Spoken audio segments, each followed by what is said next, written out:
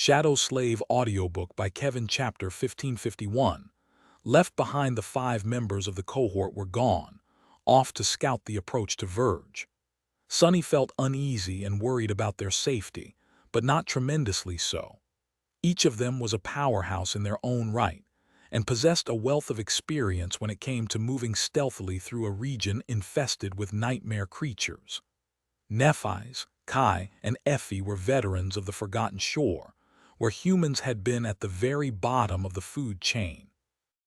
Effie, who had hunted in the Dark City alone for many years, was especially proficient in navigating dangerous terrain without alerting anyone or anything of her presence. Jet had already been a frightening existence before the Southern Campaign, and grew only more tenacious after going through the disastrous months in the Antarctic Center, followed by serving in the military reconnaissance in East Antarctica. Mordred was by far the most slippery of the 5, so even if Sonny was inclined to care about his well-being, the bastard was the last person in the tomb of Ariel he would be worried about. So, the scouts were more than capable of fulfilling their mission unscathed. If anything, Sonny was more concerned about himself and Cassie. The restlessness he had felt for the past few months reached an apex, telling him that something was about to happen. The Sin of Solace was not shy about voicing his opinion either. "You've done it now, fool. What madness made you think that staying here alone with her was a good idea? It wasn't me, that's for sure. Now you are completely defenseless against whatever new betrayal she had in mind, with no one to cover your back." Sonny looked at him somberly, then turned away. Saint, Fiend, and Nightmare were still aboard the chain breaker, so the loathsome wraith was wrong. There was someone to cover his back. There were plenty. No, that's wrong. Why would he even need that? Cassie was not going to betray the cohort. That was just his paranoia talking. Sonny frowned, realizing that this state of his was a bit concerning. He had grown so used to the Sin of Solace that listening to the apparition's poison was already a habit. It had failed to drive him insane due to Sonny's robust mental defenses, but maybe the sinister whispers of the cursed sword were having some effect on him, after all. Then again, maybe it was simply the result of the incredible mental strain he had been exposed to in the tomb of Ariel. Is that how the Mad Prince started to slip, as well? Feeling grim, Sonny filtered out the incessant whispers of the sword wraith and went about his business. Cassie softly landed the chain breaker on the water and brought it close to the shore of the iceland, hiding it in the shadow of a tall rock mound. Sonny moored the ship, making sure that the ropes could be cut at a moment's notice. Then there was nothing for them to do but wait and remain on guard. While Sonny was consumed by alarm and doubt, Cassie seemed perfectly at ease. If she had been surprised by his sudden decision to stay back, which, in all honesty, went against how he would usually act, she did not show it. The blind girl remained at the stern of the ship, ready to activate the runic circle and send the chain breaker into the air the moment there was danger. Sonny, meanwhile, was in charge of watching out for said danger. One of his shadows continued to keep an eye on Cassie, while the other 5 spread out to have a better view of the environment. He commanded Saint and Fiend to remain on the ship and sent Nightmare to hide in the shadows on top of the mound they were moored to. Hours passed in tense silence, with nothing happening. It was strange, really. Torment had been like a scarecrow in Sonny's mind. He had enjoyed the benefit of having Cassie around for long enough to know how potent and miraculous, albeit not applicable in a direct confrontation for the most part, her powers were. So he was understandably wary of the defiled version of the blind seer, not to mention if that defiled was a saint. What was Torment's transformation ability? How had her other abilities grown, and what was she capable of? There were no answers, which only made Sonny feel more nervous. If there was one thing he did know, however, it was that the last plague would be attuned to fate and revelations to an incredible degree, which meant that she would have means of knowing when she was in danger. The arrival of the cohort was definitely a dire danger.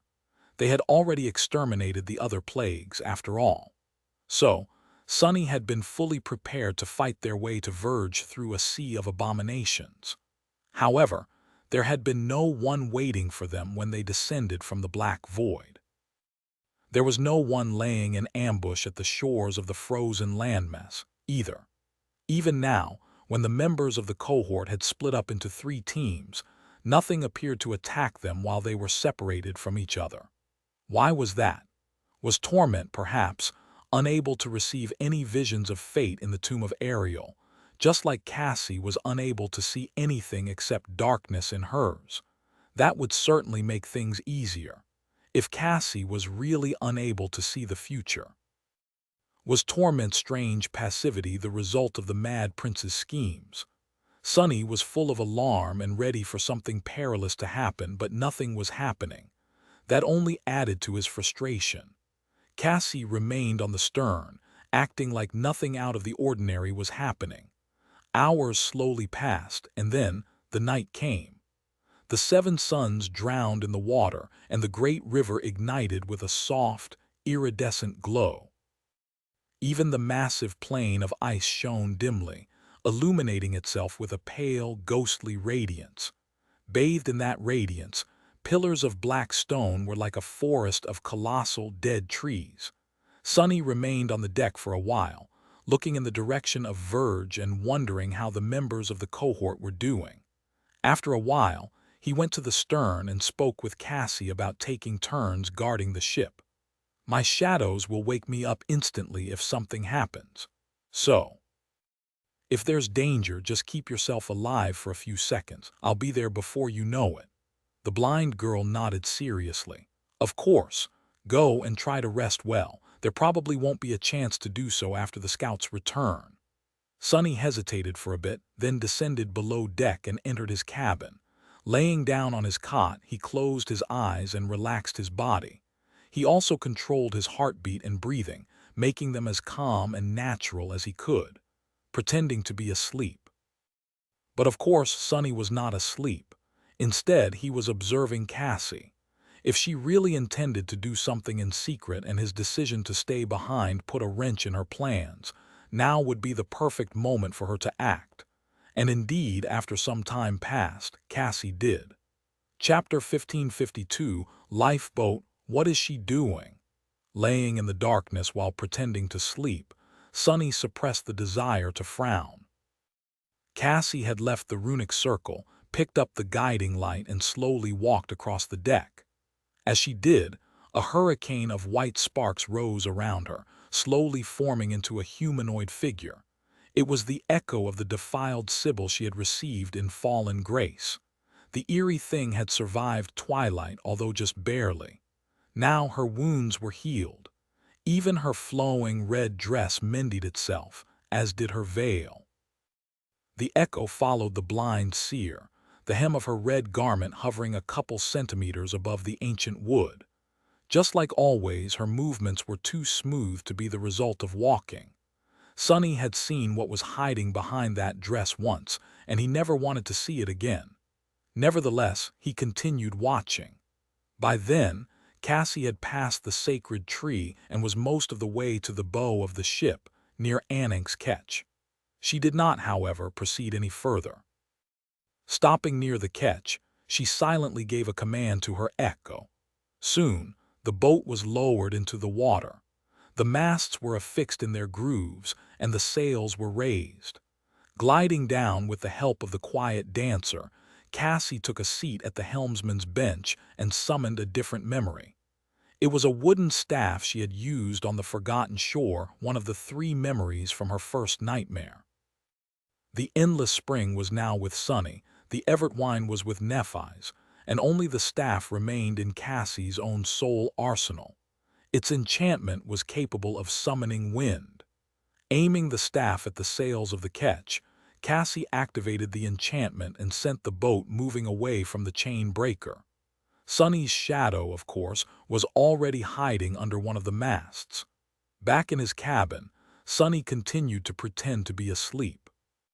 The night was silent, with only the sound of waves breaking against the hull of the chain breaker disturbing the quiet. The water glowed softly, and bathed in that glow, Anank's ketch was slowly traveling along the shore of the frozen land. Goddammit!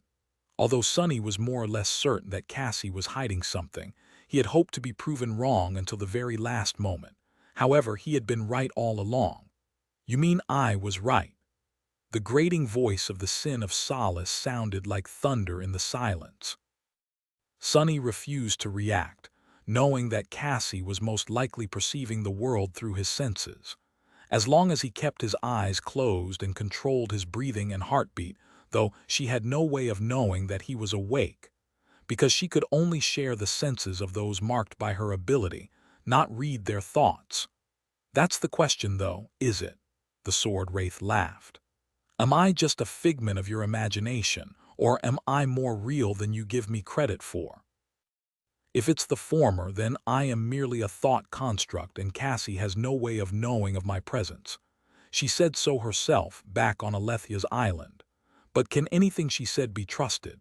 Because if she does hear me, then your little performance was just rendered useless. Oh, sorry. Sitting in the ketch, Cassie showed no sign of having heard what the sin of solace said. And yet, by now, Sonny knew that she was a remarkable actress. Her effortless switch between her usual unassuming persona and the magnetic image of dusk was proof. Could Cassie perceive the sin of solace or not? If not, then how had she become aware of the time loop on Alethia's island? What was she trying to accomplish right now? He forced himself to remain motionless, continuing to observe her. I'll wait until she is about to exit the range of shadow control before taking action. Sonny could control his shadows from a vast distance. It was also the maximum distance to which he could travel via shadow step. So, as long as Cassie remained within that range, he would be able to appear next to her in an instant. And by remaining passive, he would hopefully learn what secret Cassie was keeping and what she was planning. Knowing that, he would be able to decide what to do. If she was going to leave the range at which he could reach her, though, then all bets were off.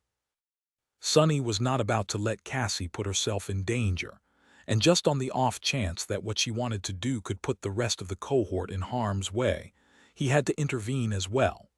He had remained silent and tolerant of her for long enough. Today, on the eve of the decisive battle of this dreadful nightmare, the truth would come out one way or another. The ketch continued to sail along the shore of the icy island, surrounded by the beautifully glowing water. Up above, the night sky was impenetrably dark, hiding a numerous legions of slumbering horrors. Somewhere, not too far away, the abominable remains of Alethia of the Nine were sprawling through the city of Verge, waiting to be destroyed by the challengers of the tomb of Ariel, or infect their souls and bodies with seeds of corruption, making them a part of her defiled legion. Cassie sailed further and further away from the chain breaker, making Sonny feel grave.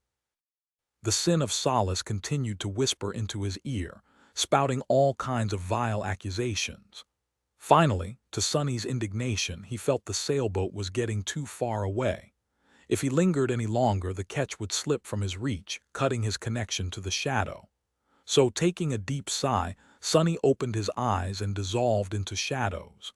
A moment later, he stepped out of them inside the ketch, standing a few meters away from Cassie. She was sitting on the helmsman's bench, accompanied by her echo. Her face was illuminated by the soft radiance of the guiding light and the pale glow of the iridescent water. Sonny's face, meanwhile, was drowning in shadows. Letting out a sigh, Sonny looked at the blind girl and asked, his voice neutral, "Where are you going?" Chapter 1553, Shadow and Seer. After asking the question, Sonny sat down on a bench across from Cassie. There they were, alone in a boat, just the two of them, or rather, the four of them. The sin of solace landed on the bench next to Sonny, a sinister smile twisting his lips. His face was hateful, just like always, of course. It was also the exact same face as Sonny's. Cassie was sitting on the helmsman's bench a few meters away from them, holding the steering oar. The echo of the dead Sybil was there, too, side by side with her. Since both were wearing flowing garments of vibrant red fabric, traditional for the priestesses of fallen grace, they looked quite similar, too. The most visible difference between them was that Cassie's exquisite face was bare, while the monstrous Echo was wearing a veil. Cassie's beautiful blue eyes were full of life, as well, even though she was blind. The Sibyl's eyes, though, were eerily empty and devoid of life. Her hollow stare made shivers run down Sonny's spine. He felt that way every time he saw an echo of a human.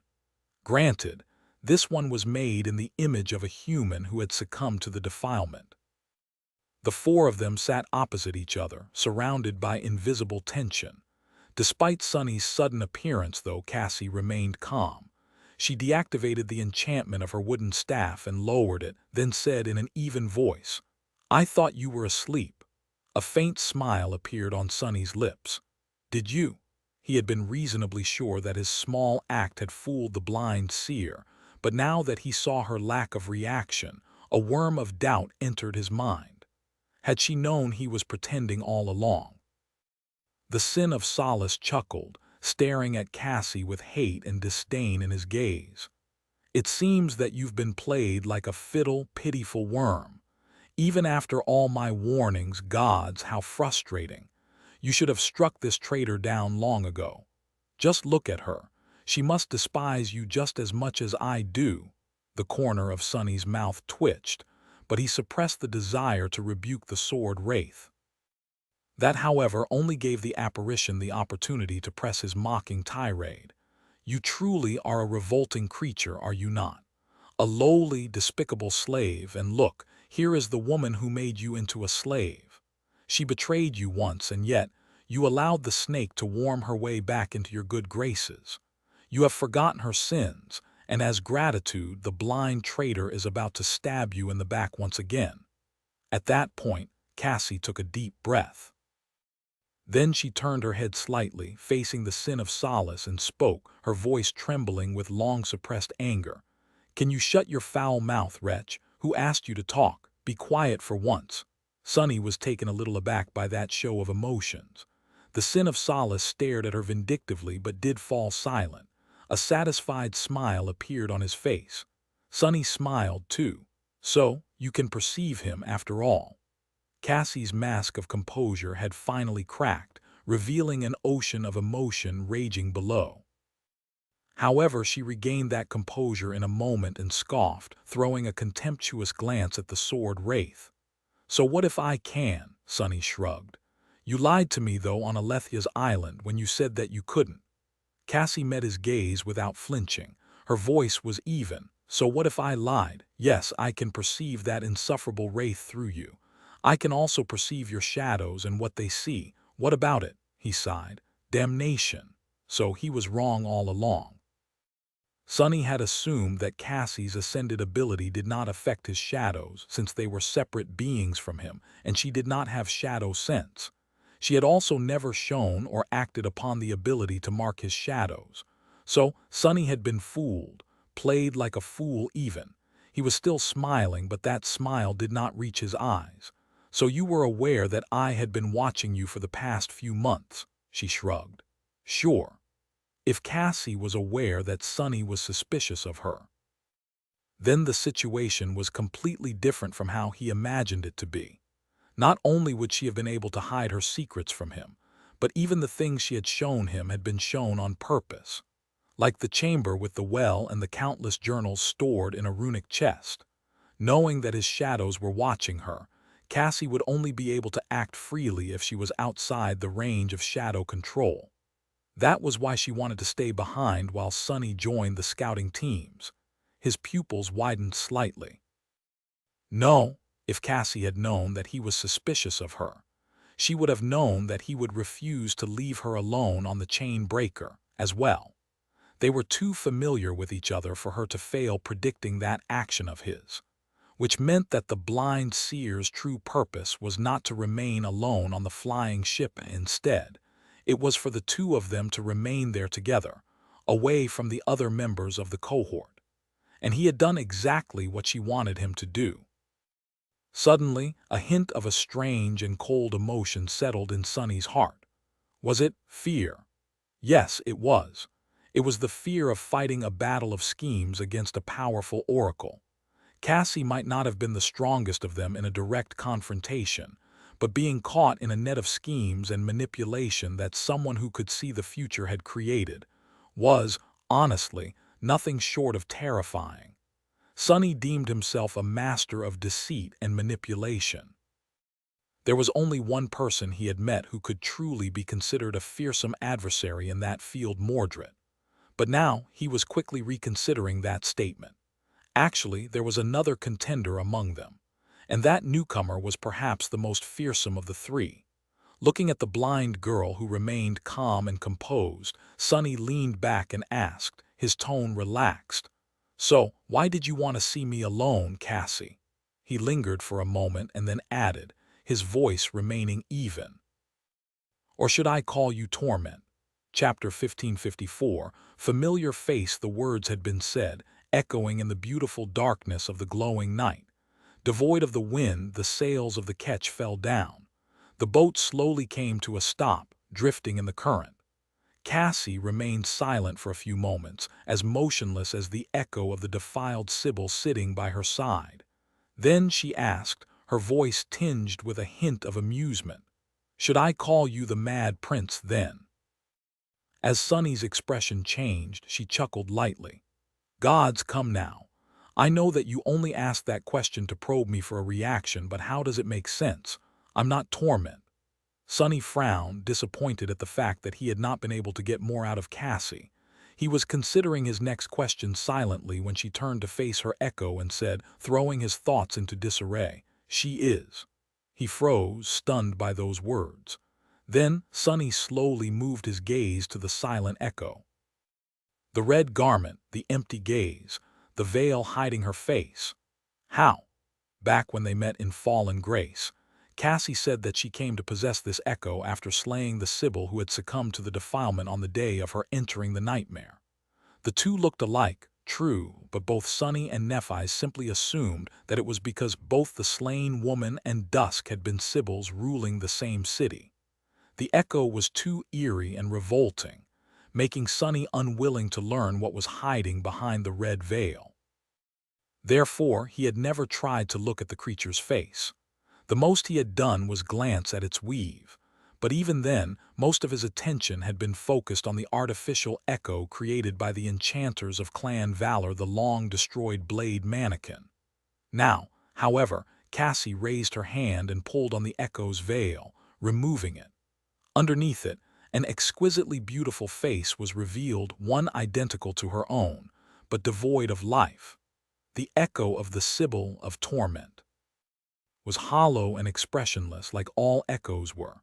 There was a subtle expression on Cassie's face, though, a strange mix of revulsion, sorrow, and even a hint of tenderness.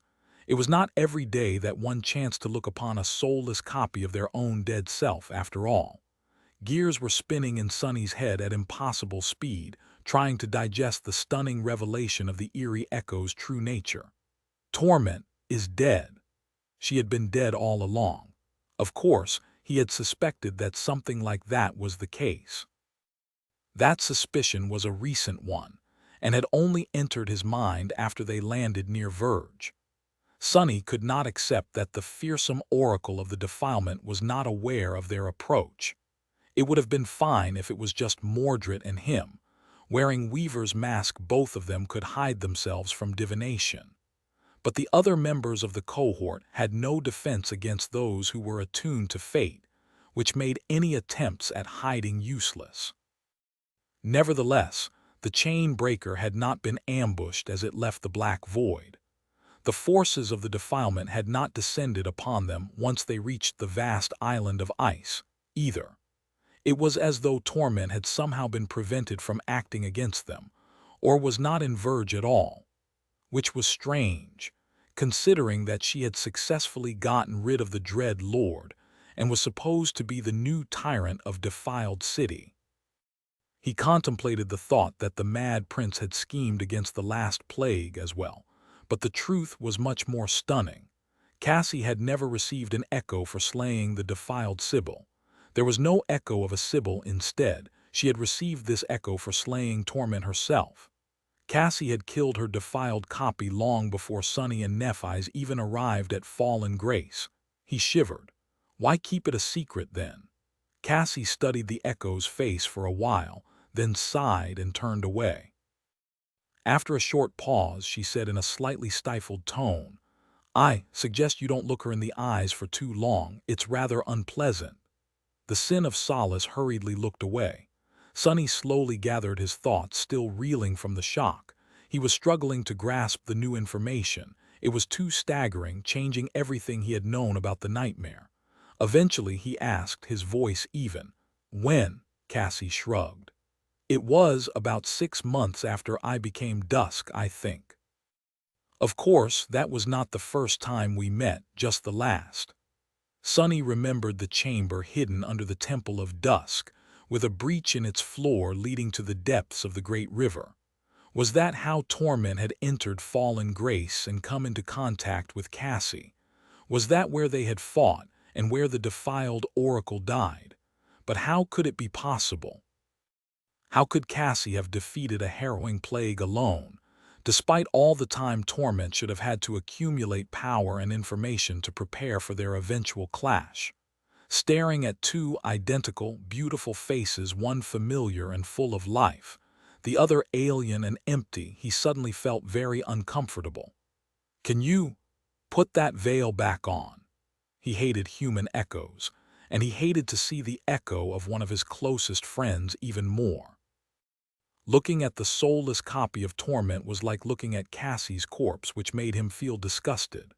The blind girl hesitated for a moment, then put the veil back on, hiding the echo's face behind it. Torment's empty eyes, however, remained visible, staring at Sonny without any emotion. Cassie sighed. "At least she is at peace now. That is a mercy." Sonny shifted his gaze, studied her for a few moments, and then asked his next question. "How?" The blind girl smiled. "How else?" "Of course it was arranged by the mad prince." She fell silent for a second and then added, her voice wistful, "By the mad prince and Torment herself, to be precise. The two of them, you see, were behind all of this together."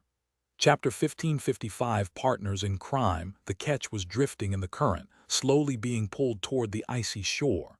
Cassie remained motionless on the helmsman's bench, her hand resting on the steering oar's handle. Her unseeing gaze was distant. After a while, she sighed. "I guess I should explain it from the start."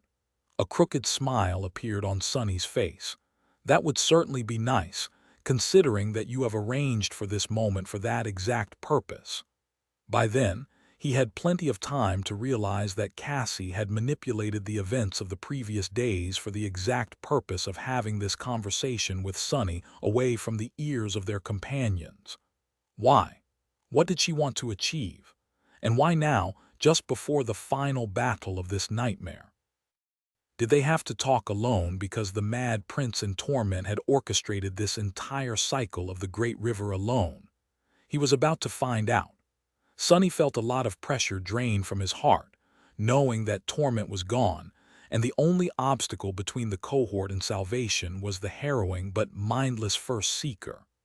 But at the same time, he was on edge because of what was happening between him and Cassie.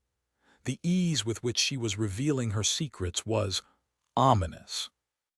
The blind girl remained silent for a moment, then picked up the guiding light and rested it on her shoulder, the light of the radiant crystal affixed to its top illuminating her face. "I did not lie when I said that I only saw darkness in my visions after entering the nightmare." Sonny shifted slightly. "Why is she bringing that up?" Cassie smiled. "However, that was not because of the nature of the tomb of Ariel itself. Rather, my inability to perceive its secrets was engineered by Torment. My abilities were suppressed with the help of a sorcerous item. You should be able to guess what that item was." Sonny's eyes narrowed. An image appeared in his memory, the image of golden shackles wrapped around Cassie's hands, connected by a golden chain. The chain she had broken before leaving fallen grace. The blind girl nodded. Yes, those shackles were worn by Dusk, and therefore they were on my wrists the moment I entered the nightmare.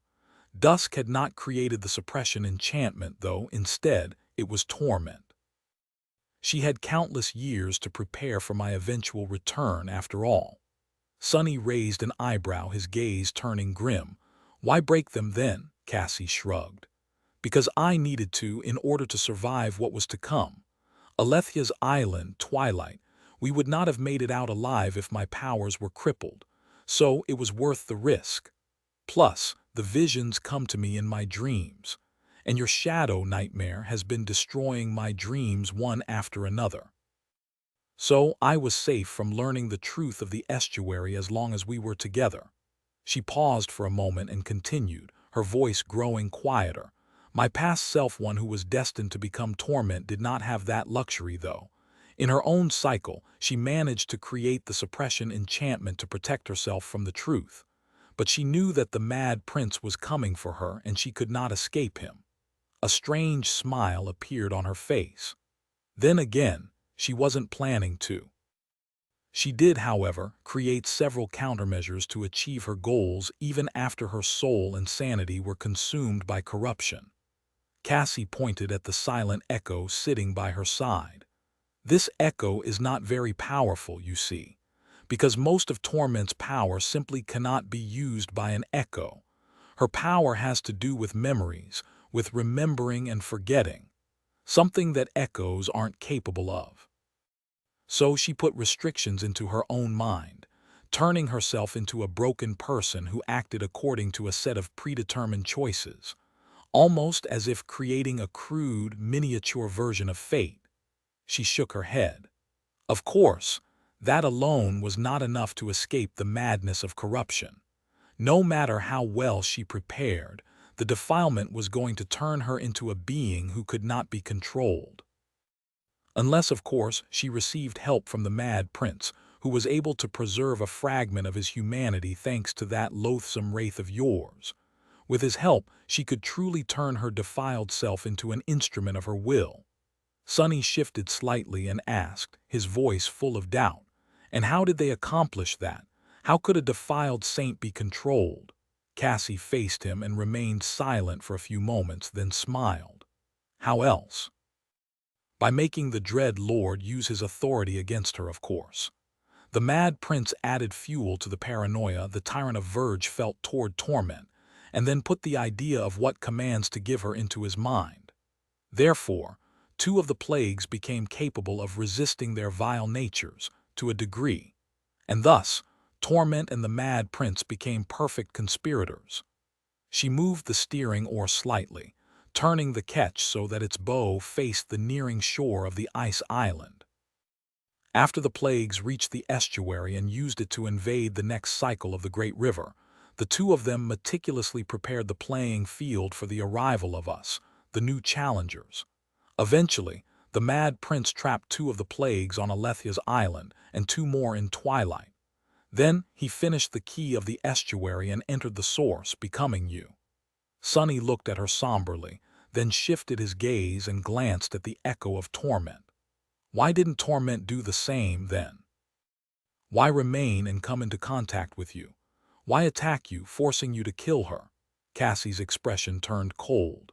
She lingered for a while, then smiled darkly. The Mad Prince had to enter the source to make sure that you possessed the key of the estuary at the start of the nightmare, thus protecting you from the truth harbored by the sin of Solace. Perhaps he could have created a memory that contained both the suppression enchantment and the enchantment that would allow it to be transferred to me at the start of the cycle. But one of the two had to stay behind. Chapter 1556, Dangerous Knowledge. Shadows suddenly danced across Cassie's beautiful face as she lowered the guiding light.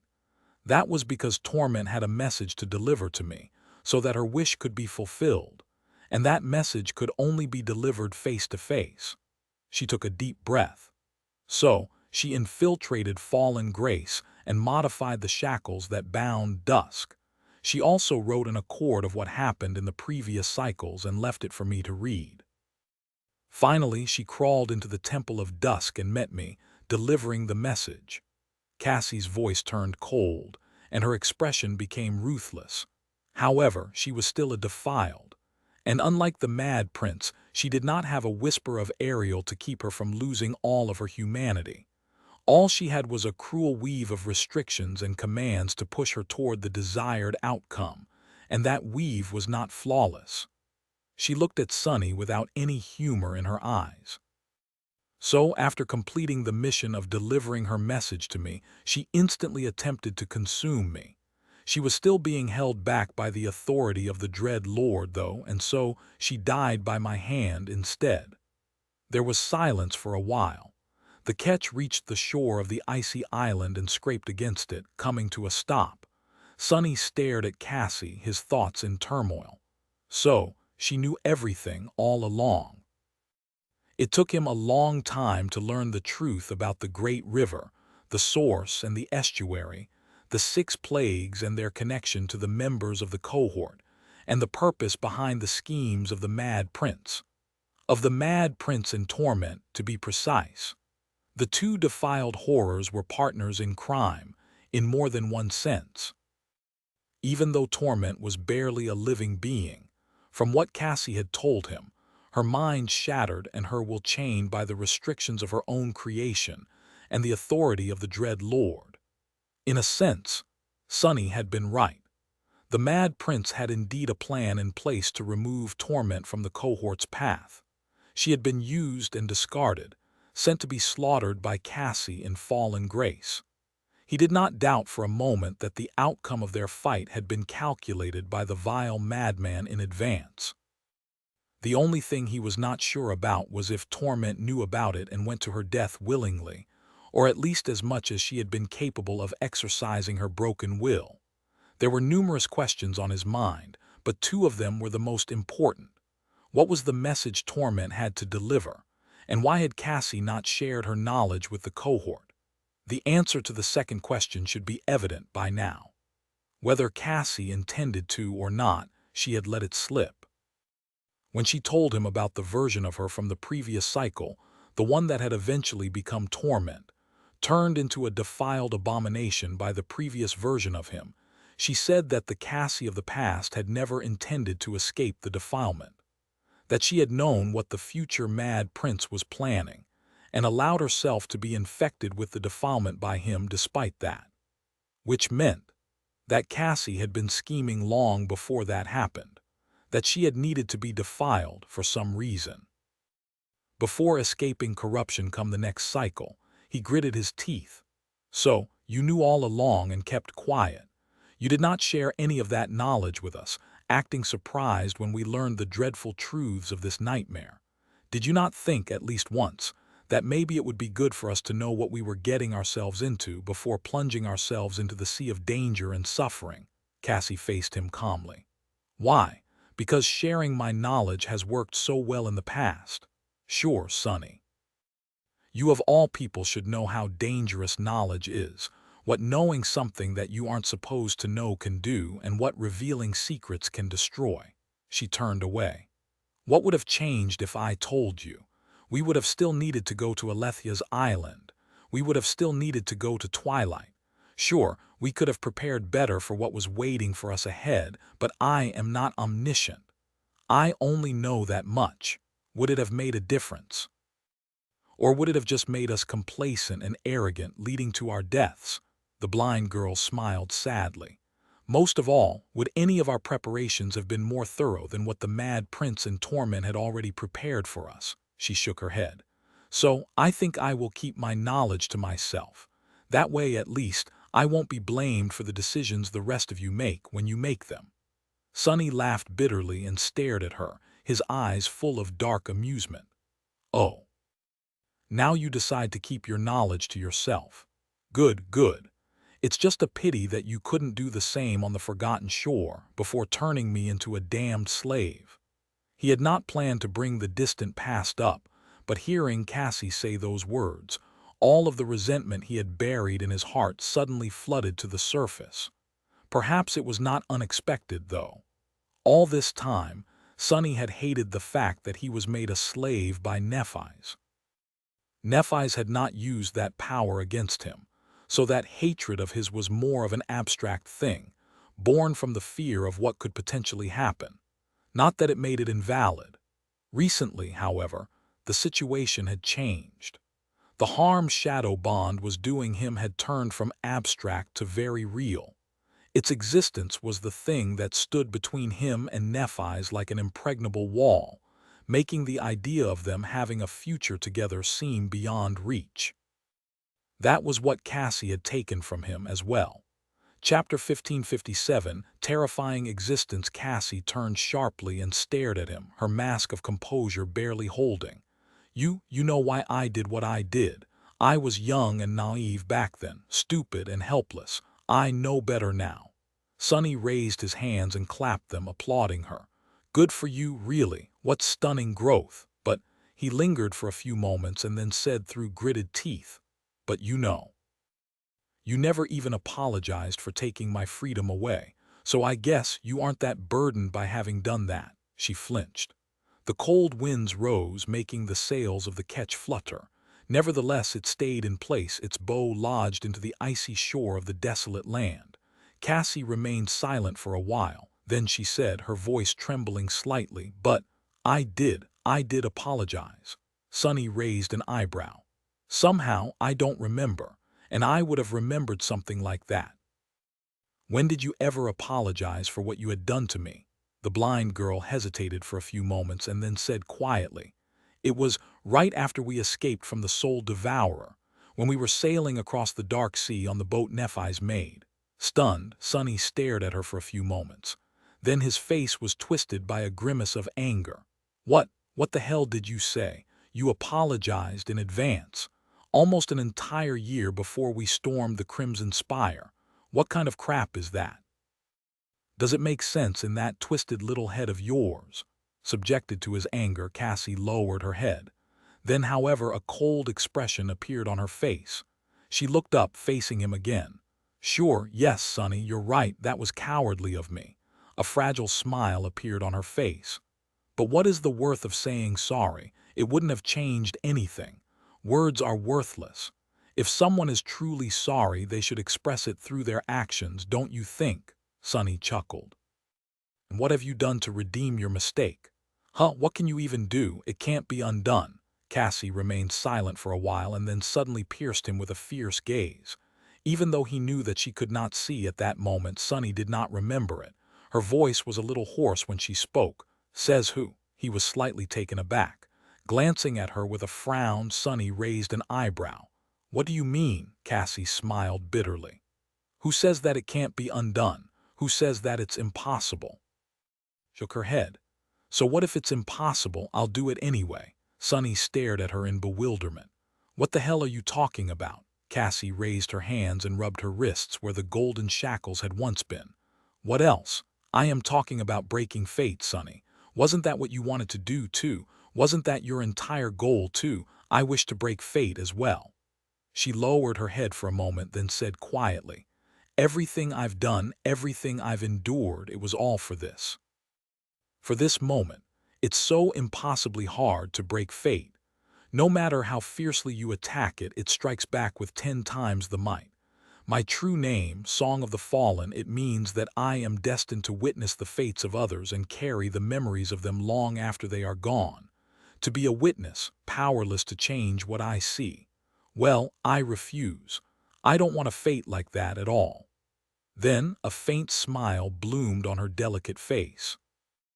It is impossible to break fate with a strike, but what about 1,000 strikes, 10,000 strikes? If each one of them damages its tapestry a little bit, misaligns its strings by a tiny fraction, obstructs its flow by a minuscule amount, then put together they can tear fate apart. One just needs a sharp enough weapon. Cassie faced Sonny, allowing him to look her in the eye. I intend to give you a chance to become such a weapon, Sonny. Suddenly, he felt a chill run down his spine. The bad premonition he had felt was back, making him tense with fright. What did you do? What did you do, Cassie? She shrugged. What did I do? This and that. Some of it was easy and some of it was hard. All of it, though, all of it was almost unbearable, is unbearable, but not for long now, because I'm about to be free of that burden. Sonny stared at her, his eyes slowly widening. Suddenly, he saw many of Cassie's actions in a new light. And the implication of what he saw was so vast and terrifying that it made him shudder. You planned it all from the start, didn't you? She smiled softly, then shook her head. Not all of it. It's impossible to plan for all of it. I might know a lot and see a lot, but I am not omniscient, Sonny. The trick, though, is to plan enough of it so that when the unexpected happens, it could still become a part of the plan. He looked aside, distracted by the glow of the guiding light. You've been manipulating the events of this cycle all along. That time in the drowned temple, I failed to discover the hidden compartment where the sacred relic was hidden, so you did it for me. Wait, no. As Cassie looked at him with a faint smile, Sonny paled. It started long before the nightmare. During the battle where the 7 saints came together, you manipulated the battle formation so that I could finish off the defiled seeker of truth. He stopped talking as a shiver ran through his body. No. Even before that, when had it started? When had Cassie begun to weave her grandiose plan, manipulating everyone from the fire keepers following her to the leaders of the great clans into doing her bidding?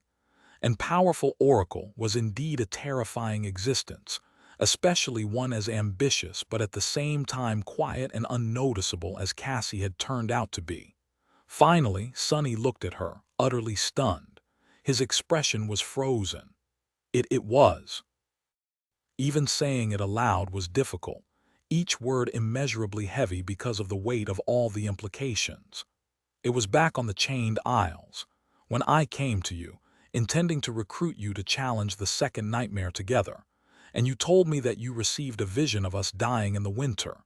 You have already been planning for today, all the way back then. Chapter 1558, First Thread. Sonny stared at Cassie, struggling to believe how deep the roots of her mysterious scheme went. He noted recently that the blind girl's personality changed drastically after the cruel words he had thrown at her at the underground level of the Academy's medical complex, right after the Forgotten Shore. That was when she had begun to weave her spiderweb, most likely. Looking at the young woman sitting across from him, meeting his gaze with dark and defiant pride, he felt a chill running down his spine. Which one of us is worthy of being called the heir of Weaver, even? Cassie had just as high of an affinity to fate as him, after all, if not higher. He took a deep breath, feeling stifled. Yes, it was back then. Looking back, it didn't make a lot of sense, did it? You had just been burned by blindly believing a vision of yours to catastrophic results. And yet, you seemed to not question the validity of us dying come winter, even though that vision of yours could only be called vague at best. Cassie had seen the two of them falling into a bottomless abyss, surrounded by snow. She told Sonny that they would die in the winter, but in the end, the events of that vision happened in November, when the Night Temple was destroyed in a terrible battle between Sky Tide and St. Cormac. You already knew that it did not mean our deaths, and yet you made me think otherwise. But why? Cassie remained silent, but Sonny's eyes widened, a flash of frightening understanding illuminating his restless mind. It was because I was planning to challenge the second nightmare in the winter, but you needed me to move the plan forward and aim to reach the seed in the ivory tower by the end of autumn. What changed because I listened to your vision and adjusted the timing of the expedition? A dark, dangerous light ignited in the depths of his eyes. Sonny gasped. Because St. Cormac was away from the Night Temple until the end of autumn, which meant that he wouldn't have been able to stop Mordred from escaping his cage. Cassie shifted slightly, continued to face him without saying anything. But she did not need to. Once Sonny pulled on the thread, the tangled web of her hidden action started to unravel itself. All he needed to do to understand all of it, or at least most of it, was to continue pulling. Remembering the horrid agony the two of them endured in the Night Temple, side by side, Sonny shuddered and felt rage fuel his veins. You knew about Mordred all along. You must have learned of his existence before he even learned of yours, when you were anchored at the Night Temple, even though neither you nor your cohort were allowed to enter the inner parts of the citadel.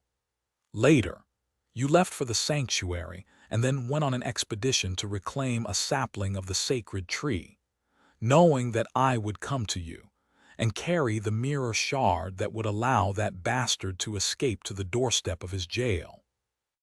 Sonny and Cassie had come very close to dying in the cage of the Valor's secretive citadel, knowing that she had expected the mad prince of the great clan to escape, and for them to be embroiled in the horror that followed his release made it all seem even more disturbing.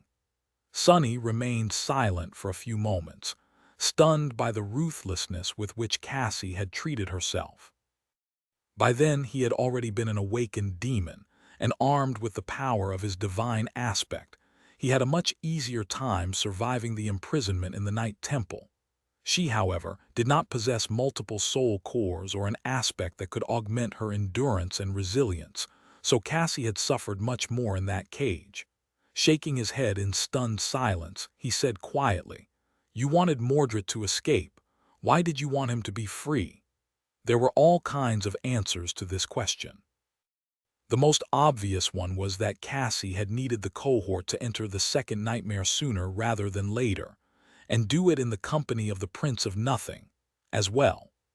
The very fact of his escape had put a crack in the potential relationship Sonny could have had with the great clan Valor, putting him in conflict with them at the moment when Nephi's returned to the waking world, which, in turn, pushed her into accepting their terms and becoming an adopted daughter of Valor. There were numerous other consequences of that single event Cassie had helped happen, spreading outward into the future. Mordred was a singular existence, so the fact that he was free to roam the two worlds had changed too much, from the events of the second nightmare to the conclusion of the war the great clans had waged in Antarctica. Which of these events had been planned by Cassie? Which had been mere coincidences? Which were coincidences that she had nimbly incorporated into her grand design, adapting to the changing circumstances with stunning speed. Just like she had perceived and calculated numerous futures with incredible speed while fighting the defiled Sibyl in the drowned temple. It was impossible to tell. Cassie's design was a bit like the tapestry of fate, which she claimed to wish to destroy. The details could change or be influenced by unforeseen circumstances, but these sudden twists were only minor disturbances in the flow she willed into existence. The currents changed, but the direction of the tide always remained the same, pulling everything it touched to an unchanging conclusion. All Sonny could do was determine the points in time when Cassie had influenced the events openly, and try to glean her purpose from that. He rose from his sit and walked to the bow of the ketch, unable to remain in place. His mind was too tumultuous for that. Incredible. Chapter 1559,000 cuts. Mordred, you remained pretty passive in the second nightmare, didn't you? The only time you shared your knowledge of the future with me was to tell me that he couldn't be allowed to enter the ivory tower. Sonny hesitated for a moment, then smiled crookedly. But then, what you really wanted to achieve was not preventing him from entering the ivory tower, was it? It was making sure that he entered the ebony tower instead, and collected whatever it was that Nether had left there. By telling me that one sentence, you achieved exactly that. He felt as if the ground was disappearing from beneath his feet. What had happened to Mordred in the ebony tower? The Prince of Nothing had not shared that information completely, but he did mention that after leaving it, he was much harder to find with the help of divination. The strange, vague symbols Sonny had seen on Mordred's soul core were the result of that. Why would Cassie want the bastard to be resistant to her power? To make sure that Soul Stealer could go against Torment? or simply to ensure that Valor would not be able to track their exile prince before the time was right, or for something that would happen in the future. What else? What else had Cassie done, subtly manipulating the events of the past years? Was it a coincidence that the two of them had met Morgan at the academy on the day that Nephis returned from her second nightmare? Surely no. That was why Sunny had been there the moment she woke up, to welcome her back. Nephis then spent a month living in his house, then announced her decision to join Valor at the ball, making him leave in anger and enlist for the Southern campaign, which was why he was present in the Antarctic Center during the battle against the remnant of the Jade Queen and received the Sin of Solace. Later, Cassie helped him escape the endless tunnel by sending him toward the heart of darkness. She also manipulated the battle against the immense horde of nightmare creatures as Morgan's advisor, making sure that Sunny was in the right place at the right time to deal the final blow to the fallen Titan, defiled seeker of truth, and therefore received the mirror of truth from it. Finally, she was there at the Battle of the Black Skull, without a doubt knowing what would happen. She was in the Nightmare Desert as well, eventually entering the Nightmare of the Great River with the 6 other powerful masters Sunny, Nephis, Mordred, Kai, Effie, and Jet. And these instances were only what Sunny could remember and had experienced personally. There was no telling how many strings Cassie had really pulled from behind the curtain, how many people she had influenced, and how many coincidences she had engineered to arrange for everything to happen in accordance with her wishes. The scale of the brilliant web she had woven was nothing short of astonishing and terrifying. Of course, it was impossible to say that she was solely responsible for how these events had happened. Fate flowed, pulling everyone with its current after all, and even if the details were to change, Sunny was pretty sure that he would have ended up in Antarctica one way or another. Nephis would have probably ended up siding with Valor one way or another.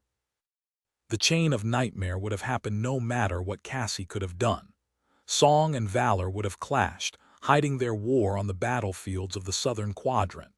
But that was precisely what Cassie was doing, wasn't it? Pulling on the strings of fate ever so minutely, compared to the grand scale of the inconceivable tapestry, and pushing toward her goal through these insignificant changes. One change had no meaning. 2 changes had no weight as well, but 1,000, 10,000. By altering the details of countless inevitable events ever so slightly, she was creating a chain reaction of changes which grew like an avalanche, threatening to alter the entire flow of the river of fate, the flow that was supposed to be unchangeable. Could it work? Sunny was not sure. He felt like some of the changes Cassie had caused were more important than others, though. The Sin of Solace and the Mirror of Truth, these 2 memories, somehow, he felt that they were the key to Cassie's intent. There was no need to explain the significance of the Sin of Solace. That memory, containing the whisper of the builder of the tomb, was perhaps the most important piece at play here, in the 3rd nightmare. It was responsible for creating the Mad Prince, after all, and therefore introducing a variable into the endlessly repeating cycles of the Great River. A single variable that introduced utter chaos to the entire system. The Mirror of Truth was also very significant, not only because its runes described a conversation between Weaver and Ariel, but also because it was the sole instrument that could allow someone to replicate Neph's longing, ability, thus making them immune to corruption for a short period of time. The first seeker was a vast source of corruption, which Alethea had been plagued by after learning the truth of the estuary. Sunny did not need to think long to understand how important the Mirror of Truth was. Still, none of it really explained what exactly Cassie was planning and what she meant by saying that Sunny could become a weapon to destroy fate. There were a million questions on his mind, but he threw them all away, looking at the beautiful young woman with a somber expression. After a bit of silence, Sunny said hoarsely, You don't seem to be denying any of it, Cassie shrugged. Why should I deny it? She faced him, then closed her eyes suddenly, letting out a long sigh. Honestly, it's a relief. I've been keeping it all to myself for too long, so it's refreshing to be able to share it with someone, to be witnessed by someone. Maybe it's selfish, but I am glad that you finally figured it out, Sonny. His face remained motionless. She's happy, huh? Well, he couldn't say that he did not understand. It felt nice to be witnessed. Still, Sonny looked at Cassie with a dark expression and asked, his tone devoid of any emotion. Well then, tell me, Cassie, what is it that you want? How exactly are you planning to break fate? What is the answer? She lingered for a moment and then smiled faintly. Simple, really. It's Cassie faced him and finished, her calm voice full of cold, confident determination. It's the Well of Wishes. Chapter 1560, Freedom of Choice, the Well of Wishes. Sonny stared at Cassie with an incredulous expression, struggling to understand what her words meant. What is she talking? Then his face changed slightly, a hint of confusion and ridicule appearing in his eyes. The children's story. The fairy tale about a magical well that grants the most precious wish of anyone who reaches it. Are you out of your mind? Sonny took a step back, barely avoiding falling out of the catch. His mind was full of bewilderment and disbelief. Come on, you can't possibly be serious. You don't believe that it's true, do you? That was the fairy tale Anink had told him not long before her death. Sonny remembered it well, but he had never expected to hear Cassie, someone so smart and pragmatic, put her hopes in a children's story about a magic well. The blind seer, however, did not seem affected by his ridiculing tone. She faced Sonny calmly, her face somber. After a while, Cassie gritted her teeth and said, her voice steady, "It might not be true for anyone else, but it's true for you, Sonny. If you reach the estuary, your wish to be free will come true. Free of your bond, free to live your life the way you want, free of fate itself." She lingered for a moment, then rose to her feet too and walked closer, stopping a mere step away from him. But Sonny, you can't have both. You can reach the estuary from here, but once the nightmare is over, your chance will be gone. The moment Nephi's destroys the first seeker, your chance would have slipped away. She smiled bitterly and raised the guiding light, offering it to him. That was what you were truly angry about, wasn't it? That I took the choice away from you. Cassie pushed the sacred relic into his hands and took a step back. Well, here it is. Instead of an empty apology, I am giving the choice back to you. You can leave and rush to the estuary. The guiding light will show you the way through the mists of the source, as long as you don't give another true name to it. Once you reach the estuary, use the mirror of truth and push to its heart. There, you will find your freedom. She turned away, lingered for a moment, and then added in a quiet voice, "But I hope that you make a different choice, that you will stay with us despite everything. Nephi's, I and the others, are we so terrible? Is it really that unbearable to share a bond if it's based on trust? I think you know by now that it's not. What is unbearable is not having been given a choice about forming that bond. And now, even though the connection between you and her will remain the same, it will be there because you have chosen for it to exist.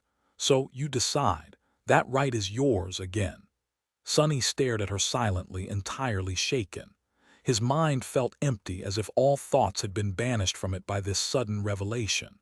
No, wait a minute. What do you mean it's true for me? I can get rid of Shadow Bond if I reach the estuary. How? What is in there at its heart? Cassie frowned a little, then shook her head. I don't know exactly. What I do know without a shadow of a doubt is that my words are true.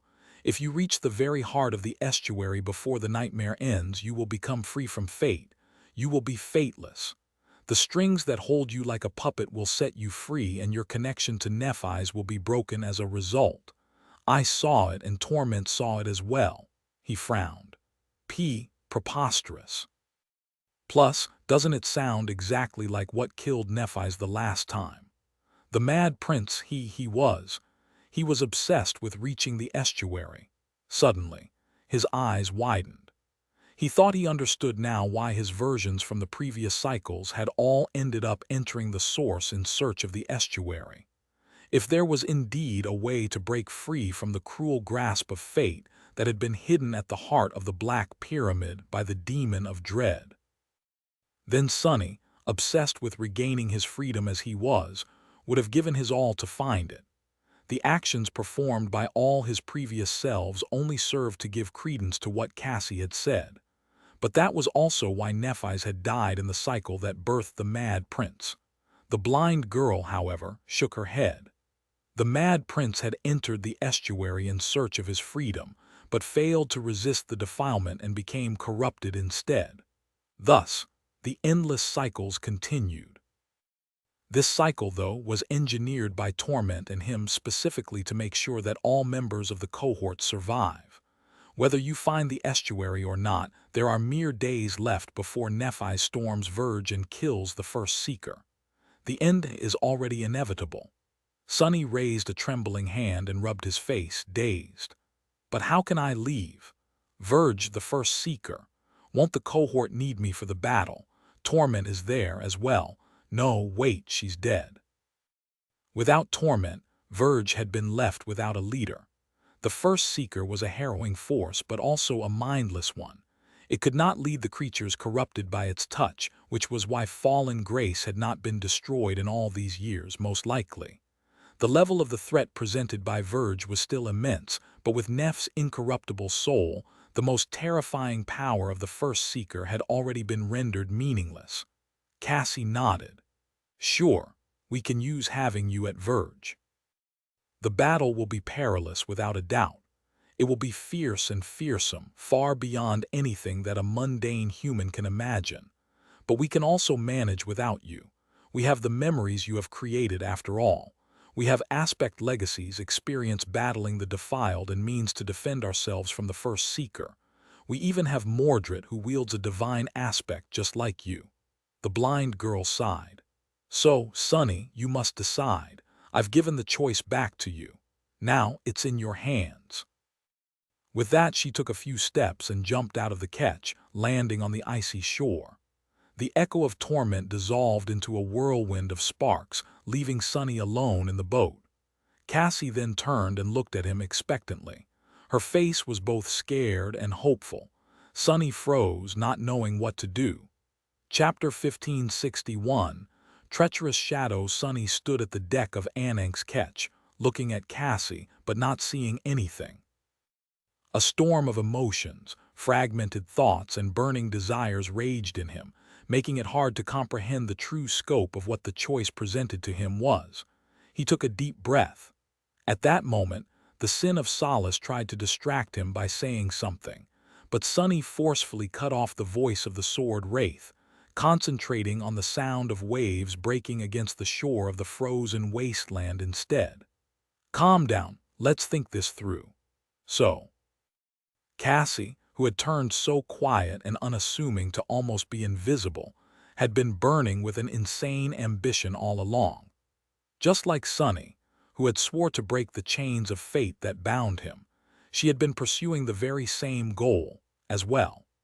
Acting behind the curtains and armed with the revelation she received, the blind seer had been subtly manipulating the events of the past years to achieve that goal, suffering in silence as she stubbornly pushed toward it. All to give Sonny back the choice she had taken from him. The extent of her machinations was both admirable and frightening, so vast and intricate as to almost be inconceivable. But it was real. Cassie had indeed managed to create a moment where at least one of them, Sonny, had an opportunity to free himself from fate. And that was much more significant than one would think. Sure, Sonny could fulfill his most ardent wish and win back his freedom, destroying the shadow bond and even his fated attribute, thus making it possible for him to live a life free of its shackles. But what Cassie wanted to achieve went far beyond that. What she wanted was to forge a weapon to resist fate, and that weapon was a single variable. Just as it had happened with the cycles of the Great River, which were thrown into utter chaos by the appearance of the Mad Prince. The tapestry of fate would become chaotic and unpredictable with the appearance of a fateless being. The entire flow of fate would change as a result of that. Fateless was a very suitable name for what Sonny could become, should he enter the estuary and reach its innermost secret. However, while Cassie wanted to break fate, just like Sonny, in a contradictory fashion worthy of a human, she also wanted Sonny to refuse that chance and remain with her, Nephi's, and the cohort, to choose them over his desire to be free. And just like Cassie, Sonny wanted both of these things as well. Breaking fate was nice. Gaining his freedom was nice. Learning the secrets of the tomb of Ariel was a cherry on top. However, not abandoning his friends right before the decisive battle against the forces of the defilement was also nice. Choosing to remain by the side of the people he cared about and the person he loved seemed just as precious. So what was he supposed to do?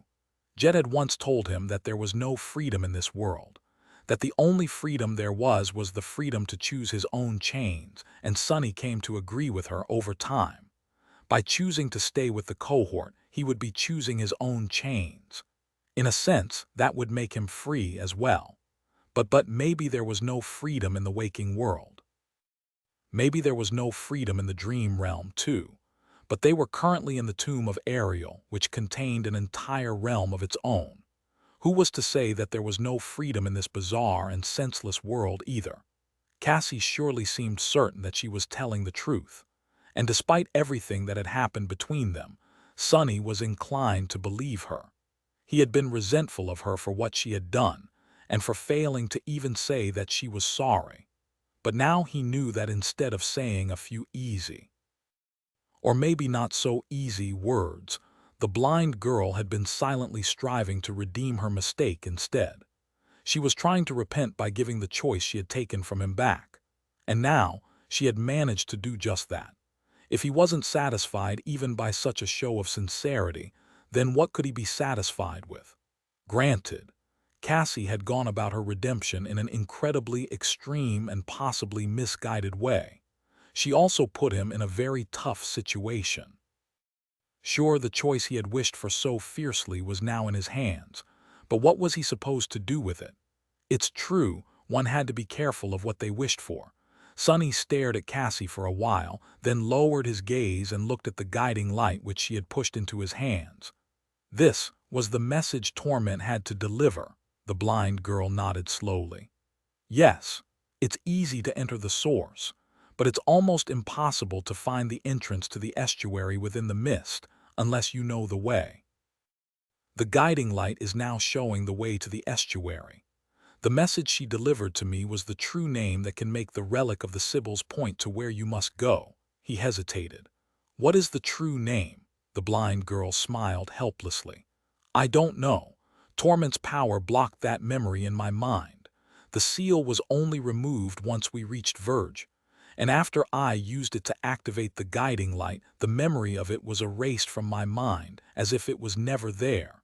She hesitated for a moment. No matter to whom or to what that true name belongs to, it is incredibly powerful. Just bearing it for a few moments put a terrible strain on my mind and soul. So, if you do decide to leave us, take care once you reach the estuary. Sonny remained motionless for a while. He didn't want to abandon Nephi's. Even if the cohort was more or less capable of taking Verge without his help, he simply did not want to. But if he threw all the complicated thoughts about the nature of freedom and what it meant to be free in this world out of his mind, there were only three things left: Sonny himself, Nephi's, and the connection between them. In the past, he had run away from her twice, once in the Dark City and once at the ball of the great clan Valor. Sonny didn't wish to run away from Nephi's for the third time. However, he also knew that any kind of relationship between them, at least the current them, was impossible as long as Shadow Bond existed. So, weirdly enough, by abandoning her on the shores of Verge, he would not be running away from Nephi's. Instead, he would be moving towards her. because only by becoming free of her could Sonny be with her. He took a deep breath and then looked at Cassie. At the same time, Sonny dismissed saint, fiend, and nightmare, calling them back to his soul. All 6 of his shadows were already with him, wrapped tightly around his body. And then the shadows along the shore moved, extending forward and pushing the ketch back into the water. "I'm sorry, everyone. I guess I am a treacherous bastard after all." Sonny knew that Cassie had guided the ketch along the shore precisely to give him the opportunity to take it away. She would return to the chain breaker on foot, while he would be free to sail downstream toward the source, racing to reach the estuary and reclaim his freedom before Nephi's conquered the nightmare. Looking back, Sonny threw one last glance at the blind girl who was standing forlornly on the icy shore, summoned a certain memory and shouted, "Cassie!" She turned, hearing the sound of his voice. Sonny smiled darkly. "Let's do it." He clenched his fist and raised it into the air. "Let's break fate." Chapter 1562. Leaving without saying goodbye, the ketch flew on the currents of the great river, circling the ice wasteland. Sonny did not have the enchanted staff to summon the wind, and he had not been able to master the sorcery of names like Nephi's. But he had the crown of twilight, and with it, the water itself responded to him. So, Sonny made the river itself push the ketch forward. A strong gale blew from the future as well, and as soon as he skirted the desolate land, it filled the sails. His vessel gained speed as it rushed into the past, leaving Verge and his friends behind. There was a storm of emotions in Sonny's heart: hope, excitement, anticipation, but also guilt, fear, and shame. What would Nephi's and the other members of the cohort think when they came back and found out that he had abandoned them? How would Cassie explain his absence? Would they be angry, shaken, and resentful of him? Would they feel betrayed? They had the right to feel that way. He had abandoned them on the eve of a perilous battle, leaving to pursue a selfish goal. Was there a more obvious betrayal than that? Imagining the faces of his friends when they learned of his departure, Sonny felt his heart ache. He broke the promise he had made after Anank's death. He broke the promise he had given to Windflower as well, and even the promise he had given himself. That made his heart ache too, but it didn't matter. Even though he was in pain because of what he had done, he would have done it again. The reward that the estuary promised, the freedom to live like he wanted to live, released from the suffocating hold fate had on him, was worth it. It was worth it 100 times over. Removing the shadow bond alone was. Sure, Sonny did not know how exactly his wish for freedom would be fulfilled in the estuary. Perhaps someone like Mordred would call out his true name, turning him into a slave once again. That was all right. Sonny felt confident in his ability to kill an enemy who would become his master. It was being bonded to someone he loved and thus could not eliminate that was the problem, being a slave to fate. Freedom, freedom. The word tasted sweet on his tongue. And so, Sonny abandoned Nephi's and Cassie and Kai and Jet and Effie with her newborn child.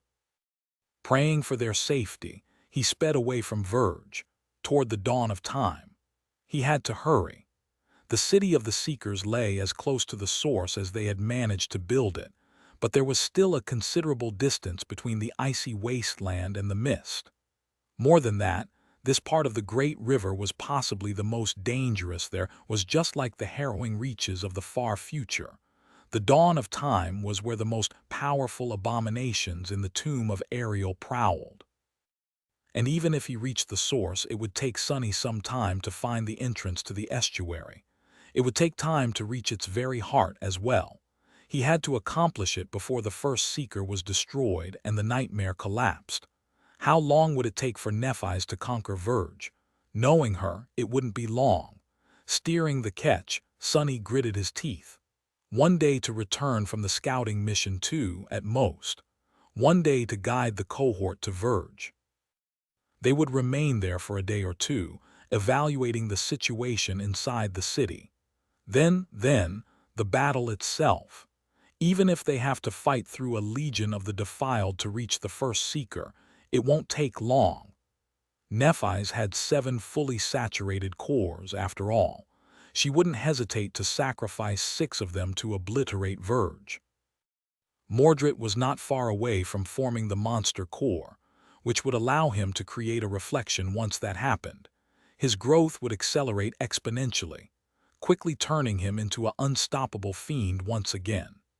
Effie, Jet, and Kai were a force to be reckoned with, as well.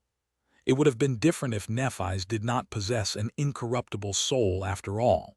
Even the Serpent King and his army had failed to take Verge, but since she did possess it, the nightmare would be over soon. It was a matter of days, so there was no time to waste. The ketch sailed downstream, carried by the winds and currents. The great river glowed with iridescent light, the world suffused with darkness. The silence was only broken by the sound of waves and the infuriating voice of the Sin of Solace, who seethed with hatred and whispered poison into Sunny's ear. Sunny refused to answer, though. In fact, after saying goodbye to Cassie, he had not made a single sound.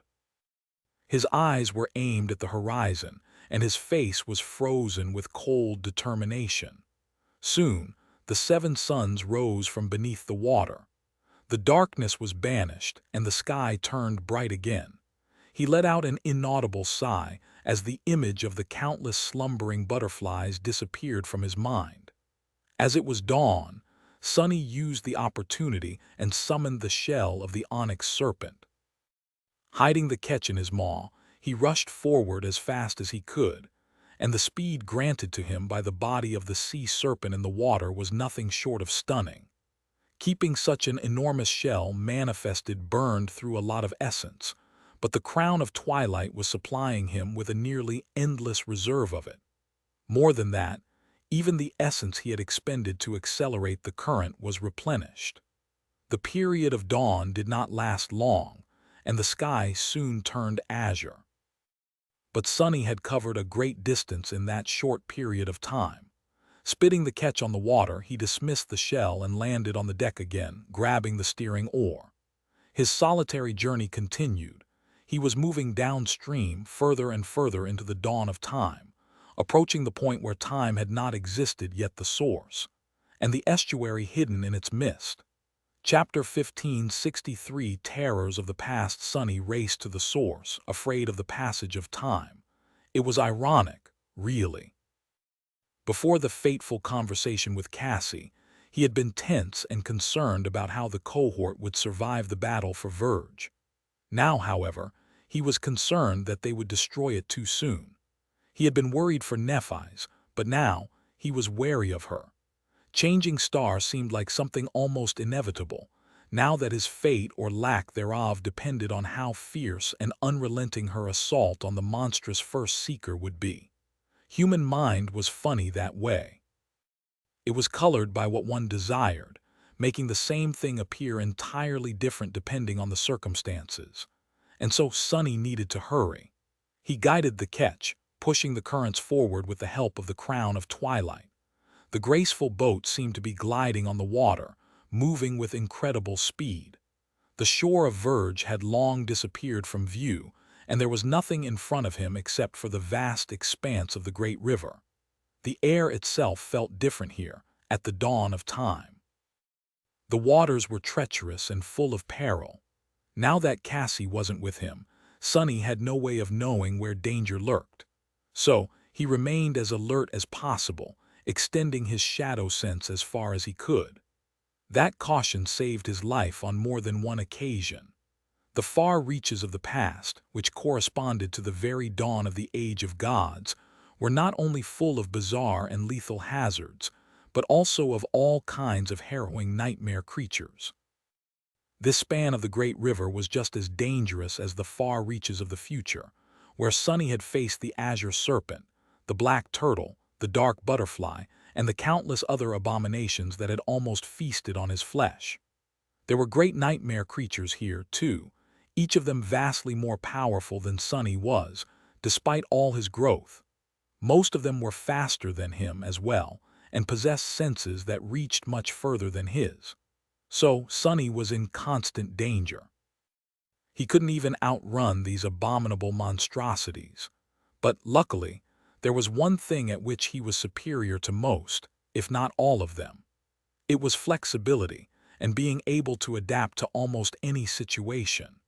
When some inconceivable being rose from the depths to pull him under the water and devour him, Sonny summoned the shadows and turned into a giant butterfly, carrying the catch with his 6 long legs.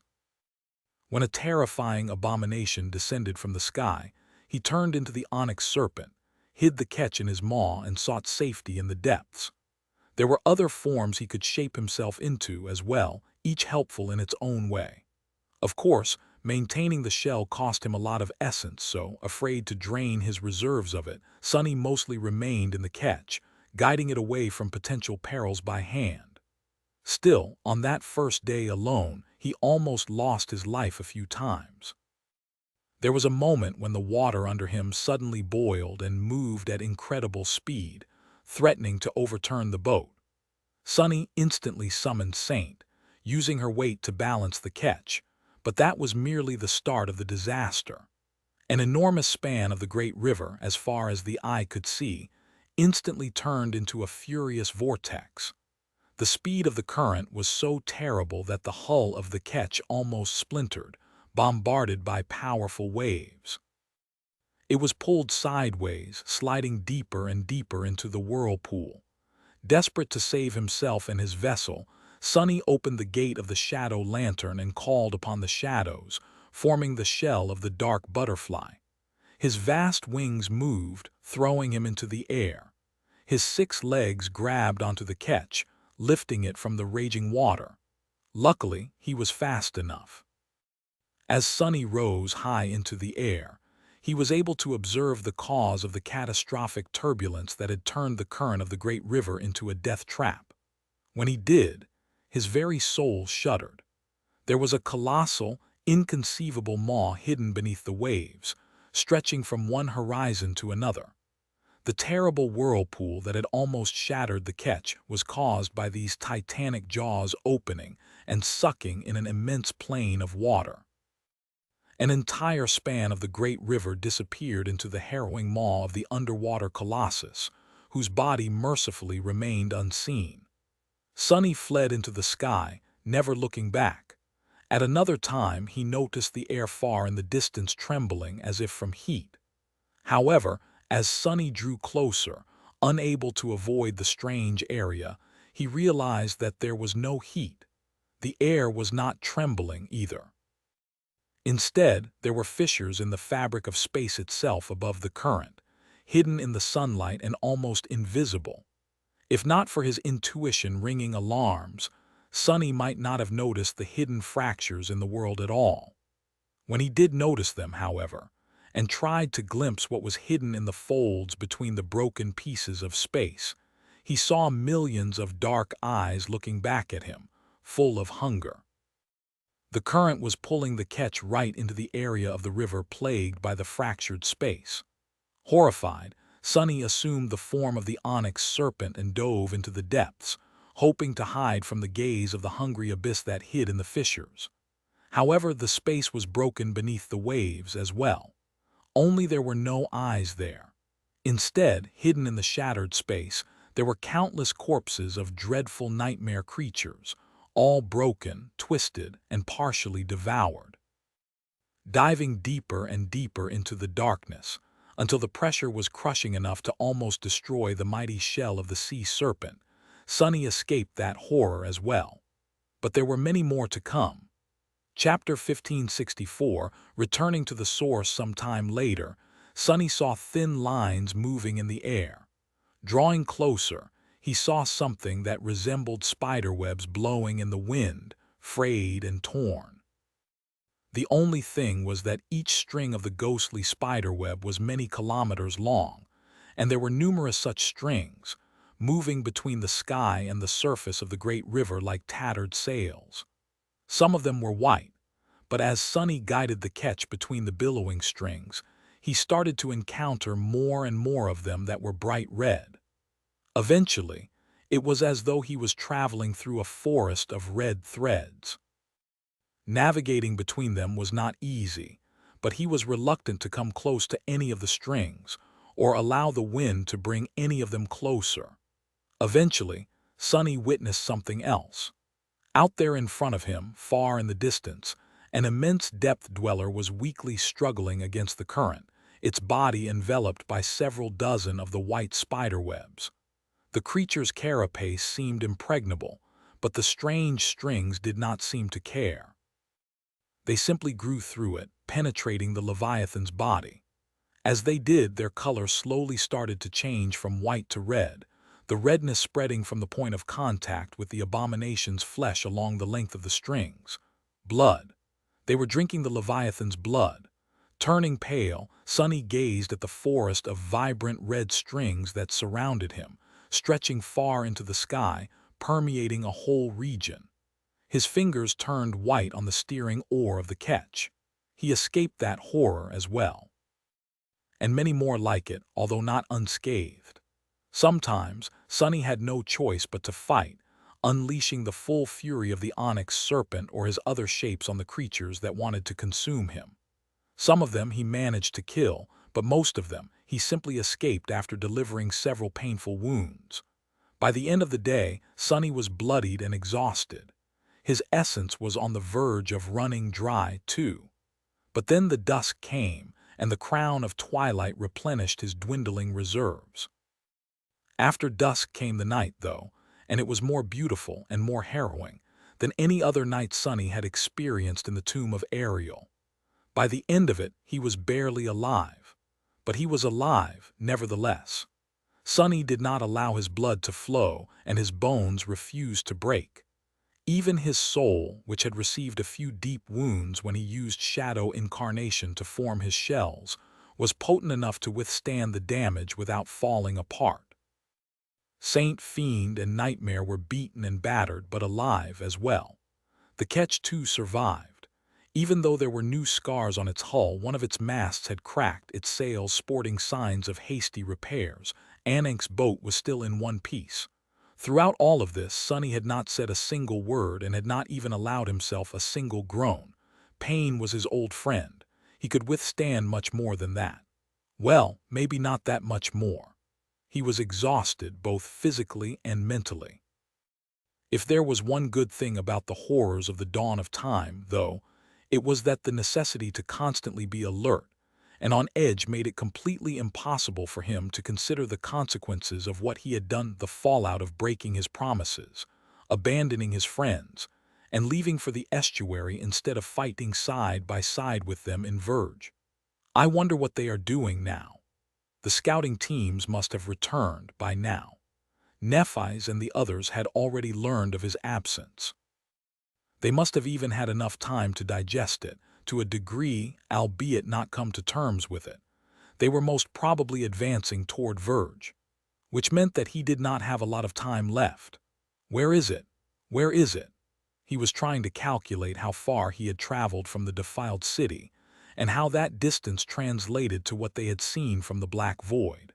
From up there, it almost seemed as though the wisps of mist shrouding the source touched the walls of Verge. But from the surface of the great river, the distance between the two was nothing short of vast. Still, Sonny had been moving fast, both aboard the ketch and when summoning his shells. By all accounts, he had to be getting close. He glanced at the guiding light, which pointed directly forward, and summoned what little was left of his patience. Finally, the night was over.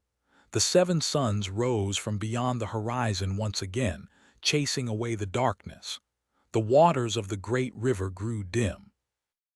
A soft twilight enveloped the world, and with it, a flood of essence poured into Sonny's soul.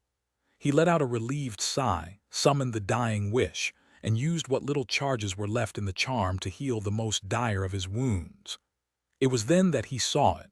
A wisp of mist drifted past him, disappearing into the gloom of twilight. Feeling his heart skip a beat, Sonny spun and looked forward, trying to see what was hiding beyond the horizon. The horizon was hazy. It also seemed to be drawing nearer with each moment. This is it. Both relieved and excited, Sunny called upon the waters of the great river, making the current run faster. The ketch flew forward, drawing closer and closer to the wall of mist. Soon, it was surrounded by tendrils of thick fog. They flowed past the ketch, drifting above the waves. In front of him, the world turned somber and gloomy, rare rays of sunlight breaking through the veil of mist.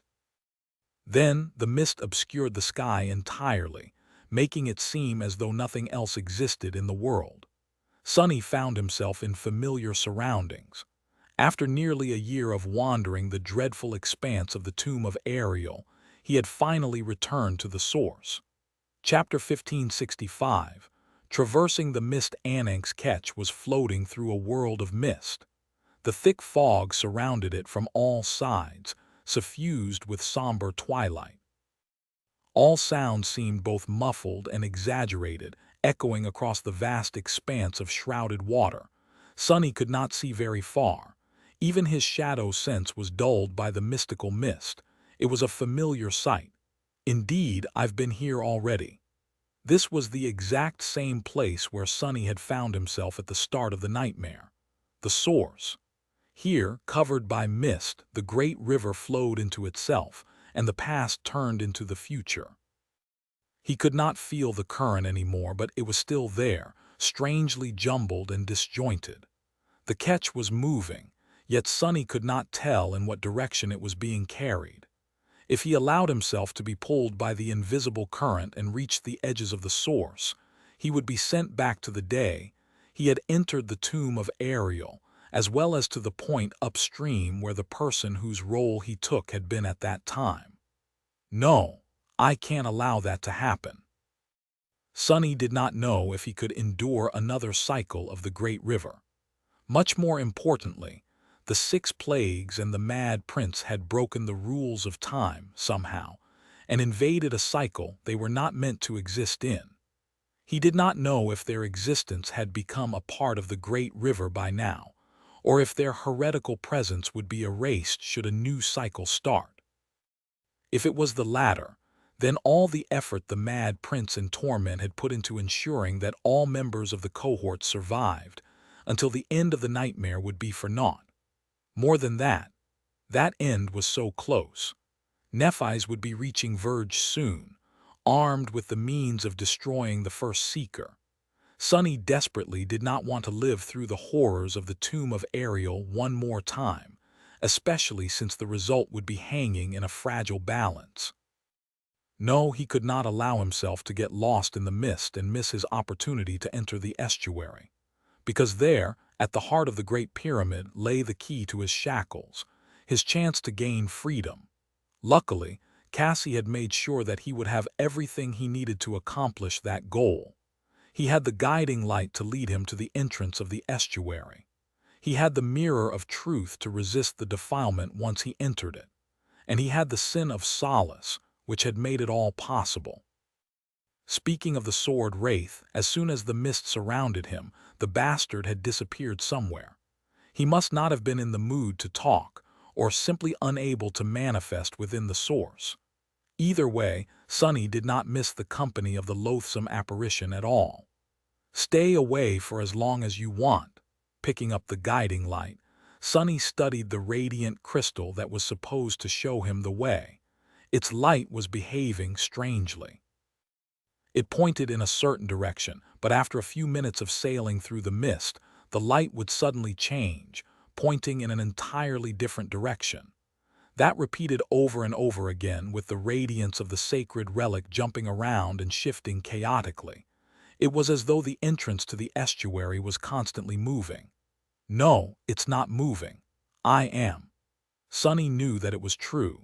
The estuary was stationary, but space itself was unreliable in the source. It was Sunny who was being thrown around without any order, moving a few meters to one side only to find himself several kilometers to the other. It was no wonder that the seekers of truth, despite all their might and knowledge, had failed to discover the estuary before Alethea of the Nine showed up. The mysterious sorceress had even constructed her island in the image of the great river, going so far as to create her own time loop and her own sea of mist. Had it all been in order to learn how to navigate the source? Sonny did not know, but he suspected that she had not succeeded in finding the estuary by accident. How tragic it was, then, that all Alethea had found there was her own doom, unless that was exactly what she had been searching for, of course. Who knew what goals the Nine had pursued? In any case, Sonny was not someone capable of raising a flying island in the middle of a mystical whirlpool and taming the time to make it flow endlessly in a circle. Therefore, he would have never been able to find the estuary without the guiding light. Was it how he had found it the first time as well? Or had his versions from the previous cycles come up with their own solutions? There was no point in guessing. Using the sacred relic of the Sibyls to illuminate the way, Sonny allowed the ketch to sail forward, moving the steering oar in accordance with where the radiance was pointing. There were no nightmare creatures in the source, no danger, except for the danger that the source itself presented. So traveling through the somber mist almost felt peaceful. Sonny quickly lost his perception of time, so he did not even know how long he had been traversing the fog. It could have been an hour, a day, or an eternity. Well, maybe not an eternity. Nephi's would have obliterated the first seeker long before that. Still, he had to be getting closer. I wonder what Alethea found in the estuary. He wondered what the Mad Prince had found there as well. What secrets had Ariel hidden in the heart of his pyramid? What was the hideous truth he couldn't bear? Why had he hidden it all the way before time, away from the gazes of the gods? One way or another, Sonny was going to find out and break the chains of fate that bound him tightly in the process, just as he had always wished. He was growing tired of the dancing radiance of the guiding light. His hand was growing numb as it held the steering oar of Anank's ketch. Time was flowing. And then, finally, Sonny felt it. The same thing he had felt before being expelled from the source the first time. He thought that he saw two tall pillars protruding from the mist far ahead, and then the invisible current suddenly turned violent and turbulent. There was the sound of roaring water, similar to what the waterfalls of the edge sounded like, and he felt the ketch being pulled forward at incredible speed. Then there was a sense of weightlessness, and then only darkness remained. Chapter 1566, The Estuary. There was the sound of wind whistling in Sonny's ears. He was falling, flying through a sea of darkness, lost and disoriented, unsure of where he was. The estuary.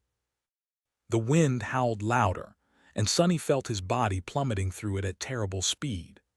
Belatedly, he remembered the need to summon the dark wing and slow down his fall, or summon the shadows and turn himself into a monstrous butterfly, or even a crow, but it was too late for that. Dazed, he caught a glimpse of an enormous black edifice swiftly approaching him from the darkness. It was like a rough, irregularly shaped, giant sphere of black stone that hovered in the void, eternal and indestructible. Strange mountains rose from its surface. Hollow on the inside, it looked like a giant stone heart. Perhaps it was. A moment later, Sonny saw Anank's ketch collide against the surface of the sphere below him and shatter, fragments of wood flying to all sides. There was no time to slow down his fall. Gritting his teeth, Sonny looked at the swiftly approaching surface of the black stone. The moment his body would have been broken against it, he activated Shadow Step and dove into the shadows instead, submerging deep into their dark embrace. Hidden there safe, he remained motionless for a while. I made it. Sonny tried to calm down his feverish mind and moved up, returning to the surface. Emerging from the shadows, he stepped on the surface of the weathered stone and instantly fell, feeling gravity pulling him down. He was on a steep slope. Sonny slid down that slope, surrounded by the fragments of broken wood. Despite the sharp rocks tearing at his skin, he did not allow himself to cry out in pain. Instead, he gritted his teeth, wrapped the surrounding shadows around his hand, and turned it into the clawed hand of a shadow spawn. Twisting, Sonny struck the slope with his claws. They failed to penetrate the rugged black surface, sending sparks flying into the air. However, the friction alone slowed him down. Eventually, Sonny came to a halt at the very edge of an abyssal drop, his feet dangling above an empty black void. The pieces of Anank's catch spilled into that void, disappearing in the darkness. He remained laying for a few moments, catching his breath, then tried to assess his surroundings. There was no light in the world. He was surrounded by darkness, with only the weathered surface of black stone separating him from the abyss. The sound of roaring water came from somewhere far, far below, turning into a barely audible whisper. It came from above him, too, and from all sides. The whispers assaulted his mind, making him dizzy. Sonny grimaced, then cautiously stood up, struggling to keep his balance on the steep slope. Finally, he looked around. So, this is the estuary. The estuary was supposed to be located in a place that existed before time, and therefore before the gods had been born. So, that place was supposed to be the void, but either the spell was unable to replicate the true void or unwilling to. Perhaps the estuary was isolated from it somehow. In any case, all Sonny could see was darkness and the surface of the vast sphere of black stone under his feet. His expression was somber. No time to waste. Leaning forward, he arduously climbed back up the slope, eventually reaching its middle point that was where he had first fallen. Without stopping to rest, Sonny continued to climb. Cassie said that I need to get to the very heart of the estuary. This means that I probably need to somehow climb inside the sphere. Remembering the strange hollow mountains which resembled torn Yordi, he continued to ascend the slope. Eventually, Sonny crested the top of what seemed like a tall hill and looked down. He froze, shaken by what he saw. His eyes widened, full of shock and fear. And no, how can this be? In front of him, nestled between several immense outcroppings of black stone, was a vast valley. And on the floor of that valley, shrouded by darkness, lay the remains of countless broken ships. It was a vast ship graveyard. The harrowing thing about it, though, was that each of these ships looked familiar. They were all the Chain Breaker. There in front of him, thousands of Chain Breaker lay on the black stone, broken and destroyed. Although each was destroyed in a unique manner, shattered by a terrible impact, most of them were exactly the same. Some were a little different, seemingly modified before turning into a forlorn wreck. The shape of their rams was slightly different. The tattered sails were painted in different colors. The trees growing around the central mast of these ships were dead and twisted, devoid of all life. Some of the trees, though, looked perfectly healthy and alluring, countless succulent fruits weighing their branches down. Shuddering, Sonny decided to keep as far away from those wrecks as possible. There were countless broken ships in front of him, thousands of them, and it was just in that one valley. They weren't the wrecks of an entire fleet of similar vessels. Instead, they were the same vessel, destroyed countless times. Suddenly covered in cold sweat, Sonny felt his sense of reality shaking. What does it mean? He shuddered, then began to descend into the valley. As he did, he noticed more wood fragments among the shattered ships. They were all the remains of Anank's ketch, piled in tall hills. He did not understand. How is this possible? As Sonny felt unsure of his sanity, a derisive laughter suddenly resounded from behind him. Turning swiftly, he looked into the darkness with wide eyes. But it was just the sin of solace. The sword wraith looked more substantial somehow. Walking out of the darkness, he looked at Sonny with contempt and smiled viciously. What? Did you think that you were the first one to make it this far? Did you think that this is the first time you betrayed your cohort and decided to seek freedom in the estuary instead? The apparition scoffed and looked at the ship graveyard, his dark eyes burning with strange glee. Fool! There were countless versions of you that had come this far. Betrayal after betrayal, repeated endlessly in countless cycles. Truly, your treachery knows no bounds. Chapter 1567, One last time Sonny remained silent, watching the Sin of Solace with a somber expression. Well, that much is obvious.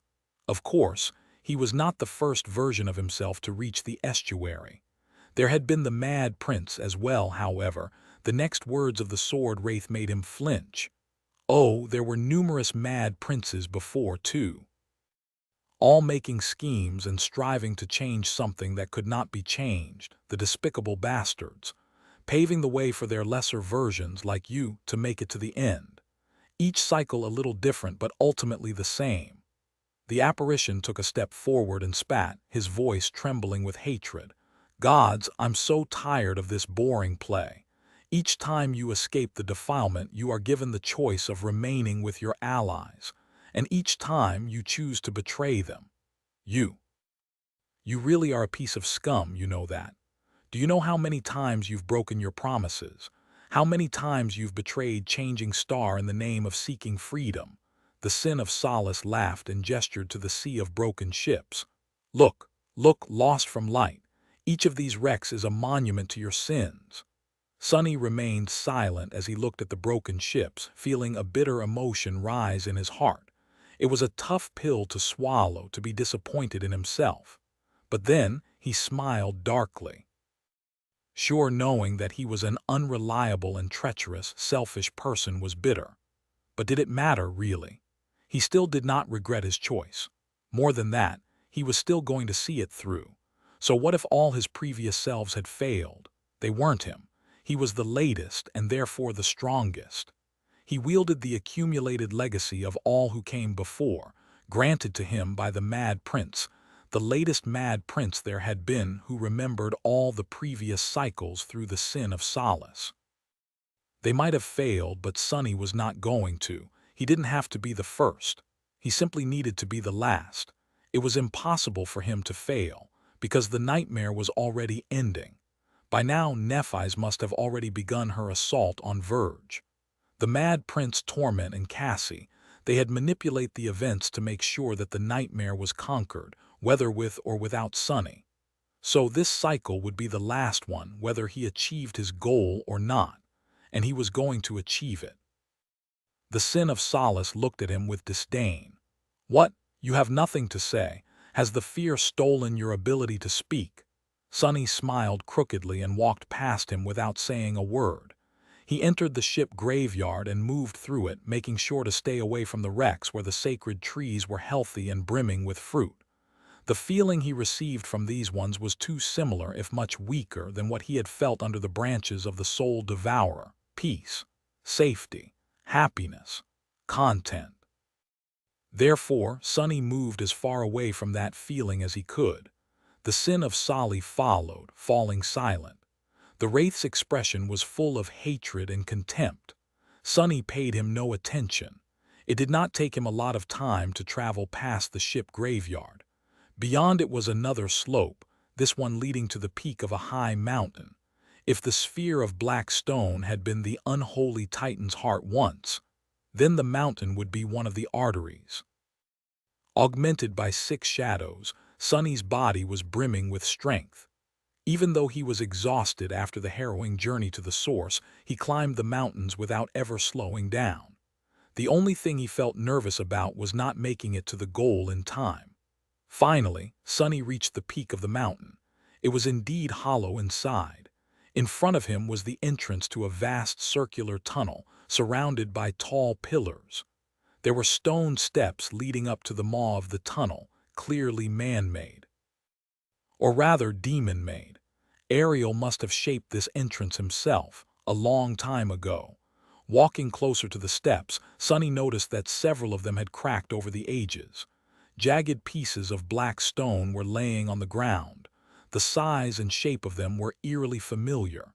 They looked exactly like the jagged black rock the key of the estuary had been created from. Sonny smiled. So this is where the Mad Prince picked the base material for his memory up. Which meant that the vile madman had been to the estuary before crossing from the future into the past. He could have gained his freedom a long time ago. But was there a point in being free if it was at the cost of Nef's life? For the Mad Prince, it was not. That was why he had returned to the great river without breaking the chains of fate, and that was why he had scratched numerous demented runes into the piece of flotsam drifting in the mist of the source, all saying the same thing. Be careful of what you wish, for the mad prince had regretted finding the well of wishes. Sonny, however, would not. Taking a deep breath, he summoned the mirror of truth and looked at its polished surface. There, a reflection of Nephis was caught, looking just like she had on the carapace of the black turtle. Sonny had not used the mirror during the last revolution of the Alethia's Island's loop, and so it was in pristine condition. He looked at Neff's reflection for a while, then held the heavy mirror tightly and stepped into the grandiose tunnel, walking into its darkness, entering the heart of the tomb of Ariel. He walked forward for a while, not seeing anything particular. He couldn't even determine the direction in which the tunnel led. Its floor was supposed to be sloping downward, but it felt flat, stretching endlessly forward. Slowly, the walls of the tunnel expanded, and its ceiling disappeared from view. Sonny found himself walking between two perfectly flat plains of black stone, surrounded by darkness. And there, in the darkness, harrowing runes were carved into the stone, dancing madly. As soon as Sonny caught sight of these runes, he immediately activated the enchantment of the Mirror of Truth. Chapter 1568. Knowledge of the void. Sonny had only caught a glimpse of the runes, but it was enough to send him into a state of utter terror. Before even having time to think, he shut his eyes tightly and activated the enchantment of the Mirror of Truth, borrowing Neff's longing ability, thus making his soul incorruptible for a while. And it was just in time, because simply being close to the runes threatened to make corruption bloom in his soul. Arg! He groaned mentally while keeping his mouth shut. The pain was almost unbearable. It was a familiar kind of terror, revulsion, and pain as well, because Sonny had recognized the shape of those runes. There were two types of runes that the spell refused to translate. One had to do with the type of beings. It simply called the unknown the primordial beings of the eternal, ever-changing void. The other had to do with the singular being that it similarly called the unknown, the mysterious progenitor of the seven demons, which might have been one of the void creatures, or might not have been. The latter runes were hard to look at, causing the head of the person to split with ache, and their mind to become dizzy.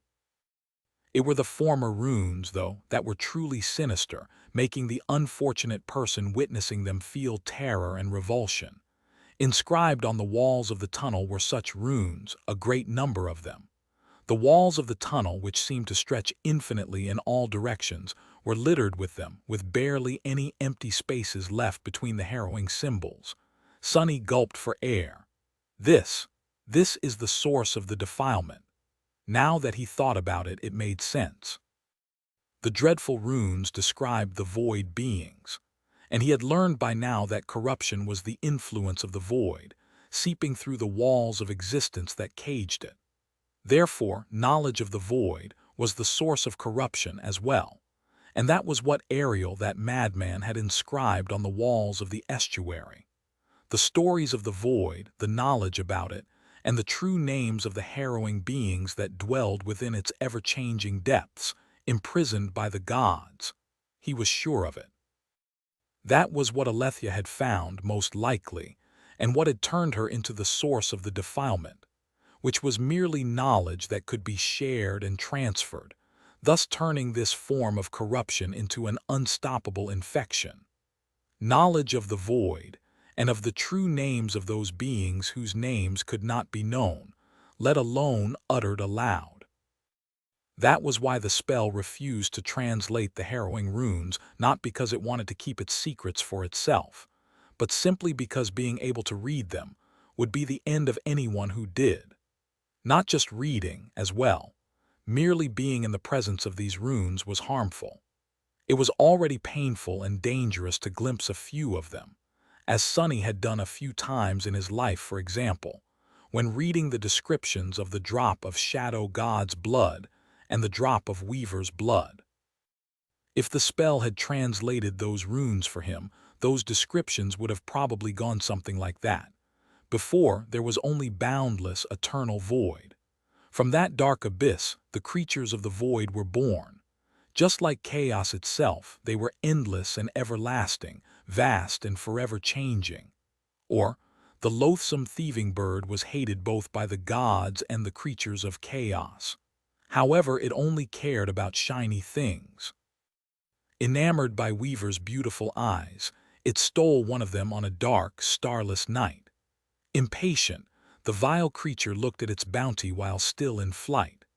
However, when it saw the reflection of the void forever frozen in the depths of Weaver's pupil, it went mad and screamed, dropping the eye on the mortal realm below.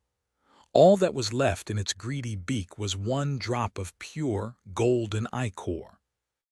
Witnessing those few runes, which merely named the void and the type of beings born from it, had almost made him faint. Here in the estuary, though, there were numerous ghastly runes carved into the stone, not only mentioning the void and the chaos beings, but also describing them in detail and calling them by their true names.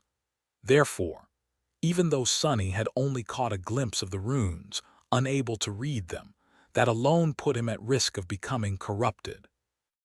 Remaining near them in the endless tunnel was going to make seeds of corruption bloom in his soul as well. So if he remained here at the time the mirror of truth crumbled into dust, he would become defiled. He would become the mad prince again. Running his fingers over the surface of the enchanted mirror, he could already feel a few thin cracks in it. For a moment, Sonny considered turning around. But then, a mocking voice came from the darkness. "Why don't you open your eyes?" Hearing the sin of solace made him remember why was it that he had come to the estuary and what was at stake. His freedom. Gritting his teeth, Sonny suppressed the terror and the agony he felt from being close to the harrowing runes and took a step forward. Then he took another step. And then another. Even though each of them was so hard that he wanted to fall and shriek in pain, he remained silent and persisted. 3 steps turned into 3 dozen, and then into 300.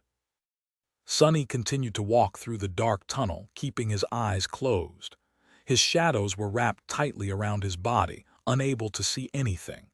Saint, fiend, and nightmare were kept safely within his soul, unable to witness the dreadful secrets of the void.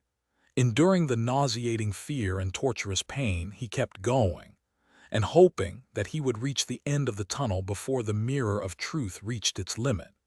Chapter 1569, Cracking Mirror, I Am. Starting to rethink the value of curiosity, even subjected to the horror of the knowledge of the void, which could quite literally turn Sonny into a nightmare creature, he still felt a strange impulse to open his eyes and try to glean the secrets left in the estuary by the demon of dread. It was such a tantalizing mystery, after all. The void, the ineffable beings that dwelled in it, and how the gods were born from them, only to wage war on the very existence that had given shape to their divinity. It was a bit like the compulsion to jump that some people felt while standing near the edge of a tall cliff. Of course, taking that leap would mean the death of them, and opening his eyes would mean the end of Sonny. So he kept them shut and kept walking. At first, each step felt as if he was trying to move a mountain. But slowly, tortuously, he grew accustomed to the suffocating pressure of the ghastly runes. Not to the point of being comfortable around them, but at least enough so to increase his pace. The reason he could make even a single step, though, was the mirror of truth and the reflection of Nephi's caught in it. Without borrowing her longing ability, Sonny would have collapsed to the ground the moment the runes surrounded him, turning into a pile of something. Tentacles, maybe, or bone blades. Then again, the mad prince had looked pretty human-like. So perhaps he would have retained his general appearance, with only his soul becoming consumed by corruption. That would have made Sonny a fallen terror, which was the same rank and class that the Crimson Terror of the Forgotten Shore had possessed. The comparison made him feel not exactly nostalgic, but definitely contemplative. Things have changed a lot, haven't they? Distracting himself from the horror that surrounded him, Sonny continued to walk forward. Dread, absolute dread. What else had he expected to find in the heart of the tomb of Ariel? And it was not even the real thing.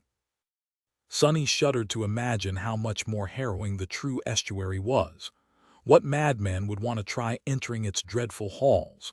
And somehow, the key to his freedom was still waiting for him, somewhere ahead. What could grant him freedom in this God-forsaken place? Sonny did not know, but he was determined to grasp it with both hands. The sin of solace kept quiet, and so did he. Time passed agonizingly slowly, but also inconceivably fast. In fact, Sonny had lost all sense of the passage of time the moment he entered the source, so he had no idea how much of it was flowing by.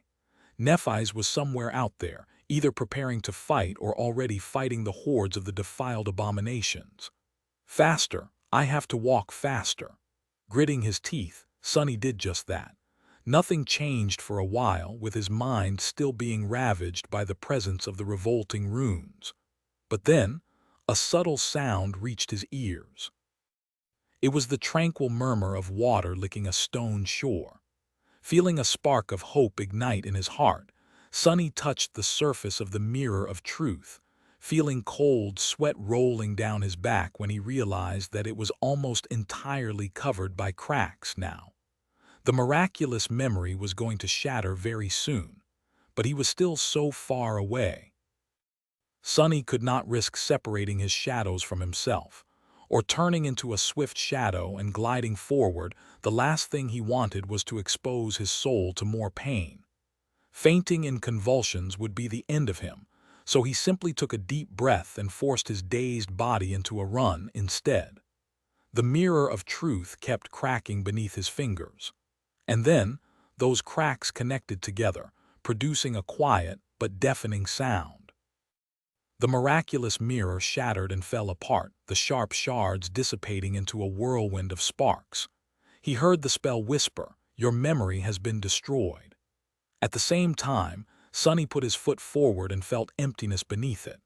Losing his balance, he fell down and rolled on sharp rocks, quickly becoming covered in bruises. Thankfully, a few moments later, the pressure of the ghastly runes dissipated, and he was able to take a deep breath. Sliding down a sharp stone slope felt infinitely less torturous than being surrounded by the horrid writing of Ariel, the demon of dread. Nevertheless, Sonny lingered for a few more seconds before opening his eyes. His body had indeed rolled down another steep slope, this one leading to a vast and calm lake, or maybe a sea, or an ocean. Sonny could not see the end of it, so he did not know its size. All he knew was that the water was shrouded in darkness and tranquil, reminding him of the peaceful lightlessness of his own soul.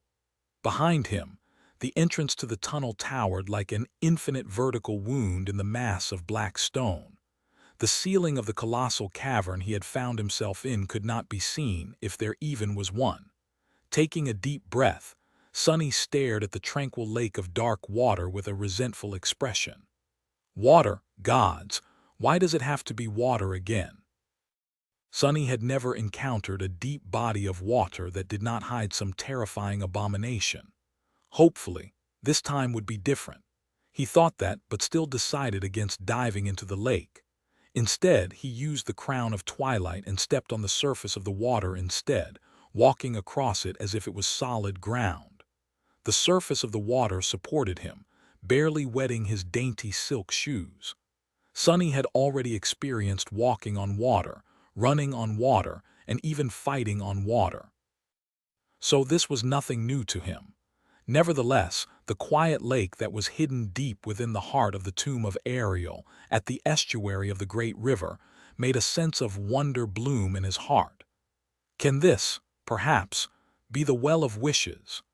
Chapter 1570, writ in water. Sonny did not really believe that the fairy tale Anik had told him was literal. The magical well of wishes did not really exist, and neither did the remnant of the primal desire from which the gods had been born exist in the estuary. Cassie had told him herself not everyone's wish would be fulfilled here, but his would, through some unknown process. Still, looking at the mysterious lake surrounding him, Sonny could not help but wonder if both of them had perhaps been wrong.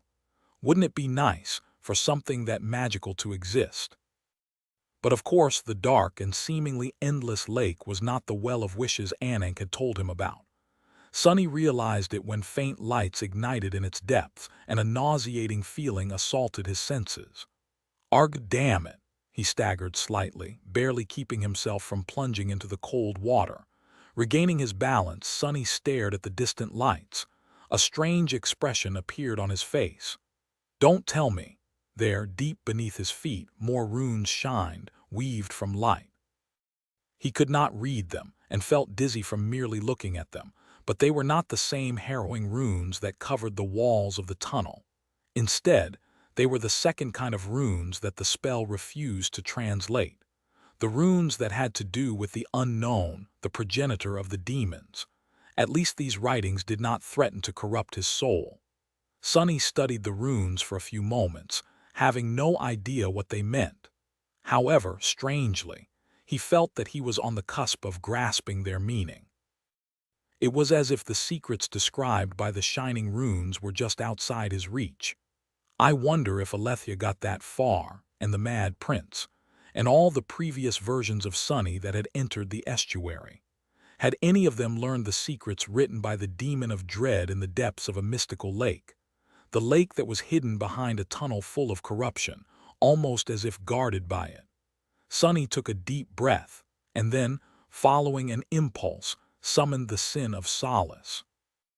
Hideous truth, enchantment description. The more the wielder's sanity is shattered, the more powerful this blade becomes. It bestows revelations of madness on those who give in to its will. Sonny was not entirely mad, but through the paradoxical nature of the sin of solace, the spirit of the cursed sword had long ago reached completion. Therefore, he was long overdue to receive revelations as a reward for reaching the pinnacle of madness. The hilt of the jade giant landed comfortably in his hand. And the moment it did, Sonny felt the thin barrier separating him from understanding the nauseating runes dissolving. Finally, their true meaning was revealed to him. Looking down, Sonny shuddered as he read, "Hail, Weaver Demon of Fate, firstborn of the forgotten god." Sonny stared at the familiar runes, dazed. Hail, Weaver! His mind was in a state of shock or maybe epiphany. He couldn't tell. The forgotten god, so the unknown, the progenitor of the demons, was a god. The seventh god, how could it be? He raised a hand and wiped his face, suddenly feeling cold. There were only 6 gods: sun god, war god, beast god, storm god, heart god, and shadow god, which was strange considering how obsessed the spell and the dream realm as a whole seemed with the number 7. But who was the forgotten god? Where had another god come from, and how could he be the parent of the demons? Demons were said to have appeared out of nowhere, creating themselves. No, wait. If there was a 7th god, which was rather unbelievable, considering that Sonny had never seen him, it mentioned anywhere, then why would the spell refuse to translate his name? And why did Sonny feel dizzy and nauseated when encountering the few, exceedingly rare mentions of him, written in the strange runes? And why was the name of Weaver written in the runes at the heart of the tomb of Ariel? Sonny hesitated for a while, then walked further, heading for the next set of runes shining underwater some distance away. Forgotten god, a 7th god existed, That was very strange. Soon he reached the next set of shining runes. They read, "Hail, Hope, demon of desire, daughter of the forgotten god." He frowned a little, then continued walking. Soon he walked over the runes mentioning all 7 of the demons.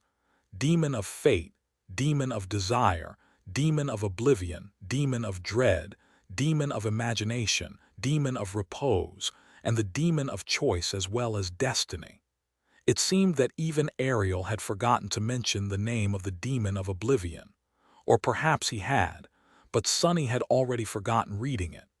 In any case, all 7 demons were called the children of the forgotten god. It was at that moment that a startling realization ignited in Sonny's mind, making him sway a little. Desire, dread, repose, imagination, oblivion, destiny, fate. The seventh god, the forgotten god, was the progenitor of the seven demons. In hindsight, it was all so obvious. Wouldn't it make him Dream God? Dream God, the god of dreams, nightmares, restoration, imagination, oblivion, and fate. People dreamed about what they desired. They saw nightmares about things they dreaded. Sleep brought with it rest and was full of fantastical things. Dreams were easily forgotten, disappearing into oblivion.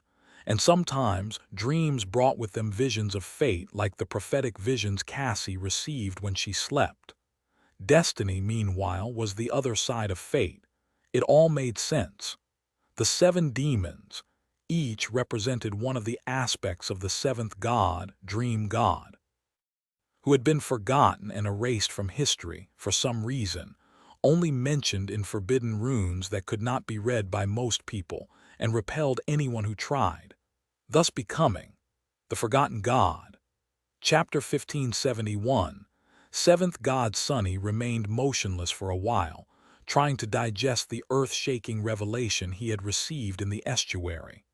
He felt as though he had stumbled on a great, almost unimaginable secret. Something that perhaps lay at the root of all the mysteries that had been plaguing him for so long. There were not six, but seven gods: Sun God, War God, Storm God, Beast God, Heart God, Shadow God, and Dream God, who had been forgotten. The demons were children of this forgotten God. Therefore, by rebelling against the gods, had they rebelled against their own kin, just like the gods themselves had waged war against their kin, the ineffable beings of the void. No, wait. The connection between the forgotten god and everything that had happened and continued to happen was too deep to be a mere coincidence. The realms of the gods were destroyed, consumed one after another by the dream realm. Seeds of nightmare bloomed in its depths, infecting the last remaining realm, the waking world, by a plague of nightmare creatures. And then there was the nightmare spell, created by Weaver, the firstborn of Dream God. Had the forgotten god really been Dream God? Or had he been Nightmare God? Or had he been Dream God once but then became the god of nightmares? Why had he been erased from history? Why did the runes describing his title, and not even his real title, but simply referring to him as the forgotten god, possess a repelling force to them? It was almost as if merely mentioning him was forbidden, on a level close to a universal law. Wait. If a mere mention of the forgotten god was forbidden, was that why Weaver's lineage was described as forbidden as well? Come to think of it, Sonny had never heard about any of the demons having offspring. Had they been forbidden from propagating because of their connection to the erased deity? His head was spinning. There's something to it, I am certain. The forgotten god, the dream realm, and the nightmare spell. There was an obvious connection between them, a through line that neatly tied it all together. An answer to most of the questions that Sonny had asked himself countless times, but was never able to solve. The next set of runes shone in the distance, luring him to walk further. Maybe that answer lies right ahead. Taking a deep breath, Sonny walked across the surface of the hidden lake. Soon he reached the source of light. However, to his surprise, it was not a string of runes. Instead, it was an image. A familiar image, too. Surrounded by a field of terrifying darkness, a mass of golden flame was burning, illuminating the void with its radiance. It was the start of the myth of creation, the scene where desire was born in the everlasting void, bringing with it direction. Why is this here? Sonny frowned, then walked forward, soon reaching the next source of light. Again, a familiar image was in front of him, or rather beneath him. This one, however, was a bit different from what he had seen in the drowned temple of fallen grace. On the mural of the drowned temple, there were 6 radiant figures surrounding the reduced mass of flames, with vague shapes of the void creatures hidden in the darkness. But here, in the waters of the dark lake, there were 7, and looking at the 7th figure made Sonny feel dizzy and nauseous. It seemed that not only mentioning the forgotten god was forbidden, but depicting him as well. Sonny walked further. The next several scenes painted in the water were largely the same. They depicted the seven gods fighting against the void beings, albeit in a more artistic and mysterious manner. However, the final scene of the war was very different from how it had been drawn on the mural in the Drowning Temple. There, the void beings had been shown beaten and diminished, surrounded by the six proud and victorious gods. Here in the estuary, though, the scene was entirely not the same. The void beings were just as giant and terrifying as ever, and the seven gods were depicted in a desperate fight against them, both sides seemingly on the verge of being destroyed. The next scene was different as well. In the temple, it showed the six gods confidently enveloping the void, and the harrowing creatures dwelling in it, in a net made from the remnants of the golden flame. Here, though, the scene was largely the same, with one important distinction. One of the seven radiant figures was hopelessly caught among the terrifying shapes of the void creatures, unable to retreat. Nevertheless, the net of flames still enveloped the void, creating a cage around it, and sealing the radiant figure in that cage with the beings of the void. Sonny shivered, a terrible understanding dawning on him. He walked to the next scene and saw it. Just before the net closed, forever sealing the void, the radiant figure of the seventh god tore 7 pieces of itself and sent them flying away.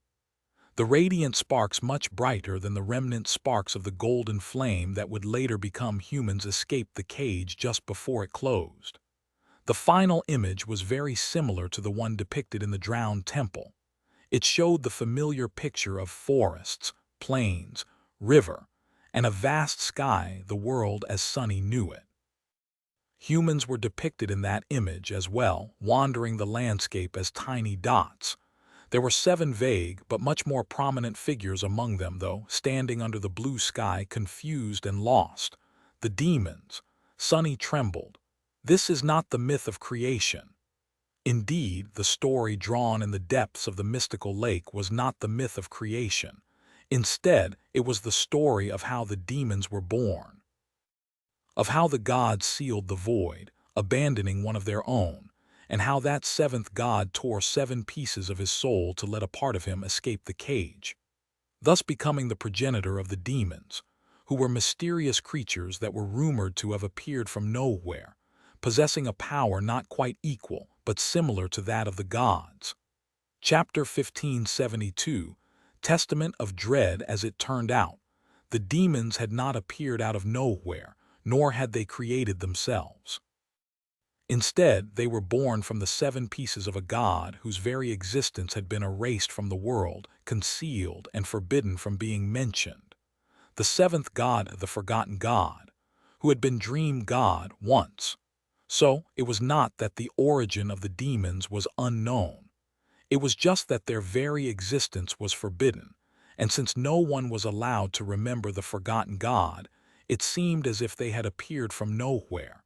Sonny shivered and then looked ahead. There, the last cluster of light was burning under the surface of the dark lake. He walked forward, his legs numb.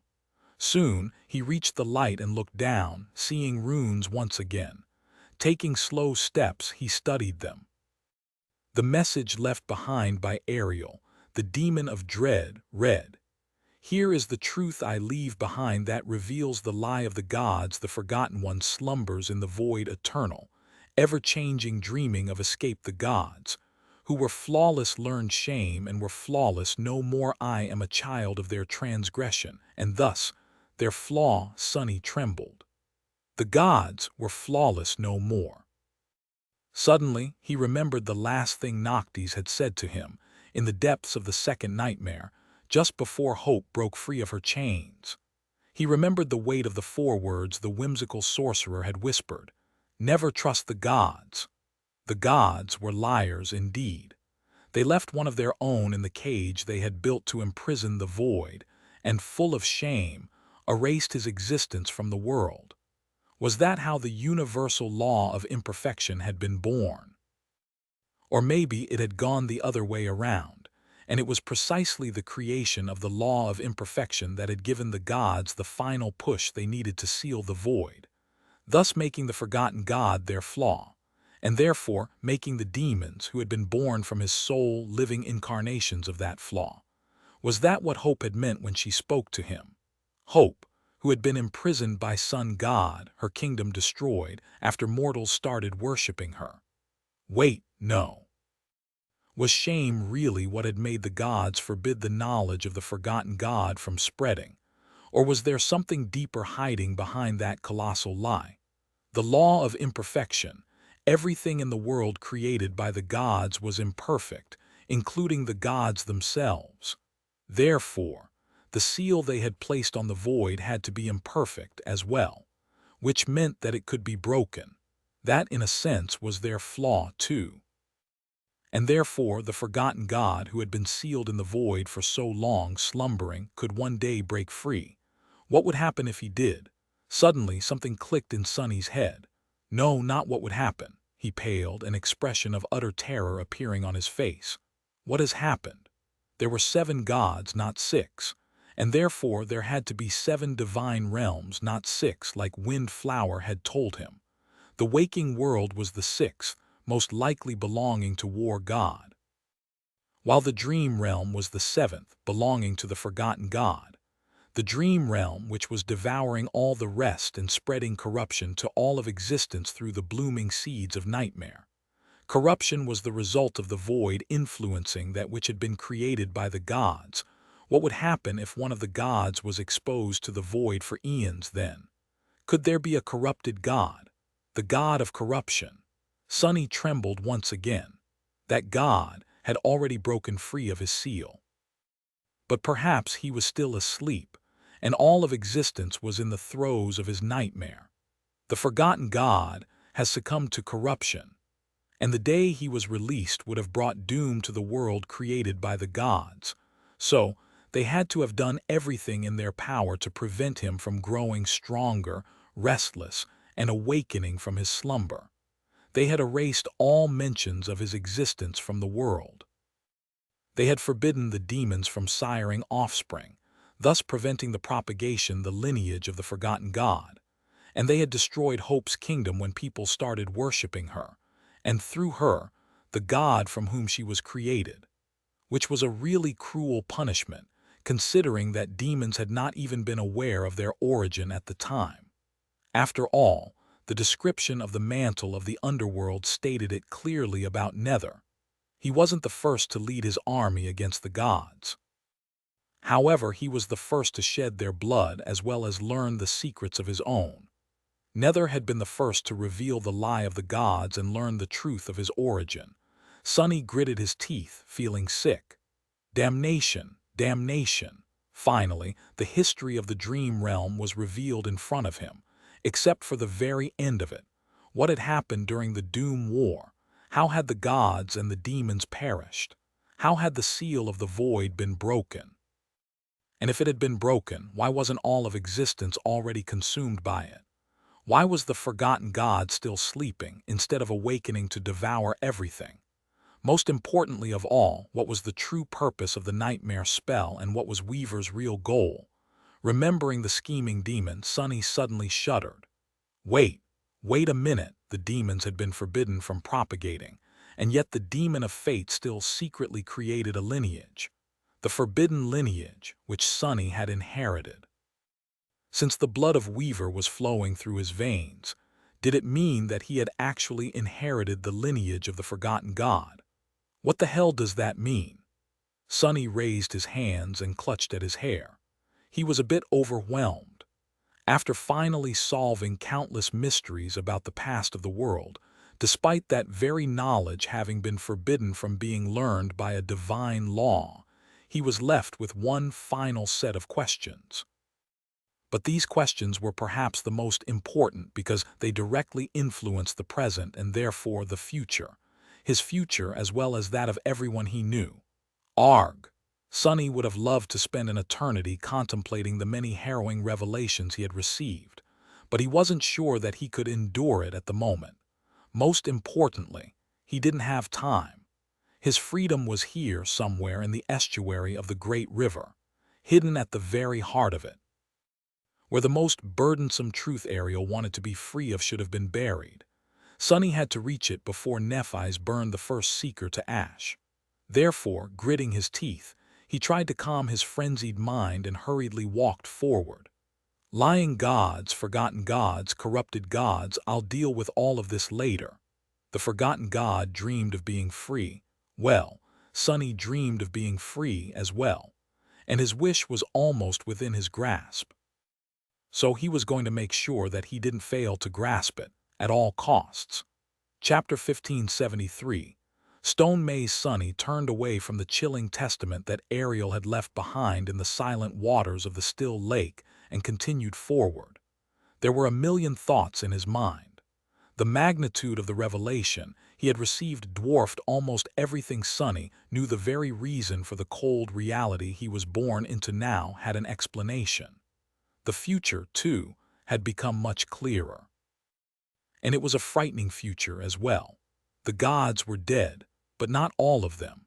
The seventh god was still alive, slumbering in the cradle of the void.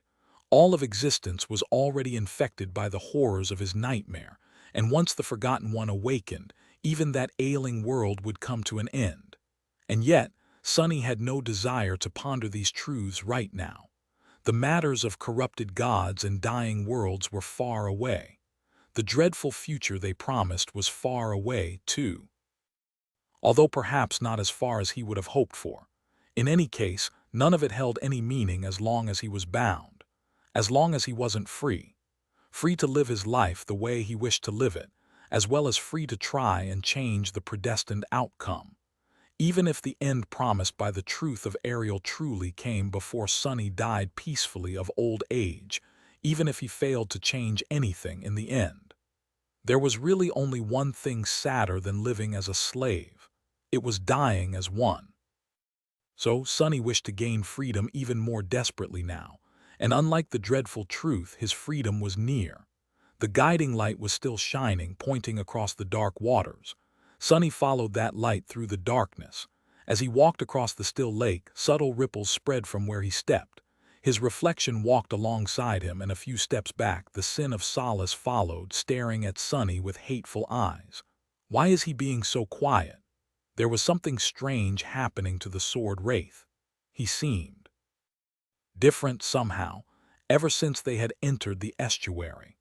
Sonny had long grown accustomed to the company of the loathsome apparition, but now he was growing wary of its presence, not the least because he knew now what harrowing knowledge the Sin of Solace was harboring, prevented from sharing it only by the seal placed on him by the estuary key. Just like the void could break its seal and consume all of existence, the knowledge of it that the wraith possessed would consume Sonny should the estuary key disappear. The thought was chilling. It's a good thing I never tried to transfer the key of the estuary to someone, I guess. Sonny continued to walk across the dark lake, losing all sense of time, or rather, what little of it he had left. There were no lights shining under the surface of the water anymore, but gradually the lake itself changed. Its surface, which had been calm before, was slowly growing restless. There were powerful currents moving underneath the surface, making the dark water stir and surge, forming waves. Soon, advancing had become harder. Eventually, Sonny saw something in the distance. Jagged rocks were rising from the water, resembling cliffs. The water was flowing between them, restless, and wisps of mist rose here and there. The silence was broken by the sound of rushing water and the whispers of distant currents. Sonny reached the towering black rocks, looking at the surging water with a complicated expression. There was a labyrinth formed by the passages between the jagged cliffs, shrouded in mist. The water traveled through the stone maze, disappearing from view. He could hear it roar in the distance, as if plunging from great heights. He could also feel the very fabric of reality grow thin and strange all around him. What is this place? Sonny did not know, but he had a suspicion. and that suspicion only grew when he noticed something at the base of one of the cliffs. There, a mark had been left on the black stone, as if cut into it by a sharp blade. Two runes, one meaning sun, the other meaning loss. The Mad Prince passed through here, and not only him. Looking into the passages formed between the cliffs and listening to the distant roar of water, Sonny felt sure that here, the lake hidden in the inner part of the estuary connected back to the great river.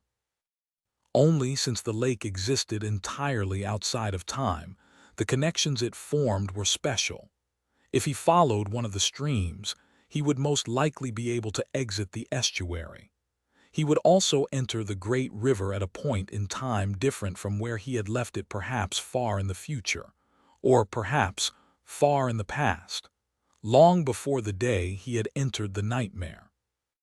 That was how the Mad Prince had been able to invade a cycle of the great river where he was not meant to exist, and had taken the future plagues with him. Cassie had said so herself. What had her exact words been? After reaching the estuary and using it to invade the next cycle of the great river, the two of them meticulously prepared the playing field for the arrival of us, the new challengers. Sonny had not paid attention to these words back then, overwhelmed by other matters, but now he finally understood what Cassie had meant. The estuary existed outside of time, or rather, time itself did not exist yet in the estuary. So, the relationship between this eerie place and the rest of the tomb of Ariel was tenuous at best. By choosing the right passage, one could escape the usual cyclical flow of the great river and travel to a different time, not the subjective time of the great river represented by its current, but the objective time that dictated the rise and fall of its civilization. If Sonny had 1,000 attempts, he could map the labyrinth and find a way to come and go as he pleased, visiting different eras of the tomb of Ariel. He could even travel to a time before the plagues invaded the latest cycle, prepare for their arrival, then destroy them in one fell swoop. They had not been as powerful back then, after all. That way, perhaps, the river civilization would not decline as fast. Perhaps Twilight would not be destroyed yet. Perhaps the nightmare could be conquered differently. But then again, maybe not. Maybe Twilight had always been fated to be destroyed by the forces of the defilement, and the beautiful cities of the Sibyls had always been fated to fall apart and drown. In any case, he did not have 1,000 attempts. He barely had one. And so, Sonny entered the labyrinth and followed the guiding light, wondering where it would lead him. Would he return to the great river? Would he be sent into the future, or into the past? Whose true name had Torment delivered to Cassie, and how would finding that creature or place release him from the chains of fate? He was going to find out. Eventually, there was nothing left around him except for towering cliffs and rushing water. Sonny used the dark wing to glide between the jagged rocks, propelling himself forward with stunning speed. He felt a need to hurry, knowing that Nephi's was somewhere out there, leading an assault on Verge. In the end, the guiding light led him to neither the future nor the past. Instead, the radiant crystal simply showed him the way through the labyrinth, keeping away from the sound of roaring water. Escaping the misty labyrinth, Sonny found himself in front of a vast body of water once again. He was back to the calmer reaches of the dark lake. The part of it hidden behind the maze of cliffs, though, was entirely different from what he had seen near the shore. What is this? Sonny froze for a moment, gazing forward with a pale face. In front of him, countless corpses were floating in the water. It was very much like the dreadful sight of the slaughter that had happened at the approach to Twilight, but with one striking difference.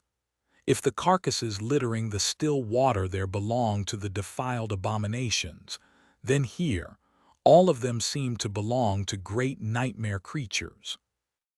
Sonny knew it because there were numerous husks of dark butterflies among the floating corpses, all lifeless despite having no discernible wounds. Something had violently destroyed their very souls, leaving only lifeless corpses behind. And there, far away, did it only look that way, or was something dark rising from the water? The guiding light was pointing directly at that distant speck of darkness. Sonny remained motionless for a few moments, then gritted his teeth and took a step forward. As he did, something vast moved in the depths of the still water and gazed at him. Chapter 1574. Whoever fights monsters. Sonny staggered as the gaze of the being hiding beneath the still water of the lake fell on him. A scream almost escaped from his lips, but he gritted his teeth and pushed it down. Ah! The feeling of being looked upon by the invisible watcher, whatever it was unlike anything he had ever experienced. Sonny had been in the presence of powerful people before, and even more powerful nightmare creatures. He had been crushed by the suffocating force of their presence, and struggled to move while being pressed down by it. But the gaze of the being hiding under the silent dark waves was entirely different. It was not only heavier and more insurmountable, hinting at the terrifying power of the hidden watcher, but also did not feel the same. The force of oppression emanated by mighty beings was usually aimless and directionless, while the chilling gaze was piercing and penetrating. It felt as though the mysterious being was not simply looking at Sonny from beneath the mass of dark water, but rather looking through him.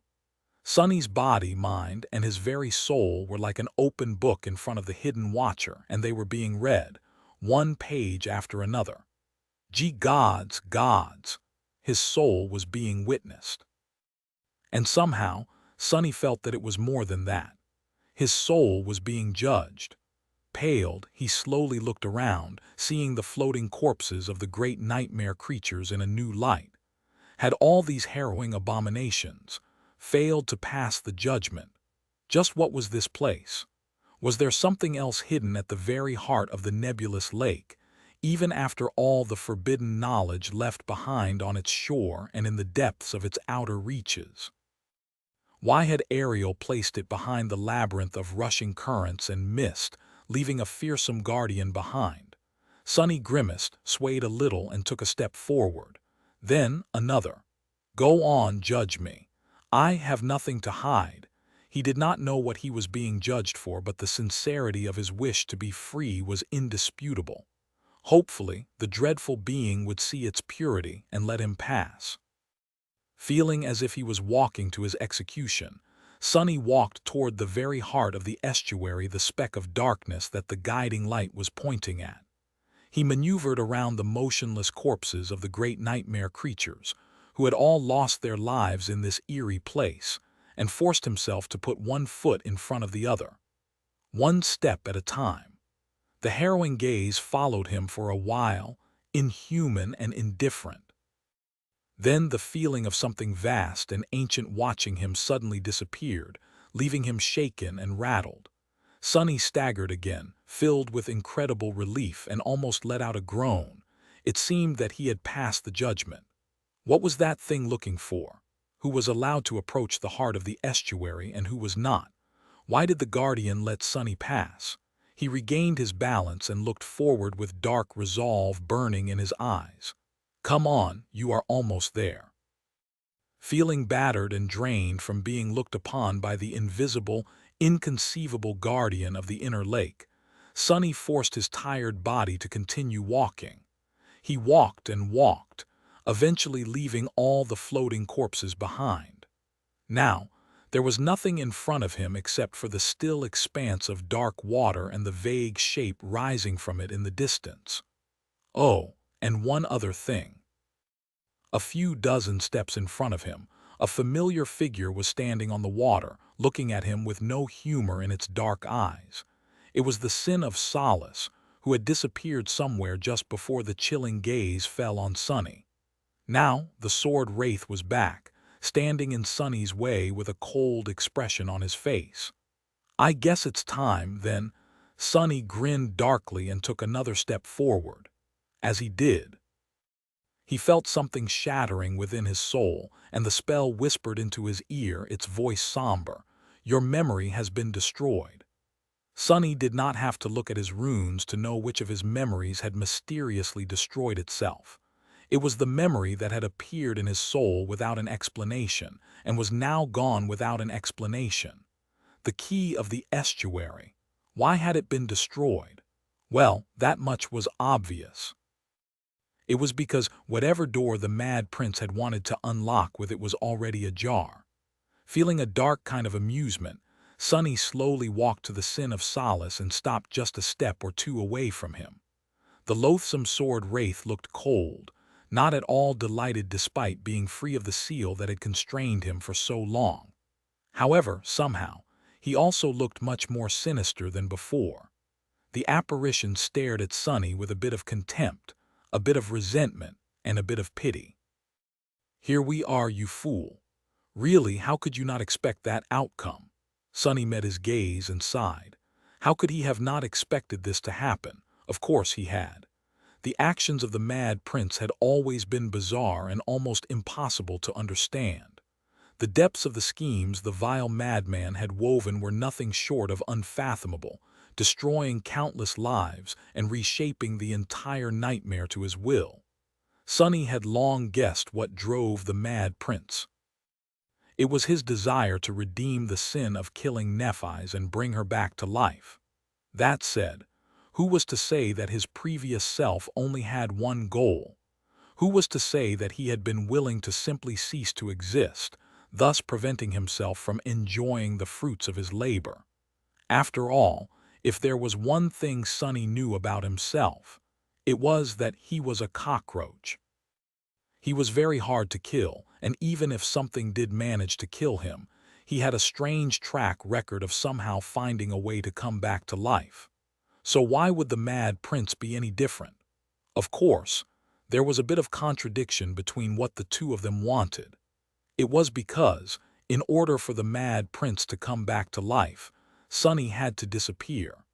He had to become a vessel to the memories of the vile madman and lose his sanity to corruption. Taking a deep breath, Sonny stared at the Sin of Solace silently. So which one of them would get to exist? Which one of them would manage to outscheme the other? Chapter 1575. Free of sin, Sonny had an inkling that the Mad Prince had not been willing to quietly disappear for a while now. However, it had always been just that, a suspicion, substantiated by nothing except for his knowledge of himself.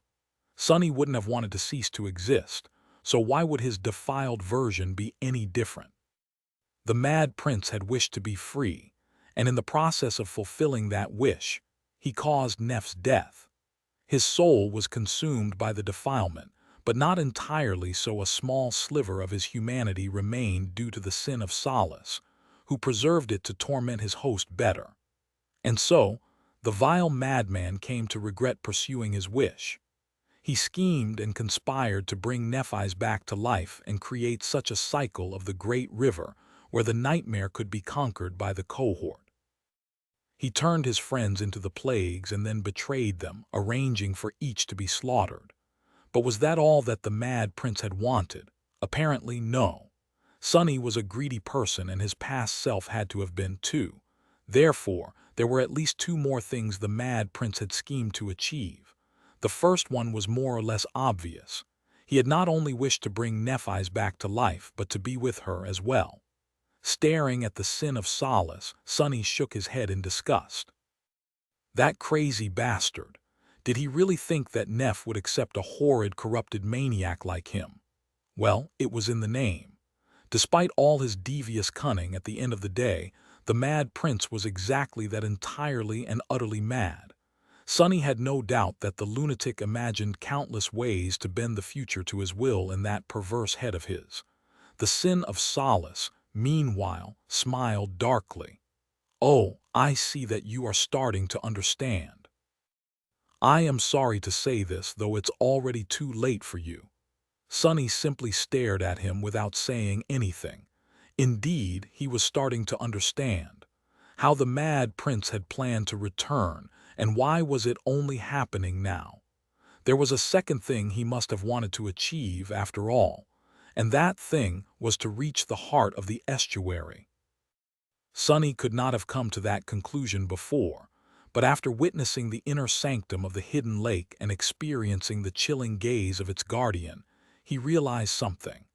There was indeed one last secret hidden at the very heart of the estuary, perhaps the most terrible and the most precious of them all. And Ariel had arranged for that secret to be protected above all else. Only those who passed the judgment of the guardian of the lake had the right to learn that secret. That judgment appeared to be a very simple one. Why had the great nightmare creatures that found their way into the estuary been slain, while Sonny was allowed to pass? It was because their souls were corrupted while his was not. Corruption was not allowed to come near the heart of the estuary, as if Ariel had not wanted for whatever was hidden there to be sullied by its vile touch. And therefore, the mad prince had not been able to witness the final secret, either. As the sin of Solace looked at him mockingly, Sonny smiled. Of course, it was so obvious. How could the mad prince, a corrupted titan, infiltrate the heart of the estuary if no corrupted creature could? The answer was oblivion. He had to forget the knowledge of the void that planted the seeds of corruption into his soul at the start of each cycle, pass the judgment of the lake guardian, and then regain his memories again. So the mad prince had created the key of the estuary, a memory meant to get him to the innermost sanctum of the estuary intact. A memory that placed a seal on the sin of Solace, thus preventing the sword wraith from sharing the knowledge of the void and the memories of all previous cycles with Sonny. Only for that seal to be broken once it served its purpose and got Sonny past the lake guardian, thus bringing the mad prince back in all his unholy glory. The sin of Solace chuckled. "Ah, don't look so dejected. Whatever anger you feel, I feel more of it. Being stuck with you is already bad enough, you worm. Being stuck with the other guy, gods, I've endured that for too long already," he sighed. "But well, what's done is done. There is no way to escape the inevitable now." Sonny glared at him and outstretched a hand, summoning the jade giant into existence. The sin of Solace laughed. "Oh, wait, I guess you can just destroy me before your soul is corrupted, huh?" The sword wraith was immune to the flow of the great river, keeping his memories of all the past cycles. And since he was nothing but a splintered piece of Sonny's own mind, that knowledge would slowly seep through and contaminate the rest of his mind like it had happened on Alethia's island. The sin of Solace could just whisper the secrets of the void to Sonny directly, but he did not have to. Eventually, that knowledge would infect Sonny's mind simply because it was already there. However, it would not happen instantly. Just like it had happened on Alethia's island, and even earlier with the cycles of the Great River, Sonny had some time before the contamination started in earnest. If he was to somehow destroy the sin of Solace during that time, the splintered part of his mind would be eradicated, and the terrible knowledge contained within it would be erased without a trace. The problem was, the beautiful giant appeared in Sonny's hand, its blade carved from pristine white jade. Perfect jade, enchantment description. This blade is carved from a piece of sublime jade, and as such is sharp and durable beyond logic and reason. The sin of Solace was a transcendent memory with an enchantment that drastically enhanced its durability, while Sonny was merely an ascended. Was he even strong enough to break it? And if he did break it, would the wraith born from it truly disappear? Chapter 1576, Dreadful Whisper. Sonny had to destroy the sin of Solace before the seeds of corruption were planted into his soul. If he managed to destroy the wraith before that happened, the scheme the mad prince had concocted to come back to life would be thwarted, and Sonny would get to continue existing. If he failed, the mad prince would return, consuming him in the process. "That vile bastard," the sword wraith laughed as he watched him. "My, oh my. You're not going to do something terrible to me, are you?" Sonny glanced at him darkly, then at the beautiful giant in his hand. Placing the guiding light on the water, he wrapped all 6 of his shadows around him and grabbed the jade blade. using all his inhuman strength in an attempt to break it against his knee. The sin of solace was not only incredibly resilient, but also incredibly sharp. Despite the marble shell, Sonny could not get a good hold of it without losing his fingers. And even if he could, his strength seemed insufficient to shatter the cursed sword. Even though his muscles felt like they were on the verge of tearing, the giant only bent but did not break. As soon as Sonny released it, the blade sprung back to its initial, perfectly straight form. Maybe I should try to escape back under the gaze of the lake guardian. But no, that would only end in his demise. The sin of solace was a part of him, and now that the estuary key had been destroyed, the guardian would obliterate them both. The wraith chuckled, observing his efforts with disdain. Pathetic. Sonny abandoned his attempts to break the jade blade and straightened. Then he smiled. So what if he wasn't strong enough to break the damned sword? That whole performance was just to satiate his curiosity anyway. Before the sword wraith could say anything else, he released his shadows and tossed the beautiful giant away. A moment later, a hand rose from one of the shadows, catching the cursed sword. Saint stepped out of it, holding it with indifferent grace. As an ascended, Sonny might not have been strong enough to shatter the sin of solace, but luckily he had a transcendent devil at hand, two of them, even. It would have been even easier to make Fiend eat the jade blade, but he was worried that the cursed thing would give the ravenous ogre indigestion. So, the job of destroying the sinister memory fell to Saint. As the six shadows wrapped themselves around the graceful knight, her ruby eyes blazed with crimson light. The wraith opened his eyes widely. Now, wait a second. Not paying him any attention, or rather, incapable of perceiving him, Saint silently placed the flat of the jade blade against her greave, slowly raised her shield, and then struck the cursed sword with its rim. A gust of hurricane wind spread from the point of impact, and the surface of the lake rippled.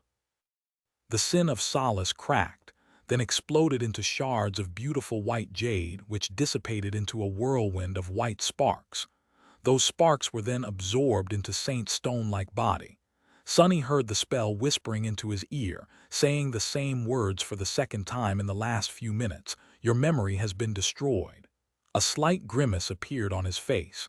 Losing memories never felt good. There was the grimace on the face of the sword wraith too. Arg! Ah! The apparition convulsed, screaming, and hunched over. For a few moments there was silence, and then the silence was broken by the sound of mocking laughter. Oh, it seems that breaking the sword did nothing. I am perfectly fine, who would have known? The sin of solace straightened and stared at Sonny with a disdainful grin. Fool, did you really think that it would work? Sonny stared at him silently, his face pale and grim. The wraith shook his head. If it was that easy to get rid of me, do you think that I would still be here? Ah, lost from light, I am a part of your mind now. The cause of me might have been that memory of yours, but the source of me is you. So what good would destroying the sword do? The contemptuous smile slowly disappeared from his face, replaced by a cold and dark expression. It was a little bit dejected, too. The sin of solace sighed. Now let's end this farce. It has been a displeasure to spend time with you once again. Granted, what comes won't be pleasant, either. He opened his mouth, as if wanting to say something, some terrible truth that would drive Sonny mad and infect his soul with corruption without a doubt. But before he could, Sonny took a step forward, coming face to face with the startled wraith, and leaned forward a little. Then he whispered into his ear only two words. The first words he had spoken after saying farewell to Cassie at the shore of Verge. They were, "Begone." And as he said them, the world shuddered. The wraith's eyes widened slightly this time, in earnest. You. And then he was gone, erased as if he had never existed. The splintered part of Sonny's mind was gone, taking the forbidden knowledge of the void and all the memories of the previous cycles with it, preventing the mad prince from ever being born again. Healed from the curse that had plagued him since the early days of the Southern Campaign, Sonny closed his eyes for a moment and then let out a long sigh. Then he looked down. There was a thin thread tied around his neck, the same thread with which the mouths of the voiceless prelates, a band of corrupted demons led by a devil named the Defiled Herald, had been sewn shut. Sonny had slain them back in Antarctica, receiving a certain memory in the process.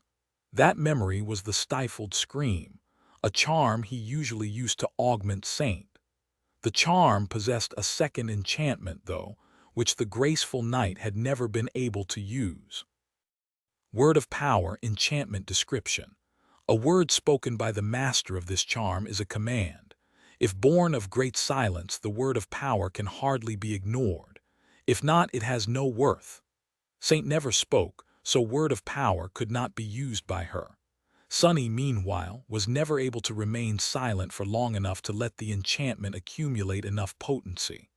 The longer one remained silent, the more tyrannical the authority of the word of power would become. And so, knowing that he might face the machinations of the mad prince in one way or another, Sonny had summoned the stifled scream. That was the memory he had summoned while bidding farewell to Cassie, and ever since then, he had not made a sound. The great river was a river of time, and so, by traversing it, Sonny had let the stifled scream accumulate a lot of power, but much more than that. He entered the estuary while wearing it. Time did not exist in the estuary, which meant that there was no difference between a single moment and an eternity here. How dreadful would a silence that had lasted for an eternity be? Dreadful enough to obliterate the sin of Solace, it seemed, and powerful enough to save Sonny's life. Not having to maintain silence anymore, he took a deep breath and then cursed quietly. Damnation! You go to hell, me. The mad prince was gone. This time forever. Which meant that Sonny had joined the exclusive club that Jet, Kai, and Cassie were already members of. He had vanquished an evil version of himself. It also meant that the path to the heart of the estuary was completely free.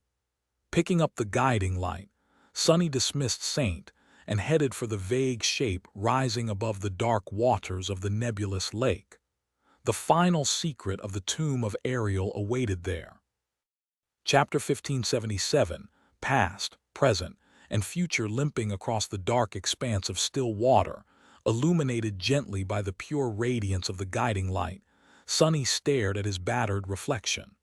A dark grin twisted his lips into a crooked line. Look at us, nearing the finish line and not anywhere near dropping dead.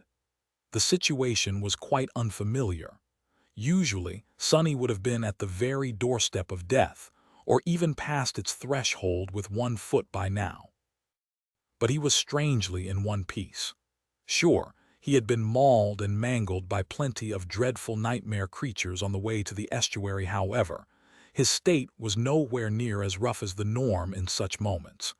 Had he been lucky, or had his tenacity finally reached such an unreasonable level that it was simply too hard for anything to truly bring him down without outright killing him? Well, in any case, I'm not complaining. Let's finish this, then. His reflection did not answer, leaving Sonny in tranquil silence. He was momentarily unnerved by the lack of a mocking retort, but then remembered that the sin of Solace was gone. His mind was free of the voice that had haunted it for so long with maddening whispers. It felt very strange, sort of peaceful.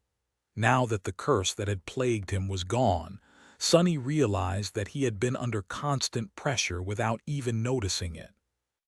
His mental resistance had prevented the insidious whispers from truly driving him mad, but the act of resisting the loss of sanity itself had been putting a burden on his mind. That burden was no more, filling him with a sense of levity. However, he was also exhausted, drained, and deeply shaken by the secrets he had learned. It was a strange mixture of emotions, one step at a time. Sonny continued walking toward the vague shape rising from the water in the distance. As he did, he wondered about himself and the Mad Prince, about all the versions of himself and the Mad Prince that had reached the estuary in the previous cycles. How was it that Sonny, the current him, was the only one who had made it that far? I guess it's simple, really. It was already indescribably hard to find the entrance to the estuary within the source. Beyond that, though, to get to the heart of the estuary, one had to possess three things. The first one was a soul that was free of corruption made possible by the estuary key.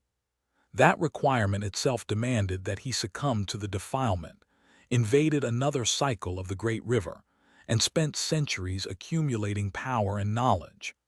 However, it was also the easiest of the three. The second requirement was the ability to pass the stone maze that served as the border of the inner lake without falling back into the cycles of the great river. Sonny did it without much trouble, but that was only because of the guiding light and the true name that Torment had delivered to Cassie. How many cycles had it taken for the duo of conspiring plagues to learn that true name? He did not know. What he did know, however, was that the story of this nightmare was the story of the gradual accumulation of knowledge. The more cycles the Mad Prince and Torment had survived, the better they had been able to prepare for the last one. The third requirement was, perhaps, the most dire one, and depended entirely on that accumulation. It was to have no desire to turn back and start a new cycle. Even now, Sonny could turn back, return to the stone maze, and dive back into the great river. However, he did not want to, and had no reason to, because the Mad Prince and Torment had already arranged for the nightmare to end perfectly, with every member of the cohort and Nephi's surviving its dreadful challenge. How many attempts had it taken before they learned to manipulate all the events of the cycle in their favor? Too many to count, perhaps. And it was for that reason that Sonny was not tempted to try anew, aiming for a better and less heartbreaking result. In short, Sonny made it that far because he was the inheritor and beneficiary of all the countless past versions of himself that had failed. It was somewhat poetic, then, that he could only reach the heart of the estuary by forgetting them all. And a little bit sad. Soon he could see the dark shape more clearly.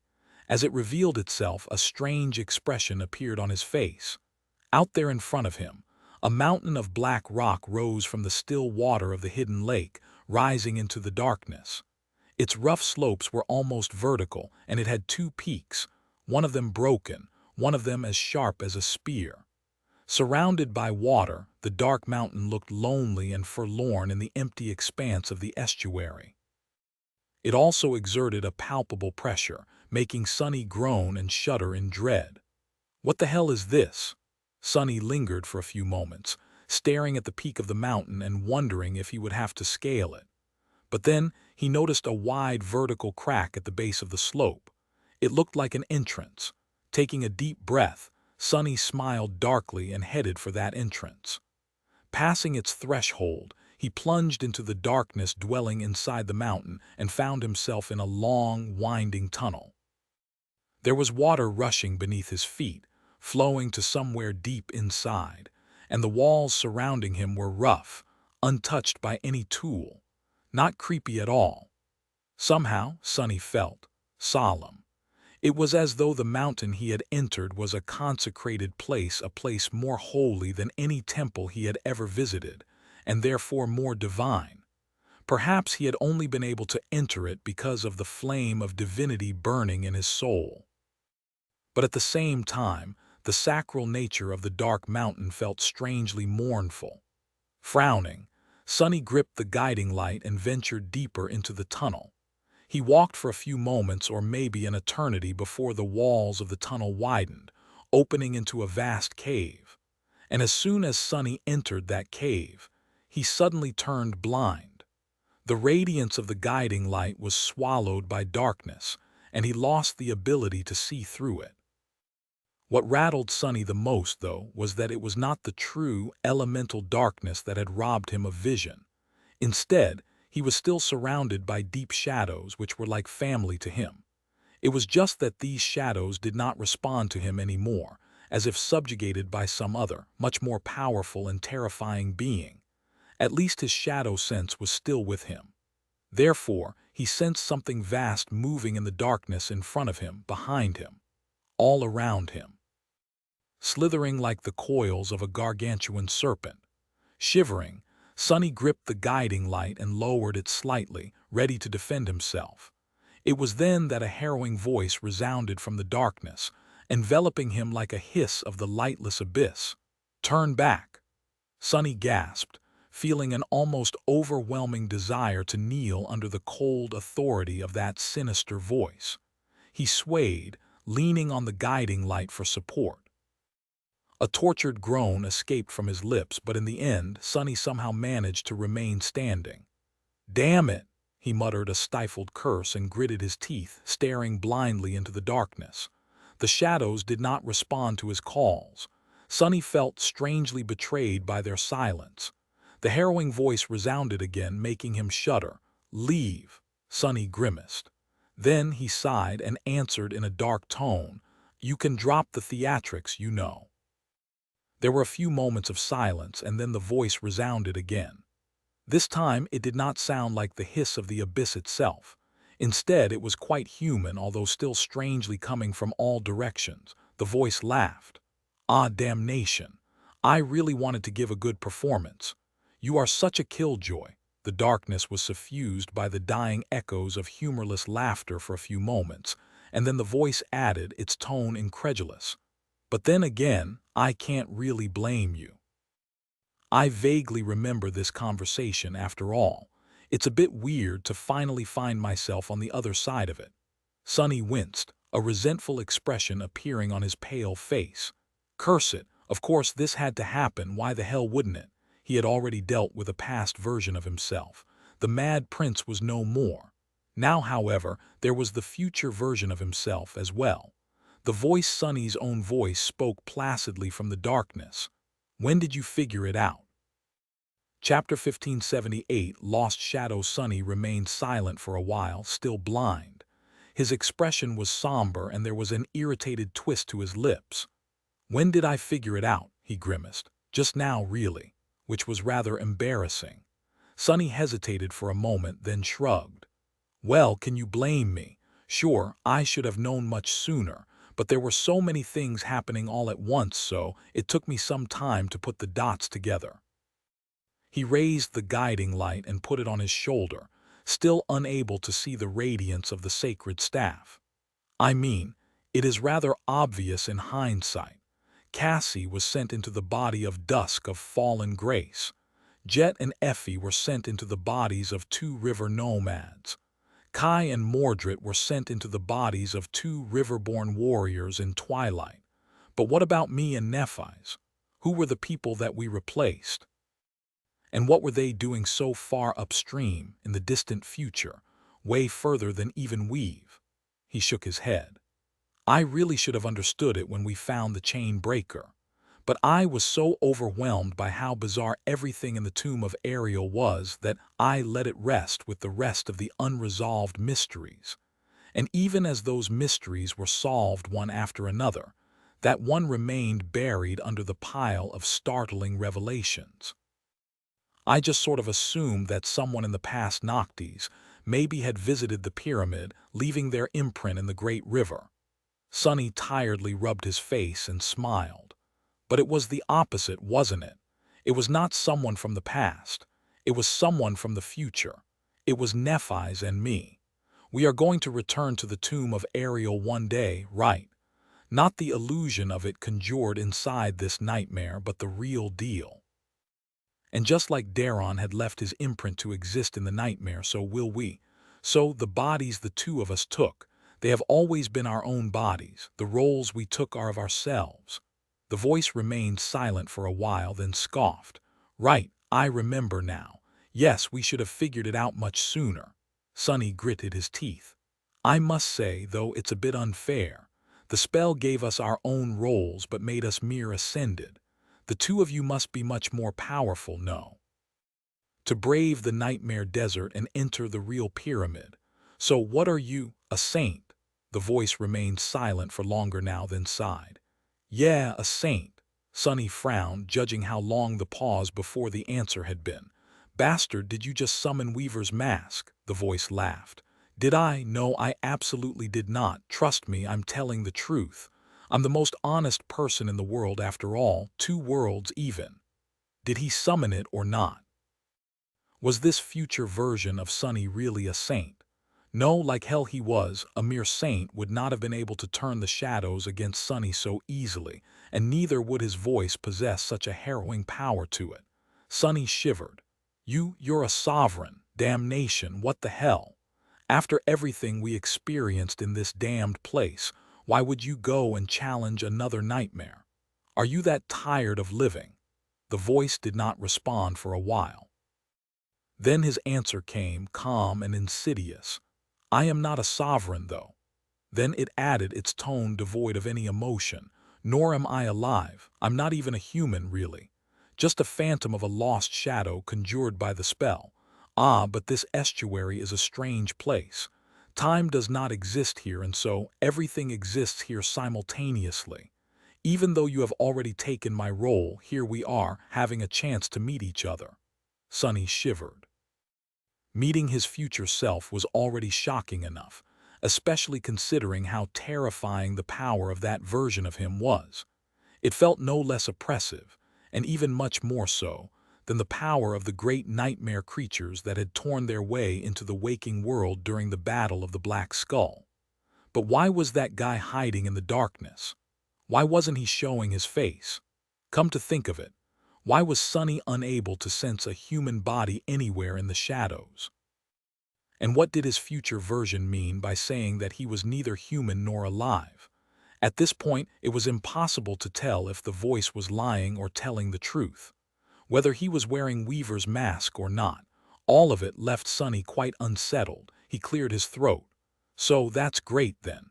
You can tell me everything about the future, how to deal with all my problems better and how not to end up in the same sorry state as you. The voice remained silent. Sunny lingered. Right. Come on. Start talking. There was no answer for a while. Then the voice said in a dark tone, I don't think I will. You know how it goes, knowledge of the future will just make that future happen faster and all that. Haven't you been burned by trying to exploit Cass and her visions enough times already? The future version of Sunny laughed. Yeah. I know what you want to say. Frustrating, isn't it? I remember cursing my future self with all kinds of nasty words at that point in my mind. No, it really is strange to be that annoying future self now. His joyless laughter died down, and Sunny was once again surrounded by chilling silence. After a few moments, the voice spoke again. It's of no use anyway. Aren't you here to become banished from fate? If you do go further and your wish comes true, there's no telling what your future will hold. The voice grew harder to hear, as if the two of them were being slowly separated by a great distance. Still, I ask of you, turn back. Do not go further. You are not ready for what lies ahead. Sunny remained silent for a while. Eventually, he scoffed. If you truly are the future version of myself, then you already know my answer. Turn back. Abandon his chance of breaking the shackles of fate and the slave collar wrapped around his neck. Never, he would rather die 1,000 deaths. I refuse. His voice was resolute. There was a distant, dejected sigh. Then the voice resounded once again, barely audible. You stubborn fool. Well, as expected. Go on then, hurry up. This nightmare won't last much longer. And just like that, the voice disappeared, leaving Sunny alone in the cave. The shadows embraced him again, and his ability to see in the dark returned. Damn traitors!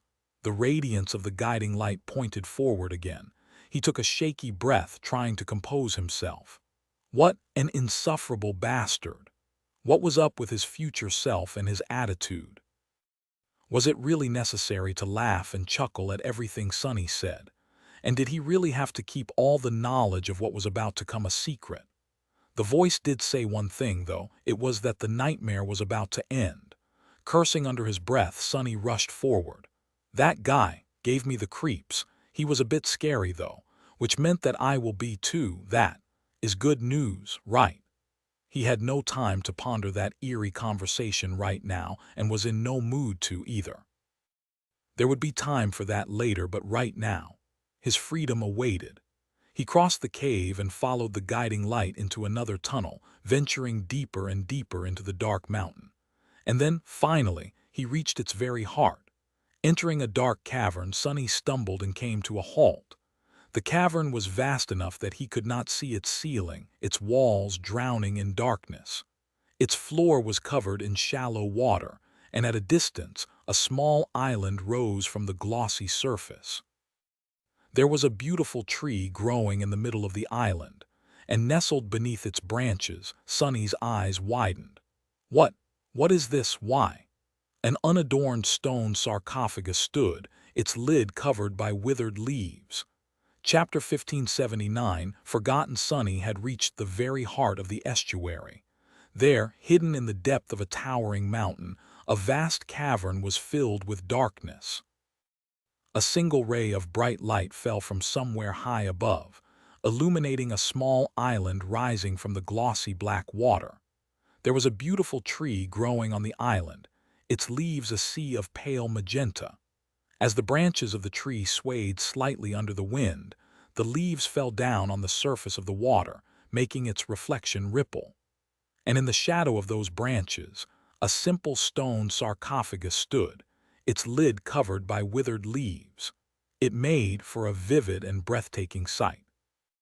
The heart of the estuary was peaceful, like an island of safety and tranquility in a world full of nothing but dread.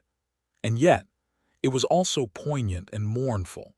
As soon as Sonny entered the cavern, he felt a strange melancholy fill his heart, as though an echo of a great sorrow that had been experienced here by someone sometime still resided in this sacred and silent sanctuary. He shifted slightly. Why? Why is there a grave here? The Great Black Pyramid was called the Tomb of Ariel, but it was not the place where the demon of dread had been buried. Instead, it was a place he had built to bury unbearable truths. So, it was not really a tomb. Or was it? Sonny stared at the unadorned sarcophagus, struck silent by the overwhelming sorrow that remained here even now, thousands of years after the demons and the gods were no more. He knew that the tomb of Ariel was not a burial place for someone because of the words the demon of dread had shared with Weaver. Ariel had said so himself. What he had buried here were the hideous truths he did not wish to remember. But that was the thing. If Ariel did not remember what he had buried in this tomb of his, then didn't it mean that his words could not be trusted? Who was to say that he had not buried someone precious here, and then chose to forget about his sorrow? Suddenly, Sonny remembered the description of the mirror of truth, Weaver's strange words. I have not known that you've built a tomb, nor have I ever seen it. How would I know to admire it? I just happened to be here by chance. Now that I've seen it, my heart is untouched. I feel nothing. You wanted to be free of the truth, so you didn't deserve it. Why did it feel that although Ariel had forgotten his sorrow, Weaver remembered? Had the demon of fate really happened to visit the nightmare desert and stumble upon the Great Pyramid by chance? And if it was not a coincidence, then who was buried here at the heart of Ariel's tomb, forlorn and forgotten? Looking at the sarcophagus that rested under the branches of the beautiful tree, Sonny inhaled sharply. Oblivion. The answer is oblivion. The tomb of Ariel was where the demon of oblivion had been buried by her brother. Somehow, he was sure of it. Wasn't it sad, even for her death to be forgotten? Wait, no, that doesn't make any sense. Suddenly, Sonny was confused. How could oblivion have been dead? 6 demons had risen in rebellion against the heavens, while the 7th Weaver refused. Because of that, the demon of fate had been despised and hunted both by the 6 demons and the 6 gods. If oblivion had been dead all along, then how could there have been 6 demons participating in the war and pursuing Weaver? Something fundamentally did not make sense about all this. And yet, Sonny could not shake off the feeling of certainty about who it was that had been buried in the heart of the tomb of Ariel. It was the demon of oblivion. What does it mean? Taken aback and awestruck, he winced and closed his eyes for a moment. More importantly, what did it mean for him? Cassie had said that he would gain freedom from fate if he reached the very heart of the estuary. Well, here he was, at its innermost sanctum. even if there was a grave of a demon in front of him. How was it supposed to break the chains of fate that bound him? Sonny hesitated for a while, feeling a sense of solemn awe at the sight of the peaceful grave. Then he took a deep breath and took a step forward. If he had any doubt that an unimaginable being was buried here, it disappeared as Sonny crossed the still expanse of dark water and approached the small island. The closer he got, the more sacred the silent cavern seemed, and the more pressure he felt.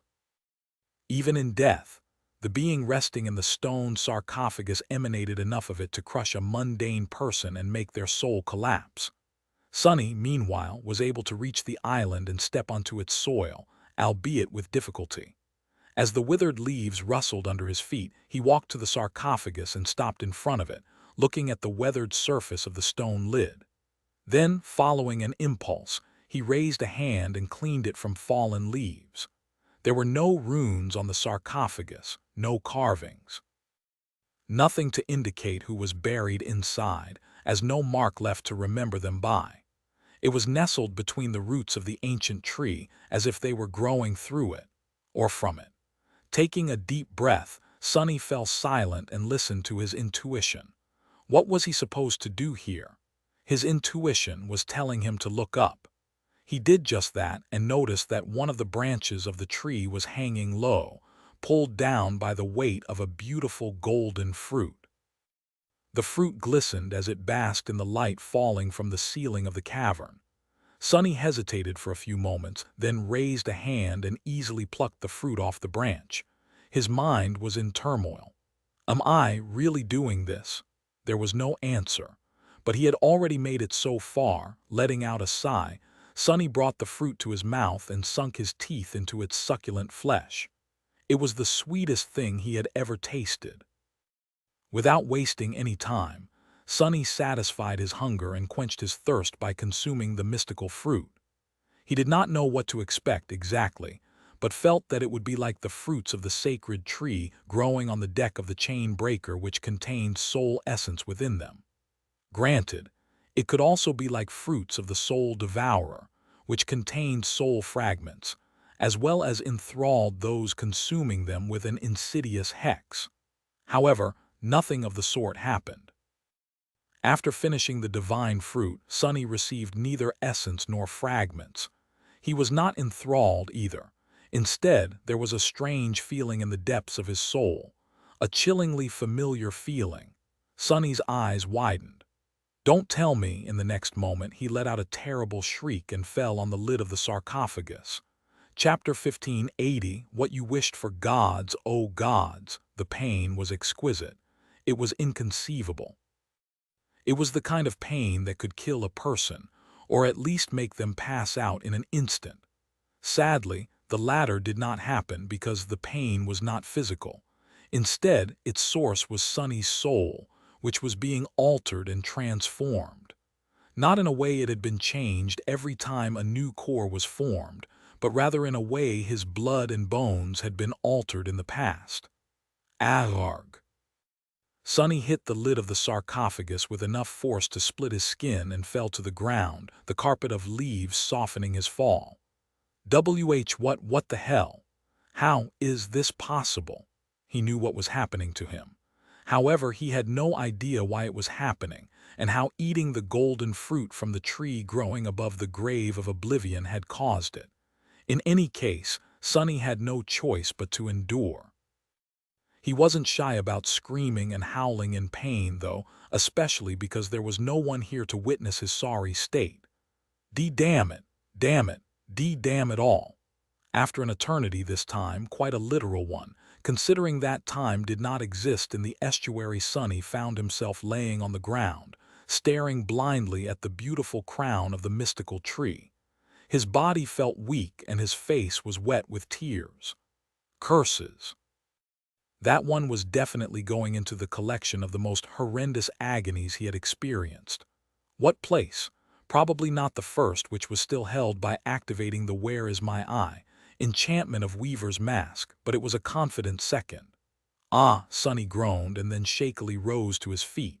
Then he took inventory of his soul. It felt different somehow and much, much more potent. Already knowing what he would see, Sonny summoned the runes. It can't be, can it? But it could. There in the shimmering field of runes, a new string appeared in the list of his attributes. Pale as a ghost, Sonny read. Attributes: faded, flame of divinity, master of shadows, blood weave, bone weave, marble shell, and at the very end a new one, soul weave. He sucked in air, stunned. How the hell? Concentrating on the new string, he read the description. A tribute description. You have inherited a part of Weaver's forbidden lineage. Your soul has been altered and imbued with stalwart potency. A lonely demon shed tears standing above a forgotten grave. A tree grew from the ground where the demon's tears fell, and from it grew a wondrous fruit. Sonny stared at the runes for a while, then dismissed them and concentrated on his soul. It felt reinforced somehow. His essence felt much more potent, and the rate at which it replenished itself was much faster.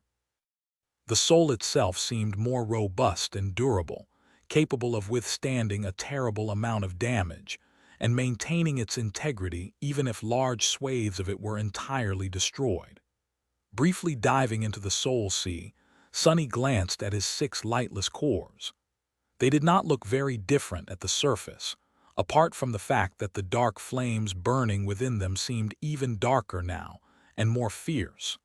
However, once he peered into the depths of his cores, was he seeing things, or had he glimpsed a weave of ethereal golden strings creating a graceful pattern within the 6 black suns? Sonny left the soul sea both elated and perplexed.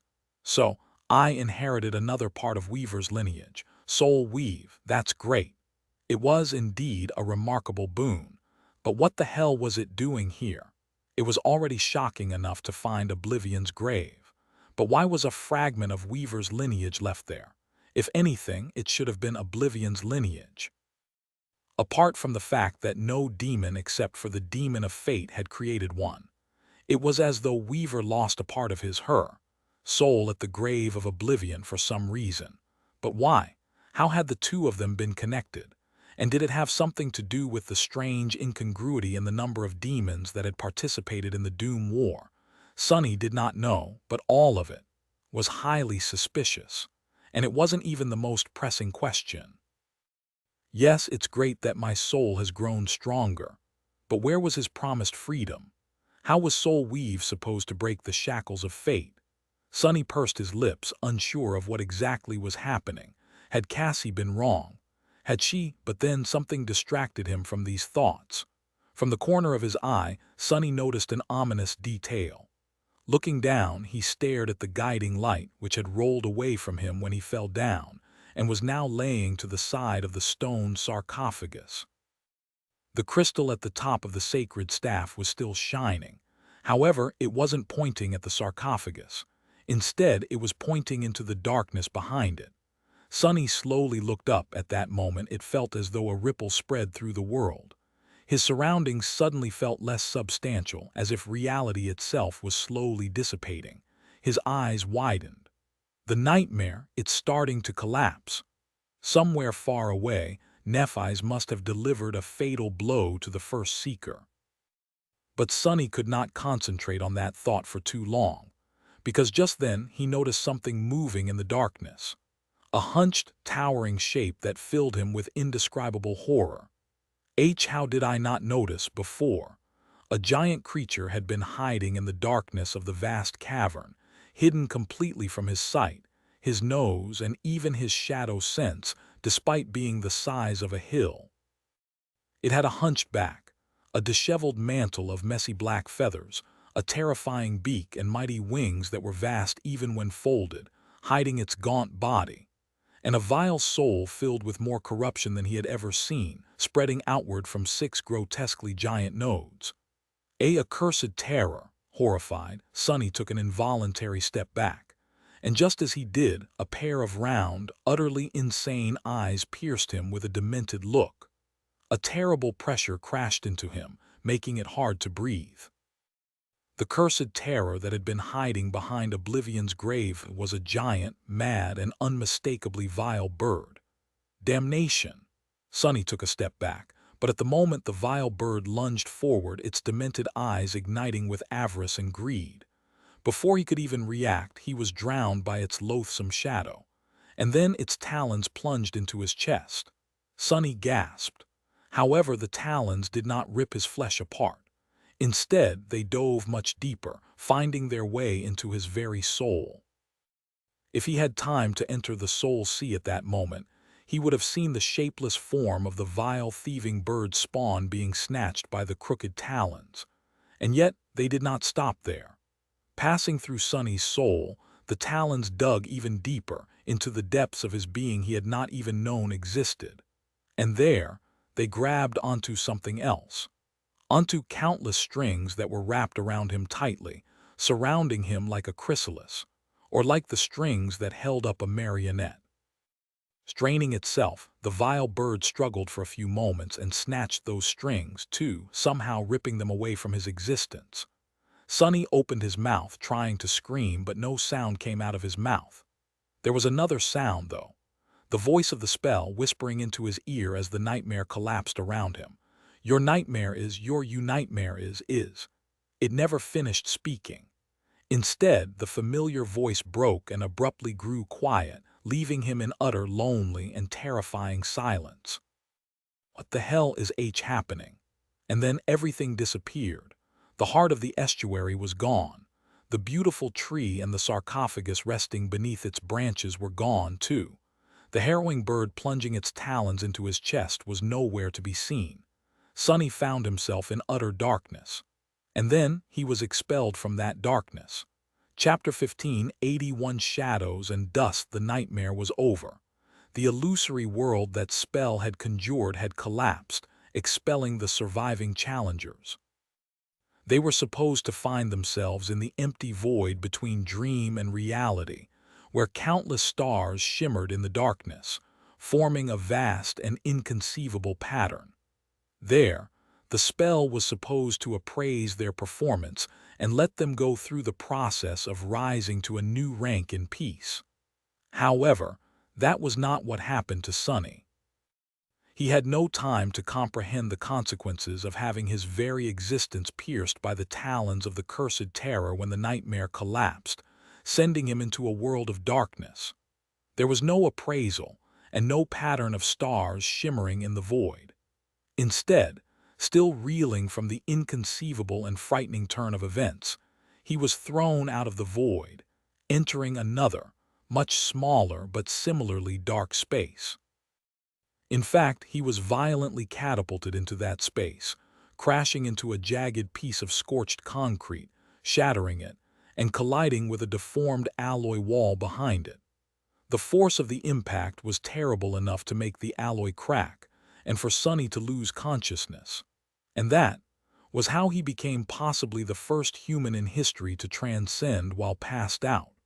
The 6 shadows gathered around his reforged body, perplexed and dumbfounded. After a while, one of them sighed and then shook its head in utter dejection. The first thing Sonny felt was pain, not the terrible kind of pain he was sadly used to experiencing from time to time, but a more mundane pain. He was laying on a rough surface, something sharp biting into his back through the fabric of Anank's mantle. The air was full of dust. The world was silent. He was cold. Groaning, he opened his eyes and sat up, feeling strangely refreshed and revitalized. Looking down, he saw jagged pieces of concrete littering the floor. No wonder he had been uncomfortable. He stretched his hand, wishing to sweep a few of them away. However, he must have misjudged his strength, because the concrete pieces simply turned to dust from his irritated swipe. More than that, the floor cracked under his palm and the world shook, more dust spilling from somewhere above. Come to think of it, where the hell was he? Sonny shielded his eyes from the dust and looked around, trying to assess his surroundings. It was rather strange. At first he thought that he had found himself in a small cave. It was a few meters in diameter, the ceiling just tall enough for him to stand up. There did not seem to be an entrance to the cave, and therefore no exit. But after a few moments of contemplation, Sonny realized that the dusty pocket of space he had come to his senses in was not a natural cave. It looked more like the result of a cave-in. The walls and the ceiling were a chaotic mess of cracked concrete and torn alloy, as if some building had collapsed on itself, forming a few pockets of empty space in the compressed ruin. Wait, alloy. As Sonny's eyes widened slightly, he concentrated on the details of his surroundings. Alloy and concrete, pieces of broken machinery, a torn piece of a sign written in human language. His heart was beating wildly. I am back in the waking world. Indeed, he was. The nightmare had ended while the horrid bird was tearing his soul with its talons, and the spell must have sent him back. Not to the nightmare desert, but instead back to the point in the waking world where his tether had been placed, which was supposed to be Valor's stronghold in one of the siege capitals of East Antarctica. Sonny observed the scene of devastation around him for a while, his expression somber. Has the siege capital been destroyed? If so, it would explain why he was in a random pocket of empty space inside a ruin instead of his quarters in the comfortably furnished stronghold of a great clan.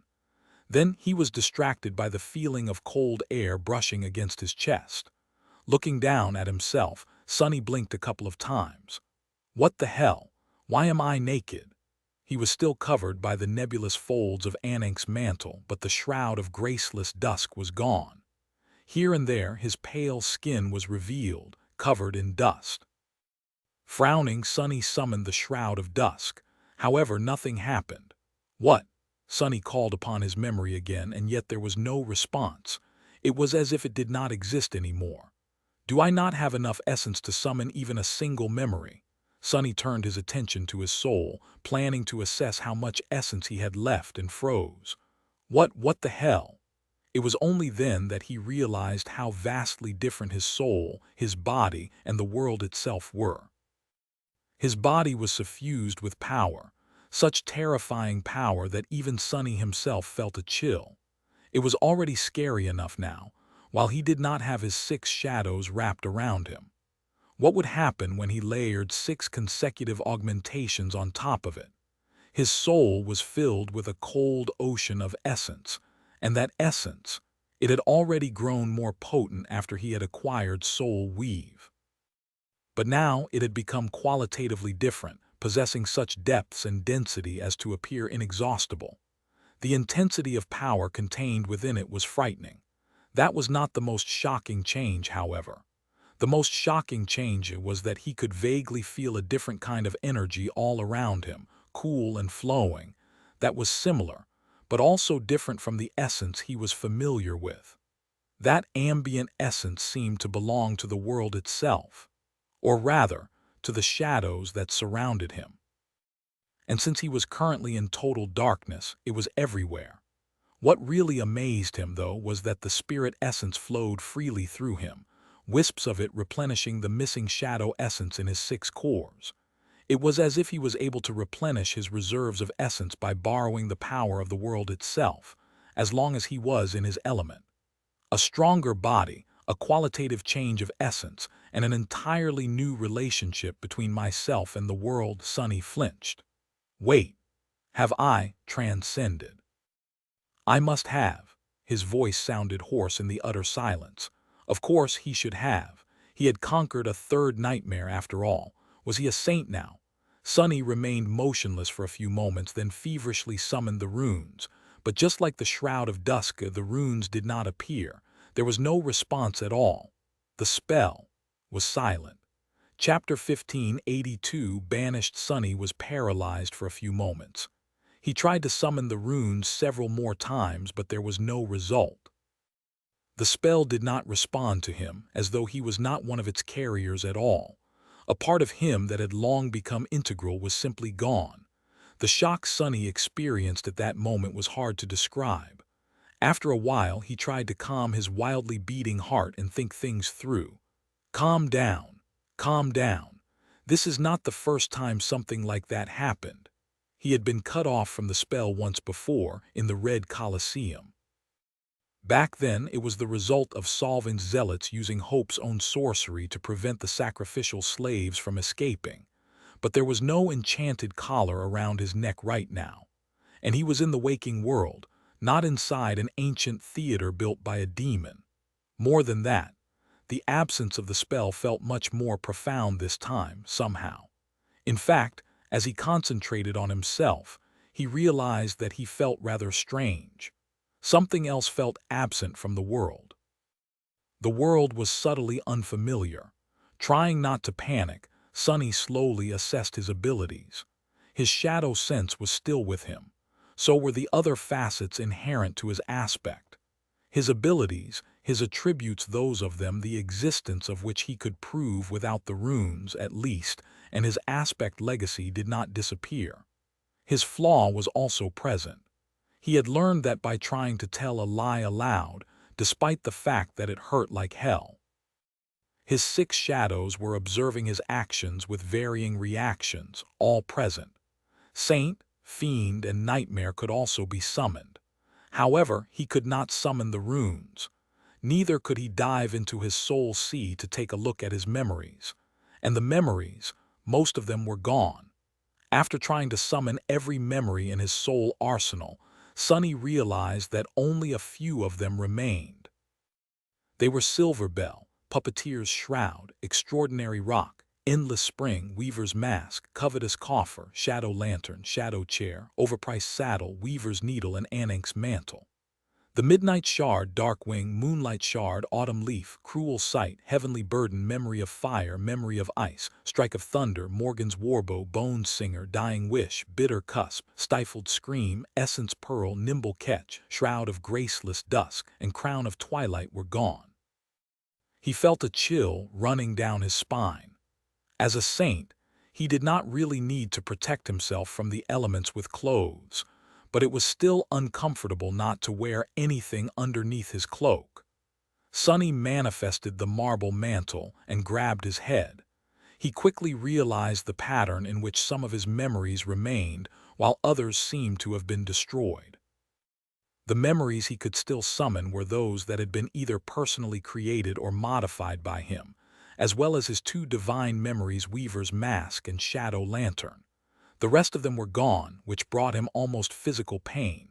My memories. Sonny almost spat blood. The pain of losing most of his soul arsenal. The precious memories he had spent years gathering. Hurt almost as much as receiving soul Weave had. Sonny felt as if he had received a terrible blow.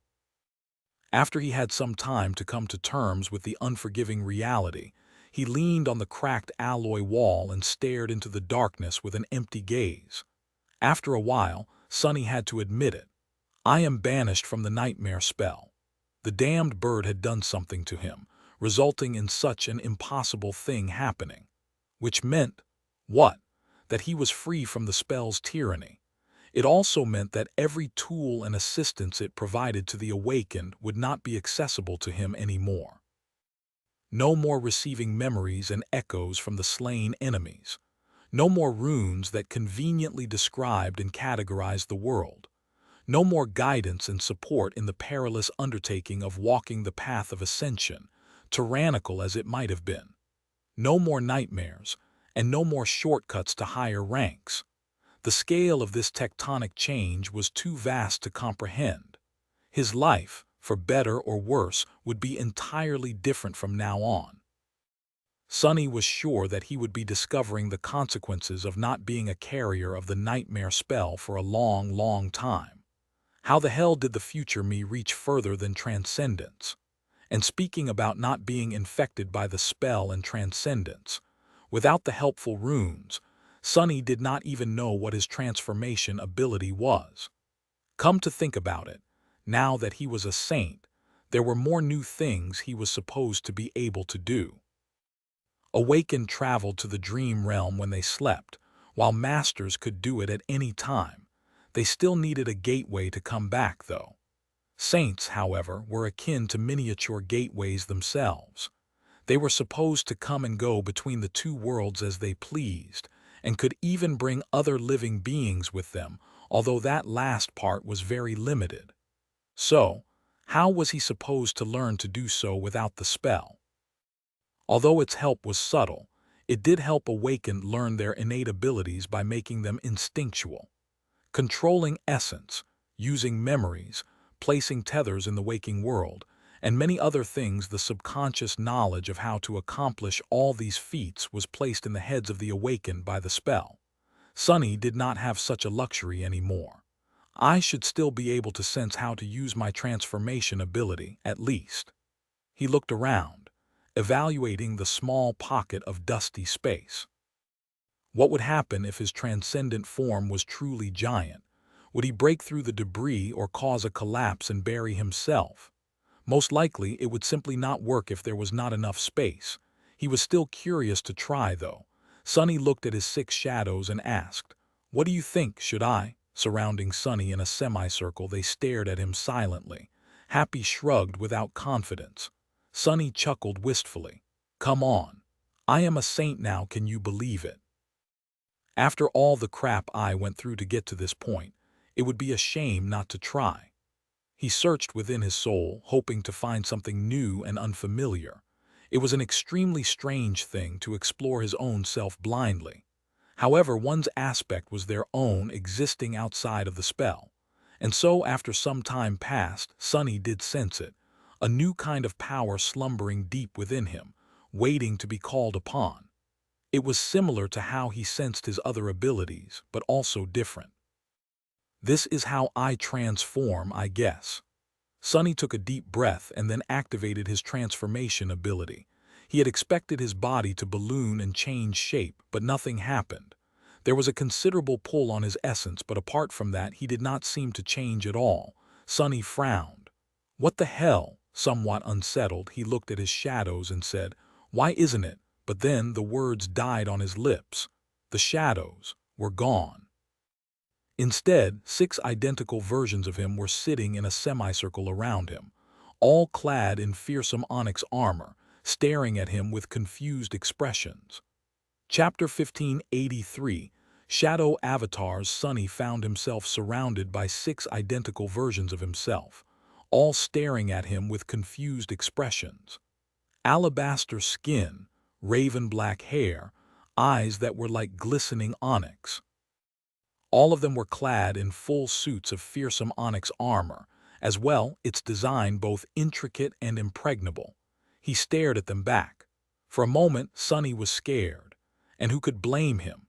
He had just managed to rid himself of the sin of solace, avoided being consumed by the mad prince, and survived a meeting with his frightening future self, each a version of him.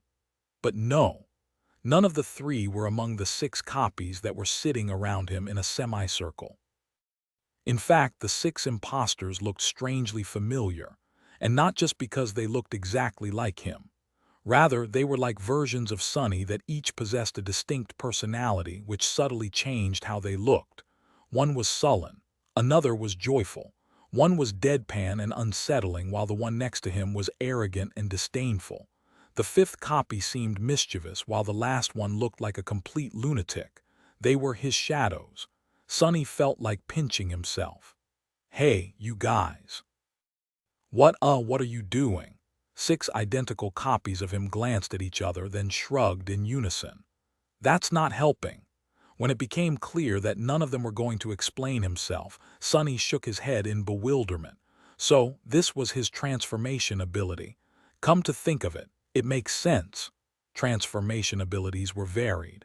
Some were more unique, while most allowed saints to assume the shape of powerful beasts. Sonny had expected to become a giant beast as well, but then again, wasn't he already capable of that? His mastery of Shadow Shell allowed him to assume the form of all manner of creatures, provided he knew how. Serpents, leopards, and winged horrors. As long as Sonny studied someone for a bit, he could grasp the essence of their being through shadow dance and recreate it through shadow manifestation. Of course, that transformation was purely physical and did not grant him the mystical powers of the beings whose forms he used. In that regard, Shadow Shell was a lesser version of a true transformation ability. But it was still an immensely powerful tool, and much more versatile than almost any such ability could be. It was reasonable, then, that his transformation would have nothing to do with his body. Instead, It had to do with the invaluable helpers that followed him around, his shadows. The new ability transformed them into perfect copies of Sunny, which was different from simply making them tangible through shadow manifestation. If simply made tangible, the shadows were fragile and vulnerable, exposing his soul to lethal damage. These shadow avatars, however, were just as strong and durable as Sunny's own body was. That much was already apparent. He could see the proof himself. That proof was the marble mantle. No, it would be the onyx mantle now, wouldn't it? Its bound trait was supposed to make it as strong as his soul was. Since Sunny was transcendent now, the mantle would have risen to a new rank as well. In any case, the mantle was a manifestation of the onyx shell attribute, and since each of the shadows was clad in the fearsome armor, they seemed to possess the same attribute, which meant that they possessed the rest of his attributes too. Master of Shadows, Flame of Divinity, Onyx Shell, and the three weaves, Blood Weave, Bone Weave, and Soul Weave. Faded, meanwhile, was up in the air. Sunny was not sure if he even had such an attribute anymore. He took a deep breath. Since the shadow avatars possessed his attributes, they were just as resilient and durable as him. The weaves granted them strength and made their bodies exceedingly tenacious, while the onyx shell granted them protection against all kinds of attacks, as well as a handful of extremely useful traits. So they were just as robust as him. But were they as powerful? What exactly could they do? Sunny hesitated for a moment and then decided to find out just that. He could still perceive the world through the shadows. Now that Sunny composed himself, he could give them a few simple commands to see what they were capable of while manifested through his transcendent ability. He concentrated on the gloomy version of himself. Sunny was about to open his mouth to give the command, but at that moment, something strange happened, making him fall silent.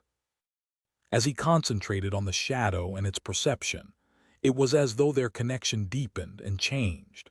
Sunny was still looking at the sullen version of himself, and in turn looking at himself through the eyes of the sullen shadow, but it felt entirely different. It was as though he was not just perceiving himself from outside his body, but actually had two bodies. Startled, Sunny flinched back. At the same time, his second body flinched back too, and he felt himself flinching back twice. He opened his mouth. "What the hell? What the hell?" His second body cried out as well, two identical voices breaking the silence of the dusty pocket of space at the same time. Sunny froze, looking at himself, and at the same time his other body also froze, looking at himself. He felt the cracked floor under his hands and shards of concrete under his other hands. Sunny raised his left hand and waved at himself, simultaneously raising his other left hand to wave at himself. How weird. It was indeed as if there were two of him. He could not only perceive the world through the shadow avatar but also control it as he would his own body. As his eyes suddenly glistened with burning intensity, Sunny concentrated. In the next moment, his own body waved its left hand again, while the shadow avatar waved its right. Complete independence. Throwing a glance at the other 5 copies of himself, Sunny gritted his teeth.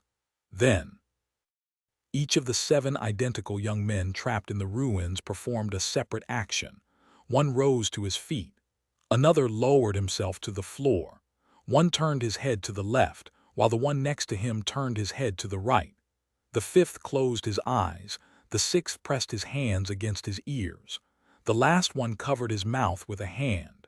7 stunned gasps resounded at the same time, one of them slightly muffled. The first Sunny, the original Sunny, swayed a little. Controlling 7 bodies at the same time put a lot of pressure on his mind, but it was not nearly as burdensome as almost anyone else would have found it.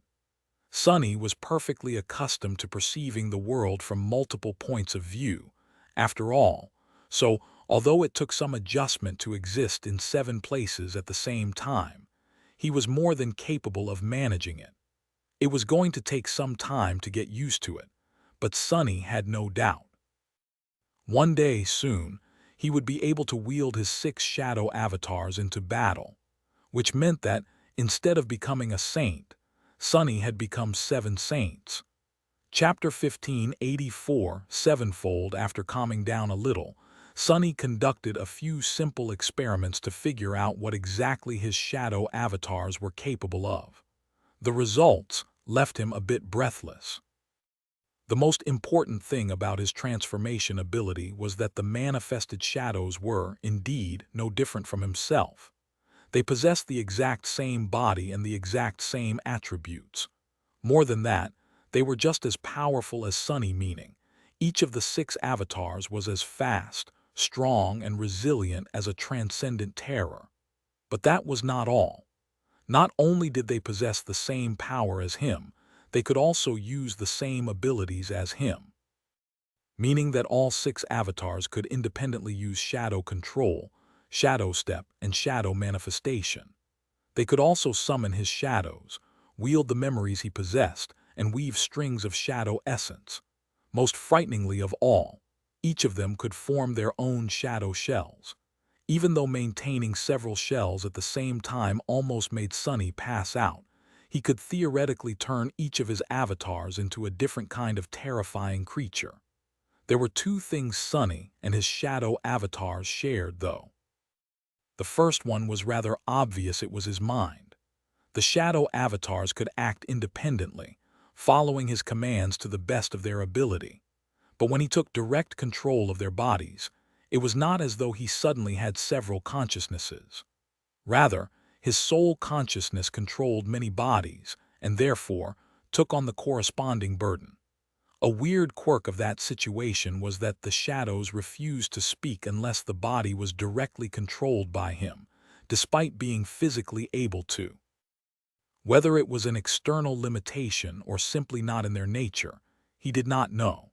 In any case, that meant that his flaw prohibited him from lying even through the mouths of the avatars. The second thing Sunny shared with his avatars was his soul. That was why they were able to summon his shadows and his memories. That was also why all 7 of them shared the same pool of shadow essence. Maintaining the avatars already cost him a considerable amount of essence. If all of them went around using powerful enchantments and activating their abilities simultaneously, the result would be truly cataclysmic, without a doubt, but also short-lived. If Ascended Sunny possessed this transformation ability, he would have been forced to only use it to deliver short bursts of truly devastating damage or short periods of incredible utility. However, Sunny was not Ascended anymore. His transcendent soul was full of frighteningly potent essence now, and could passively replenish it with spirit essence when in the embrace of shadows, to boot. Just as important was the fact that he had Soul Weave. Soul Weave entirely changed the potential of his transformation ability. With it reinforcing his soul, Sunny could summon the full wrath of his avatars for much longer. Beside that, he could also sustain a few of them permanently without losing any essence. The natural rate at which it was expended and replenished now made it so that he did not need to dismiss at least a couple of his avatars at all, which meant that he was one of those exceedingly rare, freakish saints who could maintain their transformation indefinitely. There was another important piece of information in that latest discovery, too. It was that he did not need to transform all of his shadows at the same time. He could make some into avatars while keeping the rest in their natural form. Those shadows that remained in their natural form, then, could augment either him or the manifested avatars. The proportion could be whatever he desired. He could augment himself with all 6 shadows, manifest an avatar and augment it with the remaining 5 shadows, share the augmentation between himself and the avatar, do the same with 2 avatars, and so on. In short, it was a supremely flexible and adaptable ability. Sunny could shift freely between being a single source of overwhelming power or several sources of slightly less unreasonable might. With his shadows added into the mix, the amount of strategies he could come up with grew even more varied. In short, it's ridiculous. The amount of power and flexibility that Sonny now commanded was nothing short of daunting. He was already slightly frightened by his transcendent might. Now that there could be 7 of him, that feeling only grew more intense. Sonny had always held a lot of respect for saints, but now that he was a saint himself, and one of the most powerful saints in existence, no less he truly understood why each of them was a singular existence among the awakened. Granted, there were some limitations to his newfound power. The burden on his mind and reserves of shadow essence was one of them, obviously. The need to arm each of the avatars with suitable equipment was another. They might all be wearing the onyx mantle, but that was simply because it was a manifestation of his attribute. If he summoned a powerful memory weapon, 6 copies of it would not magically appear in the hands of the avatars. There would be only one, which was a moot point for the moment. Sonny did not even have a memory weapon right now, let alone a powerful one. How the mighty have fallen! He spent a moment in bitter silence, shocked at the fact. And by thinking about it, Sonny had to face some other facts. Now that he had conducted the exploration of his new abilities and initial exploration, at least he had no choice but to turn his mind to other matters. Much more frightening matters than his transcendent power was. What had happened at the end of the nightmare? What had that cursed terror, whose identity was rather obvious, done to him? Was his fate really broken, and was he free? What had happened with the other members of the cohort in Verge? Were all of them all right? What had happened to Antarctica after the Battle of the Black Skull? Now that Sonny was back in the waking world, there was no escaping finding the answers to all these questions. He looked at his 6 identical but distinct avatars. After a few moments of silence, Sonny asked, "Shall we go take a look?" Just as expected, he was met with silence. The shadows seemed to be looking at him with expressions of support, though, each in its own way. Sonny took a deep breath and then looked up at the unstable ceiling of the pocket of space inside a ruin that he had found himself in. Let's climb out of this concrete tomb, then. Chapter 1585, climbing out of a grave. Sonny looked at the ceiling, extending his shadow sense upward. At the same time, he allowed his mind to drift back to the very end of the nightmare. And what a nightmare it had been! Sonny did not know how long he had spent wandering the dreadful currents of the great river, trying to escape the tomb of Ariel. The last cycle had taken, how long was it? Close to a year. And that was only his subjective time. For some people, like Cassie and Mordred, it had lasted for much longer. But that was only the final of the countless cycles. So he could not even guess how long of a journey it had been. What he did know, however, was that it ended in the very heart of the estuary, past the silent lake where Ariel's heretical testament had been inscribed, near the forgotten grave of the demon of oblivion, where a cursed terror had been waiting for him, hidden in the darkness. That terror, Sonny was more or less sure who it was. The loathsome thieving bird, hated both by the gods and the beings of the void. It was the thieving miscreant who had stolen one of Weaver's eyes, and whose spawn he had slain on the forgotten shore, thus receiving the drop of ichor in Weaver's lineage. That single event had started the chain of falling dominoes that intertwined his fate with the nebulous demon, as well as the rest of the demons and the dead gods. Wasn't it very ironic, then, that the thieving bird would be the one to break that fate? And Sonny was pretty sure that that was exactly what the vile thing had done. The moment the thieving bird's talons plunged into his chest, he felt it taking something from his soul. But then, he vaguely sensed it taking something else from somewhere that lay even deeper. It was a hard thing to describe. Even now, Sonny felt somehow different, in addition to all the changes caused by the transcendence. It was as though a burden he did not even know he was carrying had been lifted, making him feel both unburdened and scarily untethered. Had the vile thieving bird stolen his fate? That would certainly be one way, an indescribably bewildering and roundabout way for Cassie's promise that he would gain freedom in the estuary to come true.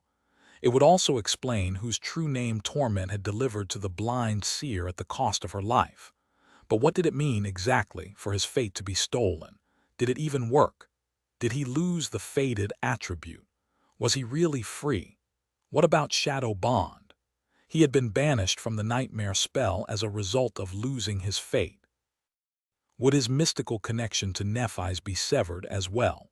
Sonny frowned, knowing that he would find out soon. One thing is certain, though. If the nightmare had not ended at just the right moment, he would have certainly been killed.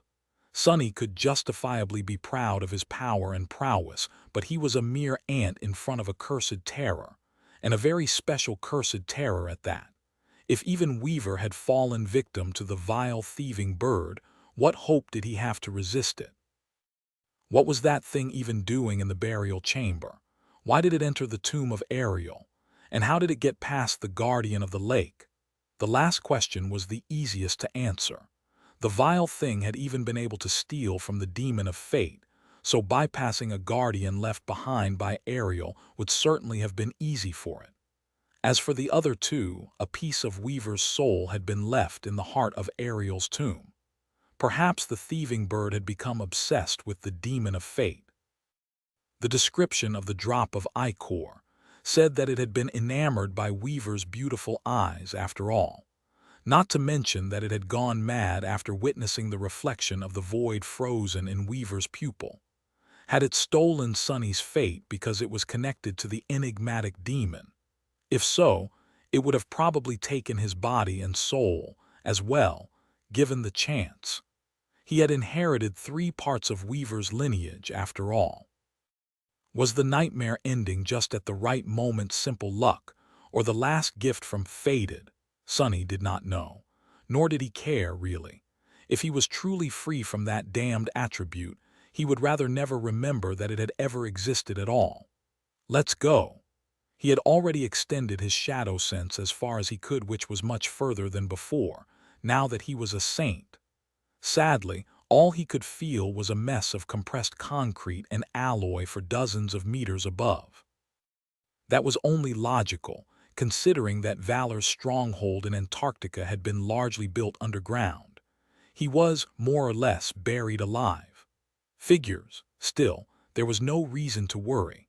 Sonny could not simply use Shadow Step to reach the surface, but he was more than strong enough to burrow through the ruins. Mundane concrete and alloy could not stop a saint. However, there was a simpler method. Sonny lingered for a moment, then dismissed his avatars and wrapped the shadows around his body. Then he dissolved into the darkness, becoming a shadow himself. The collapsed stronghold was not a monolith. Even after it crumbled, there was plenty of space left between the debris, perhaps not enough to accommodate a human body, but more than enough for a formless shadow to slip through. Gliding up the wall, Sonny slid into a thin crack between 2 concrete plates and slithered upward for a few meters, eventually reaching a dead end where the debris was compressed too tightly, leaving no gaps. There, he simply used Shadow Sense to locate another tiny pocket of empty space nearby and teleported to it, still maintaining the form of a shadow. Just like that, he ascended higher and higher, slowly approaching the surface. In the process, Sonny discovered something remarkable. Now that he could absorb the ambient essence while in the embrace of shadows, the rate at which his own essence was being consumed to keep himself intangible was lower than the rate at which it was being replenished. In other words, Sonny could remain in the form of a shadow indefinitely now, for as long as he stayed away from bright light and true darkness. Amazing!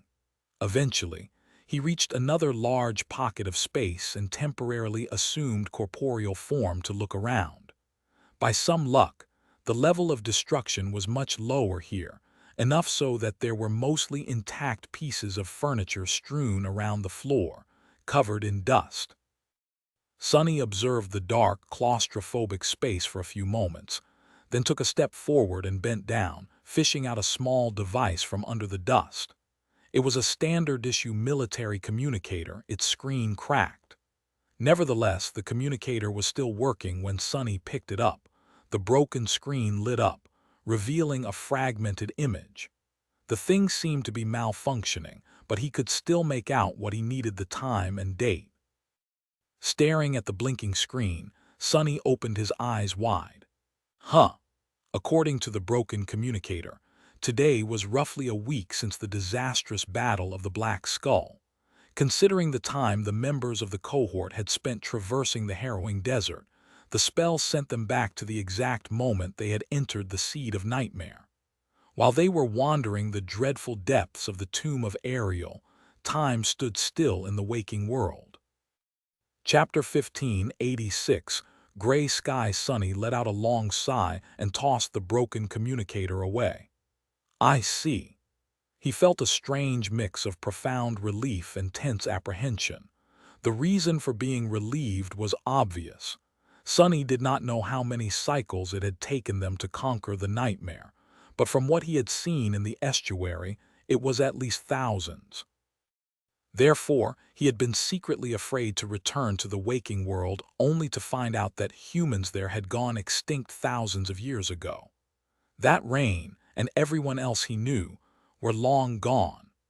Alternatively, the strange nature of the great river could have resulted in them leaving the nightmare in the time corresponding to where they were in relation to the estuary, namely, in the Age of Gods, which would have been terrible in its own right. So the fact that their third nightmare had taken no time at all, from the point of view of the waking world, was one of the best possible outcomes. However, it also meant that Sonny and the other members of the cohort had been sent to a continent where an unknown number of great horrors were currently roaming freely. Now that they were saints, did they stand a chance in a battle against the terrifying creatures that had entered the waking world during the Battle of the Black Skull? That was the reason Sonny felt tense. I wonder if we'll meet Skinwalker again, he smiled somberly, and then dissolved into shadows once more. At least I didn't miss years of Rain's life. Encouraging himself like that, Sonny continued slithering through the ruins. After a while, he finally reached the surface. Sonny found himself on the slope of a vast crater under a stormy gray sky. Even though the situation was more than a little ominous, he suddenly felt a strange sense of comfort. It was a privilege many people never thought about, to have a familiar sky above their heads, to be home. Without wasting any time, Sonny scaled the slope and escaped the embrace of shadows at the top of the tall mound formed by the crater. Standing there, he looked around, at what he had expected to be the ruins of an obliterated siege capital. To his surprise, the siege capital did not look particularly obliterated. Sure, there were signs of destruction here and there, with a few buildings having collapsed, but Valor's stronghold seemed to have sustained the worst damage. Most of the city was still intact, and there were crowds of people moving through the streets in an orderly manner, escorted by the soldiers. As Sonny assessed this scene, two details attracted his attention, both shaking him to the very core. The first one was near the center of the city, where a large park sprawled. There, a giant gate pierced the sky, dwarfing the tallest building in the siege capital. It was like a vertical fracture in the fabric of the world, instilling him with terror. Here too, but why? Then he noticed that there was something strange about the giant gate. It was entirely, utterly wrong. Usually the gates looked like tears in reality, revealing nothing but vile darkness in their depths. But this one was different. Not only did Sonny not feel an instinctive revulsion toward the strange gate, but there was also no darkness within it. Instead, he could see to the other side. There, clearly visible through the fracture of the gate, a beautiful lake sparkled under bright sunlight, and from that lake rose a magnificent castle. It was Bastion. Sonny was still struggling to comprehend that stunning sight when he noticed something else. There was an orderly column of refugees slowly entering the gate. He shuddered. That is impossible. A nightmare gate was not something one could enter. It was a door that only opened one way from the dream realm into the waking world. Therefore, anyone trying to pass through a gate from that side was destined to fail. More than that, approaching a gate was lethal. Sonny had briefly brushed against one himself in Falcon Scott, and it was a memory he did not wish to revisit. So how could countless refugees be passing through the strange nightmare gate? Was it even a nightmare gate? Or something else entirely? The answers to these questions were, perhaps, connected to the second detail Sonny had been stunned to see. And that one was far more chilling. Out there, far away from him, the great wall of the siege capital stood, broken and torn. Long spans of it had collapsed, and beyond them a mountain of black flesh was rolling across the plain, devouring everything in sight. There were no soldiers, no awakened, and no lumbering MW UPS on top of the damaged wall. However, there was a single human there, facing the great horror with indifferent resolve. From that distance, Sonny couldn't see who it was exactly. All he could tell was that it was a man. The man was tall, with broad shoulders, his posture as straight and sharp as a steel sword. A long vermilion cloak fluttered in the wind behind his back. The man did not move, but the stormy clouds seemed to follow his will, flowing across the sky. A rustling haze connected the clouds with the crawling mountain of black flesh, as if rain was falling from the sky. That rustle Sonny looked up at the clouds that obscured the heavens like a gray veil. And no, it can't be. It was only then that he understood that they were no clouds at all. Instead, they were countless flying swords, enough of them to form a storm front, all moving with clear and hypnotizing, lethal intent. The haze he saw in the distance was not rain, but thousands of swords falling on the colossal abomination like a bombardment of slaying steel, shredding and slicing its profane flesh apart. Sonny paled, forgetting to breathe. He suddenly realized who the man facing the great horror was, what the strange gate was, and why the siege capital had not been destroyed yet. The King of Swords had descended into the waking world, and with him, the harrowing might of a sovereign's domain had descended as well. Chapter 1587. Dream Gate. Sonny remained motionless for a few moments, staring at the distant figure wearing a bright vermilion cloak. The clouds veiling the sky were not clouds, but a myriad of flying swords.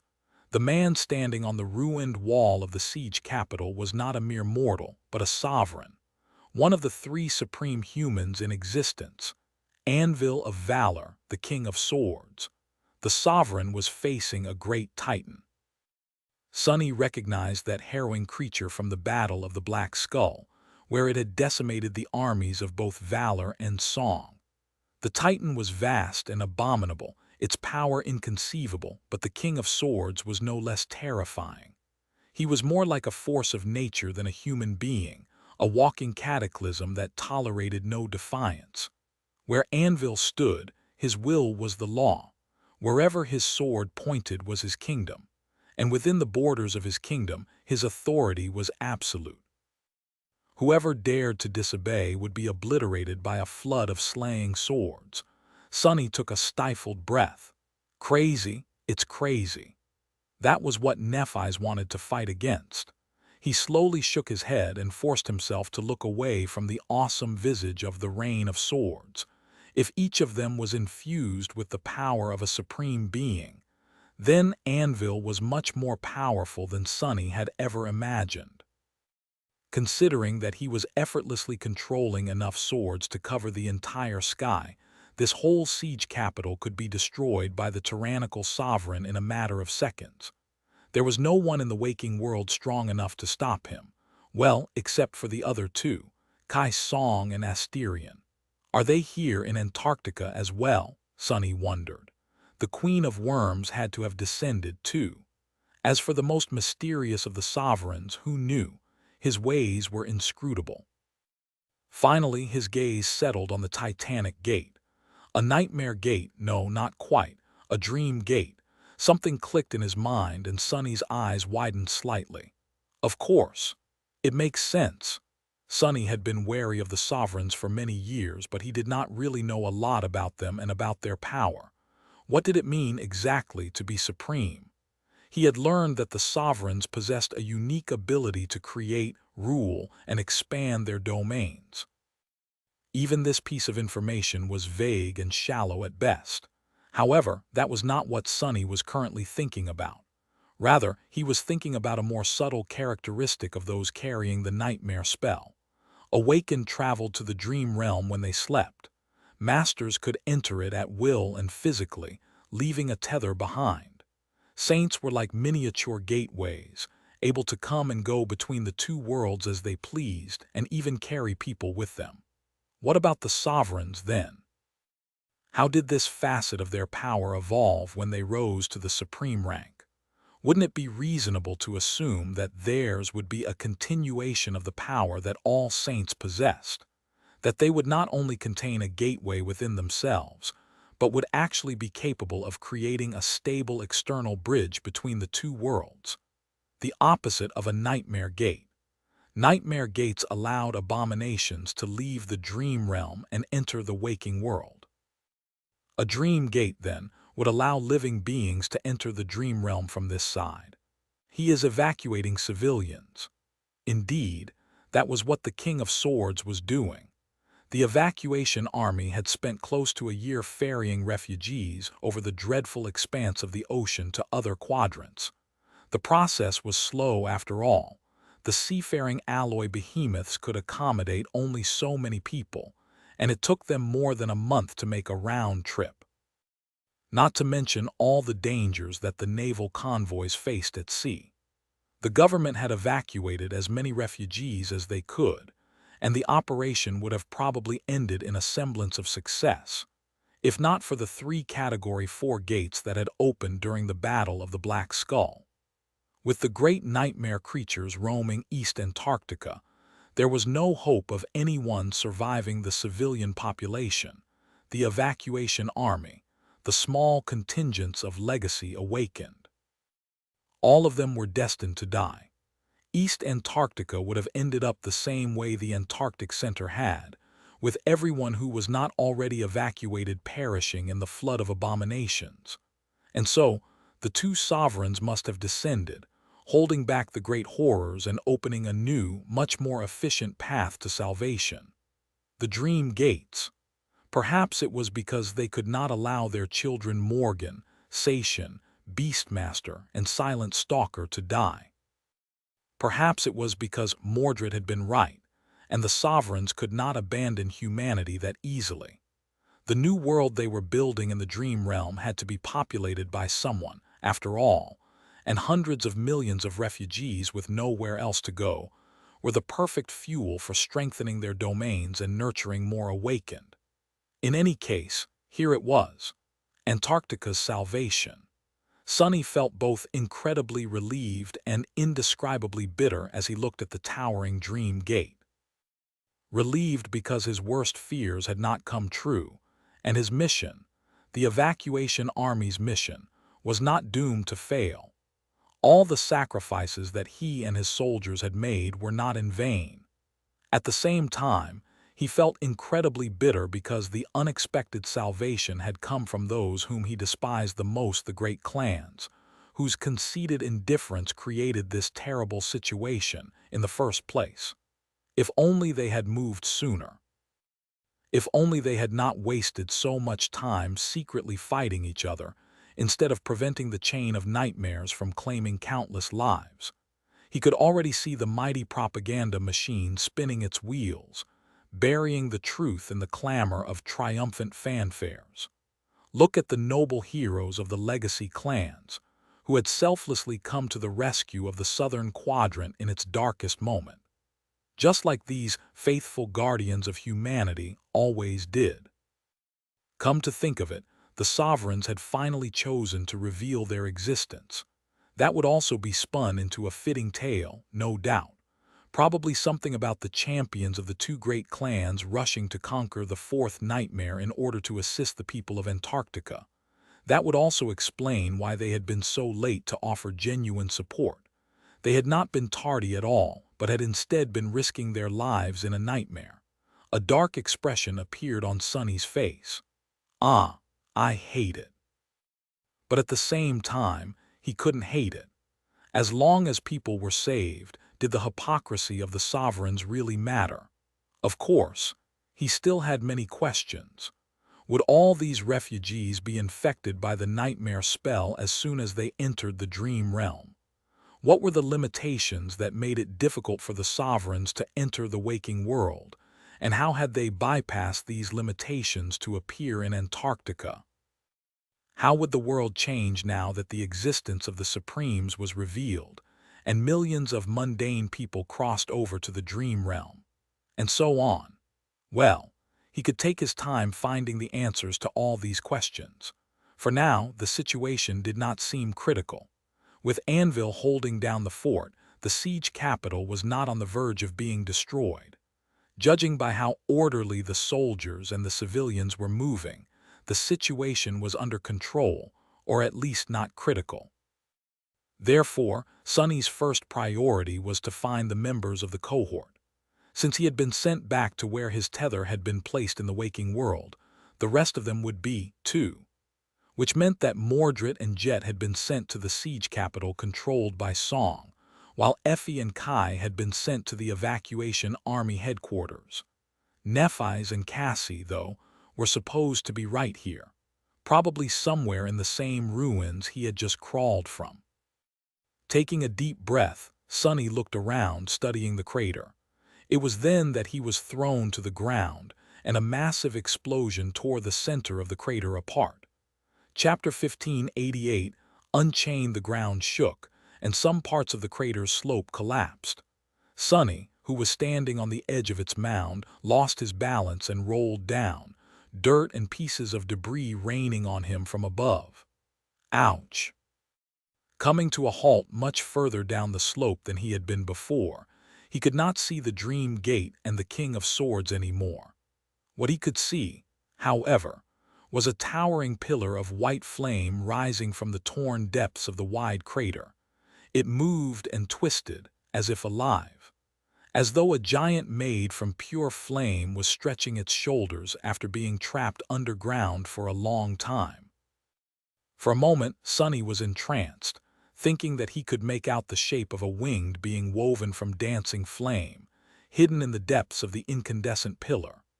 Then, the whirlwind of flame collapsed on itself and slowly formed into a humanoid figure. The radiant being looked like a beautiful, pure spirit of immaculate light. Her graceful body contrasted against the dark soil of the deep crater. With wide wings spread behind her like a blinding mantle, she slowly glided down. The moment her feet touched the ground, it started to melt. Slowly, the brilliance of her skin grew dimmer and was then extinguished. Without the blinding light, Sonny could finally see who had just escaped the ruins. Of course, he had already guessed who it was.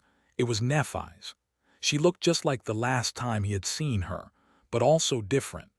Not only because the white metal of the Starlight Legion armor was torn and scorched, breached in half a dozen places.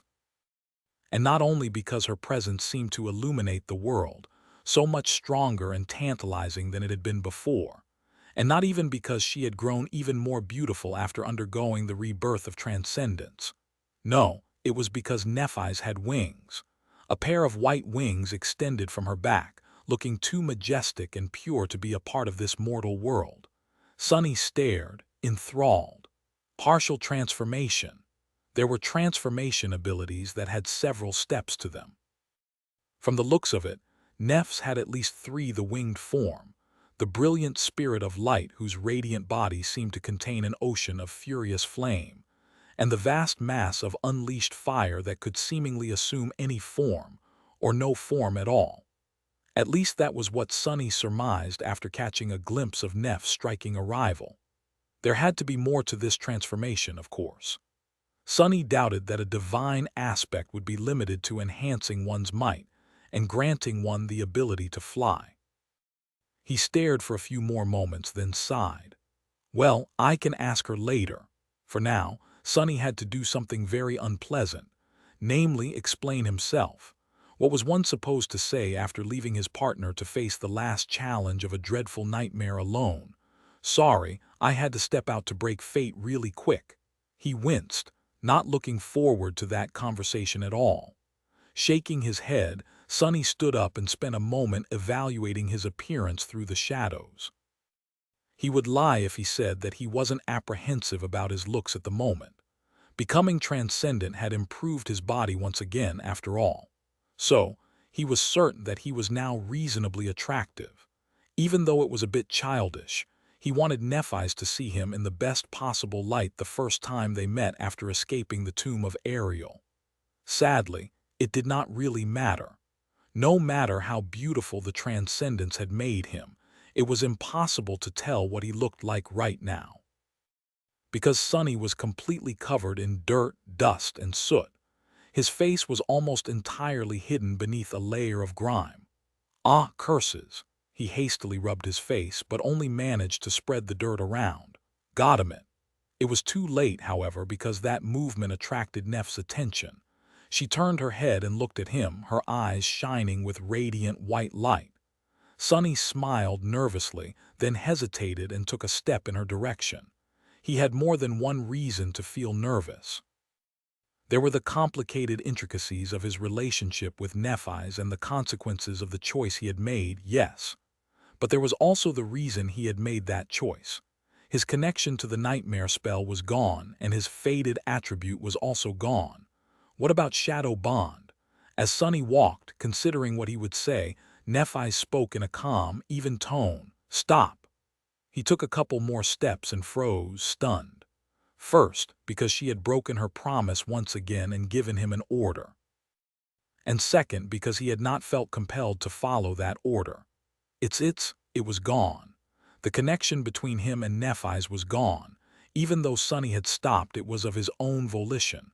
When she told him to do so, there was nothing forcing him to stop walking. Nothing had overwritten his personal will, nothing had violated his freedom and agency. Even though he had received a direct command, there was no reaction at all. Sonny took a shaky breath. It worked. It worked. An involuntary smile found its way onto his face. I'm free. Sonny had been a bit scared to face Nephis after abandoning her at Verge, but he was much more scared that his decision to leave had been for nothing. That would have been a really, really bitter pill to swallow, but luckily it had not been in vain. Everything had worked just as promised. Faded was gone. The chain of Shadow Bond wrapped around his neck was gone as well. His wish had come true. His smile widened, refusing to go away. Which was a bit awkward, considering the nature of the conversation they were about to have.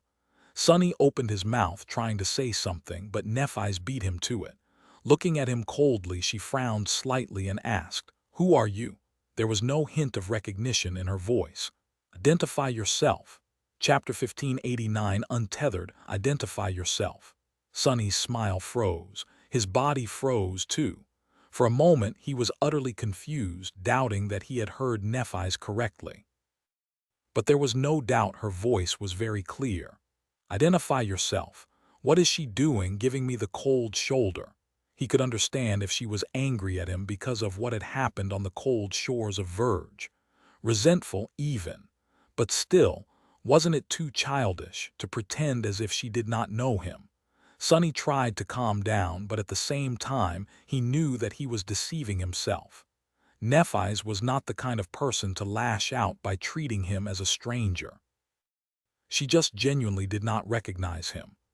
How can it be? Well, to be fair, he was indeed covered in dust and dirt from head to bottom. It was easy to mistake him for someone else. No, was it? It might have been for someone else, but not for Nephis. She knew him far too well for that, not to mention that he was wearing a rather unique suit of armor. There was no mistaking the onyx mantle. Sonny hesitated, not knowing what to say. But he had to say something because the pressure of the flaw was building, forcing him to answer. "It's me, Sonny." His voice sounded strangely lost. Neff's frown deepened slightly. "Your affiliation," petrified and feeling his hair stand on end, Sonny answered stiffly. "Evacuation Army, I guess. Army Command Special Envoy." What was going on? What was happening? As Sonny was balancing on the edge of mental collapse, desperately trying to keep the emotions from showing on his face, Nephis nodded. It seemed that she accepted his explanation easily. She looked around, then opened her mouth to say something. possibly to ask what was going on, what date it was, and what state the southern quadrant was in. But then her expression changed, and she turned slightly, as if listening to a distant sound. Cassie! A moment later, Nephis dashed away and plunged her hands into the slope of the crater. Her beautiful white wings spread, and with a barely audible gasp, she pulled a massive alloy plate from under the ground. The plate itself must have weighed many tons, and with the added weight of all the soil and debris piled on top, it should have taken titanic strength to raise it. But that was exactly the kind of strength Nephis possessed. Straining her slender body, she gritted her teeth and tossed the massive plate of torn alloy to the side. It landed a dozen meters away from them, making the whole crater shake and raising a cloud of dust into the air. Then Nephis jumped down into the ruins below, leaving Sunny alone for a few moments. He gasped for air, suffocating. Fate, the thieving bird stole my fate. But what did it mean to have his fate stolen? In simple terms, it meant that the loathsome miscreant had taken all the countless strings of fate that bound Sunny and tore them away, leaving Sunny entirely free of their shackles. However, those shackles were also what made Sunny the person he was, and what connected him to all other living beings as well as to the world itself. He suddenly remembered a thought that had visited him once in the depths of a nightmare. As one went through life, they collected strings and tethers that connected them to others. Everyone's fates were intertwined, and everyone was tied down and bound by those numerous connections, some of them fleeting, some deep and precious. Sunny, too, was tethered to the world that way. Or rather, he had been. By proclaiming that he wanted to break fate, that he wished to be free of its chains, had he not proclaimed his desire to set himself free from these tethers as well? His mouth was suddenly terribly dry. Taking a step back, Sunny swayed and almost fell down. His face was as pale as that of a ghost. "Be careful of what you wish for." A disbelieving chuckle escaped from his lips. He should have known that there would be a price to pay. No, he had known. Of course he knew. But he stubbornly pressed forward anyway to gain freedom. Well, now he had gained it. He had liberated himself, not just from fate but from everything. When the vile thieving bird stole the strings of fate wrapped around him, it also tore his very existence from the tapestry of fate. And so his existence was erased from the fabric of the world. His fated attribute was gone. His connection to the nightmare spell was gone. And much more importantly, he had lost his true name as well. Because true names were innately tied to one's fate. That was why Nephis could not command him anymore. Everything about his aspect remained intact, including his innate ability, Shadow Bond. Find a worthy master and let them know your true name. Once they recite it out loud, you will be bound to their will, unable to disobey any command. It is improper for a shadow, let alone a divine one, to walk around without a master. Shadow Bond had not disappeared. It was just that Sunny did not have a true name anymore, and therefore its condition could not be fulfilled. The bond formed between him and Nephis was broken, and no one else was going to be able to enslave him ever again, because a fateless being could not earn a true name. Sunny was truly and utterly free, but at what cost? The memories of his existence had been erased from the world. Be careful of what you wish. Of what you wish for. Sunny fell to the ground and looked up, at the gray sky drowning in the flood of rustling swords. After a while, a terrible smile split his face like a jagged chasm. Taking a shallow breath, he laughed bitterly and whispered, "I'm free." Chapter 1590 Epilogue. Winter had grasped the streets of NQSC with frigid fingers, making people on the streets shiver from the chill and hurry to get inside. The sky was distant and cold, full of icy clouds. In one of the more prosperous districts of the city, a splendid-looking young man was sitting on a rusty bench, cradling a cup of luxurious plant-based coffee in his hand. Despite being dressed in light clothes, he didn't seem to be bothered by the cold. In fact, he looked like nothing in this world could bother him.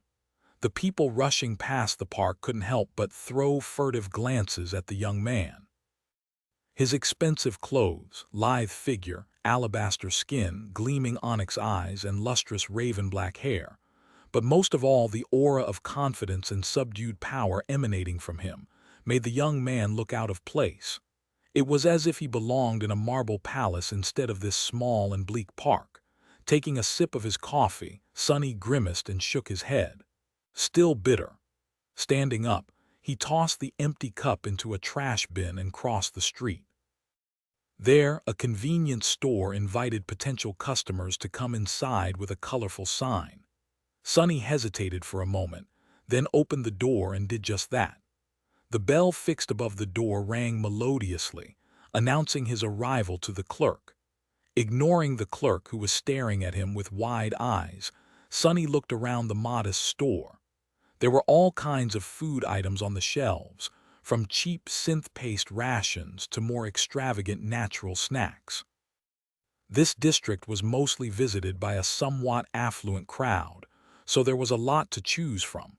That said, Sonny did not really know what to buy. Despite having been an affluent person himself once, he had rarely visited stores like this. Most of his time had been spent in the dream realm anyway, and here in the waking world, he would usually either eat at the academy or cook something up back home. Sonny stared at the shelves for a while, then turned to the window, where a small dining surface was arranged for those who wanted to grab a quick bite right here in the store. Currently, there was only one person sitting in front of the window. It was a pretty young woman in a neat school uniform, who was absent-mindedly eating cup ramen while studying the screen of her communicator with a serious expression. She had pale skin and black hair, just like him. In fact, one could even say that the two of them looked quite alike. Sonny cleared his throat and then asked in a neutral tone, "Hey, what's good here?" The girl was distracted from her communicator and turned to him, still engrossed in whatever it was she had been reading. "What?" Then she froze, looking at him with wide eyes. Sonny sighed, already accustomed to such reactions. It had already been a bit bothersome before he transcended, but now that he was a saint, mundane humans were often startled by his appearance. He smiled politely. "I asked what you would recommend. Is that one good?" He pointed to her meal. The girl nodded, acting a little bashful. "Ah, yes, sir." "Sir, well, it's better than brat, I guess." Sonny nodded and went on to purchase himself the same type of cup ramen. Pouring boiling water into the cup, he sat down on the chair next to the young woman. There were only 2 chairs there, to be fair, and looked into the window. He was unperturbed, but she seemed to be feeling awkward. After a few moments of silence, the girl asked in a shy tone, "Can I ask, sir, are you an awakened?" Sonny glanced at her, then opened the steaming cup of ramen and picked up his chopsticks. "Oh, sure." He enjoyed the spicy smell, then slurped a generous portion of noodles and chewed them with visible delight. "Wow, you weren't lying. This one is really good." The girl stared at him strangely and then suddenly asked in a hesitant tone, "I'm sorry, but do I know you?" Sonny looked at her and remained silent for a few long moments. Then he lightly shook his head. No, I don't think you do. I mean, why would you? I'm quite a memorable person, actually. I doubt someone would easily forget meeting me." In normal circumstances. While she looked away in embarrassment, Sonny shrugged. "Why do you ask?" The girl shook her head. "No, it's just that you look familiar, sir. I must have mistook you for someone." Sonny studied her for a couple more seconds, then turned away. "Don't worry, I won't hold it against you." He returned to his food while the young woman finished hers. They didn't speak again for a while, but then Sonny suddenly asked, "Are you a local here in NQSC?"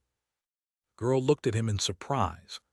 Sure, although I'll be moving soon. My dad, he works for the government, so with everything that is going on, he is being sent to a new post. We'll be leaving in a few months," Sonny sighed. "Ah, I see. Actually, I'll be leaving on a long journey soon, too." He smiled and put his chopsticks down, then added in a strangely wistful tone, "Because I'm far away from home."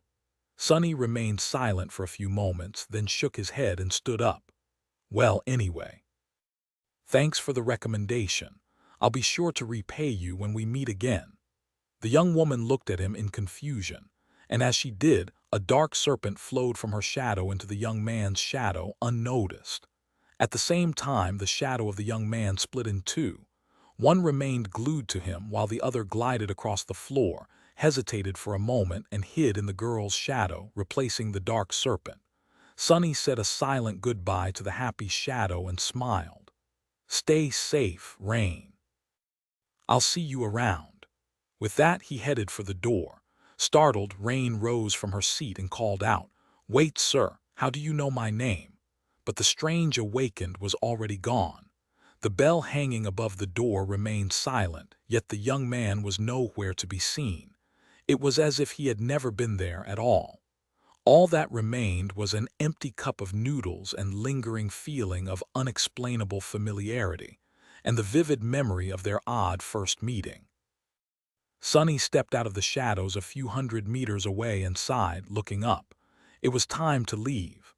White snow was falling slowly from the lonesome gray sky. End of Part 3, Well of Wishes. End of Volume 7, The Tomb of Ariel. Chapter 1591. Years later, there was a rustle, and a gentle breeze caressed Sonny's face. He awoke slowly, allowing himself to enjoy the sweet moments of comfort and peace that dwelled on the edge between dream and wakefulness. His bed was soft, warm, and cozy today. It was especially hard to abandon its familiar embrace. After a while, he sighed and opened his eyes. The sun was yet to rise, but the sky outside his window had already started to brighten. The wind blowing from the lake made the curtains flutter, filling the modest bedroom with the delightful smell of freshness. Even after all these years, Sonny was still sometimes startled at how clean and pure the air of the dream realm was. He took a few deep breaths, rubbed his face, and rose from the bed. His room was not very large and not very luxurious. However, it was very cozy. There was a bed, a nightstand, a case with various books crowding the shelves, a writing desk, and a simple dresser. The furniture was made out of natural wood, crafted with affection and care.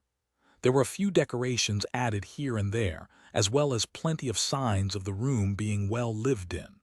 Well, of course it was. He had been spending his nights here for a long time, after all. Putting on simple clothes and summoning the nebulous mantle, Sonny yawned, tied his hair back, and left the bedroom. He splashed some water in his face, then went to the kitchen and brewed himself a large cup of strong, fragrant coffee. Finally, holding the steaming mug, he left the house and sat down on the porch, intending to enjoy his coffee while watching the sun rise. It was rather hard to get his hands on coffee beans in the dream realm, but today Sonny wanted to pamper himself. It was his birthday, after all. He was turning 26. Of course, no one in the world knew that. Taking the first sip of his coffee, Sonny smiled slightly and looked up.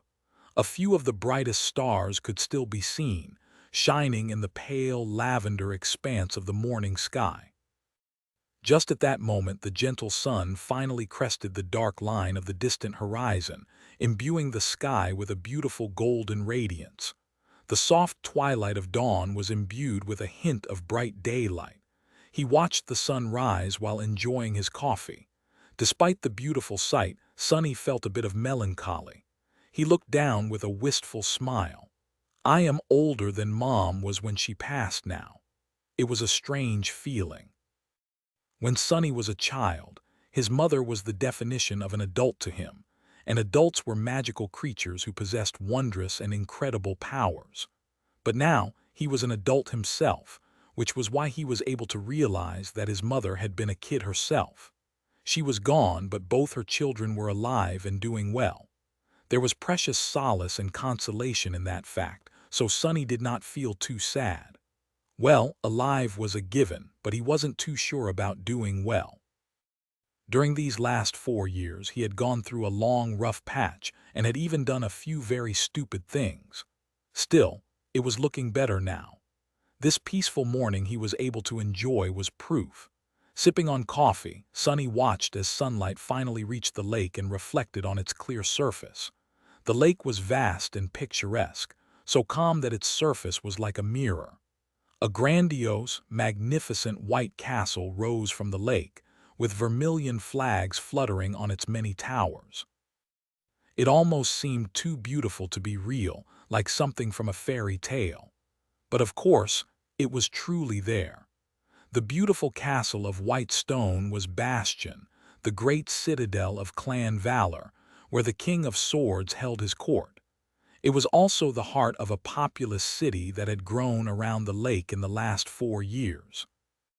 After the sovereigns had revealed themselves, most of the remaining civilian population of the southern quadrant, around 200 million people, was evacuated directly to the Dream Realm, divided between Bastion and Ravenheart, and gradually funneled into lesser citadels. Later, the Dream Gates were opened in the other quadrants, and even more mundane people received a chance to relocate into the Dream Realm. Even if few understood the true meaning of these events, the gradual exodus of humanity from the waking world had already begun. For now, most of those who left were from the fringes of society, people who did not possess citizenship, and therefore did not receive their share of the scarce resources needed to live a proper life on the dying earth. But Sonny knew more than most. He had no doubt that, sooner or later, everyone would leave, if they were given enough time. As the years passed, the situation in the waking world would gradually turn worse and worse. There would be more nightmare gates, more powerful nightmare creatures, and less space for humans to exist, until the entire world was swallowed by the Dream Realm. Granted, humanity was growing stronger too. The chain of nightmares had been like a turning point in history. Before, the number of awakened in the world was relatively limited. There were 100,000 awakened or so, a few hundred masters, and a few dozen saints. After Antarctica, these numbers changed. By now, there must have been no less than 1 million awakened out there, with several thousands of masters and more than 100 saints guiding them all to fight against the nightmare creatures.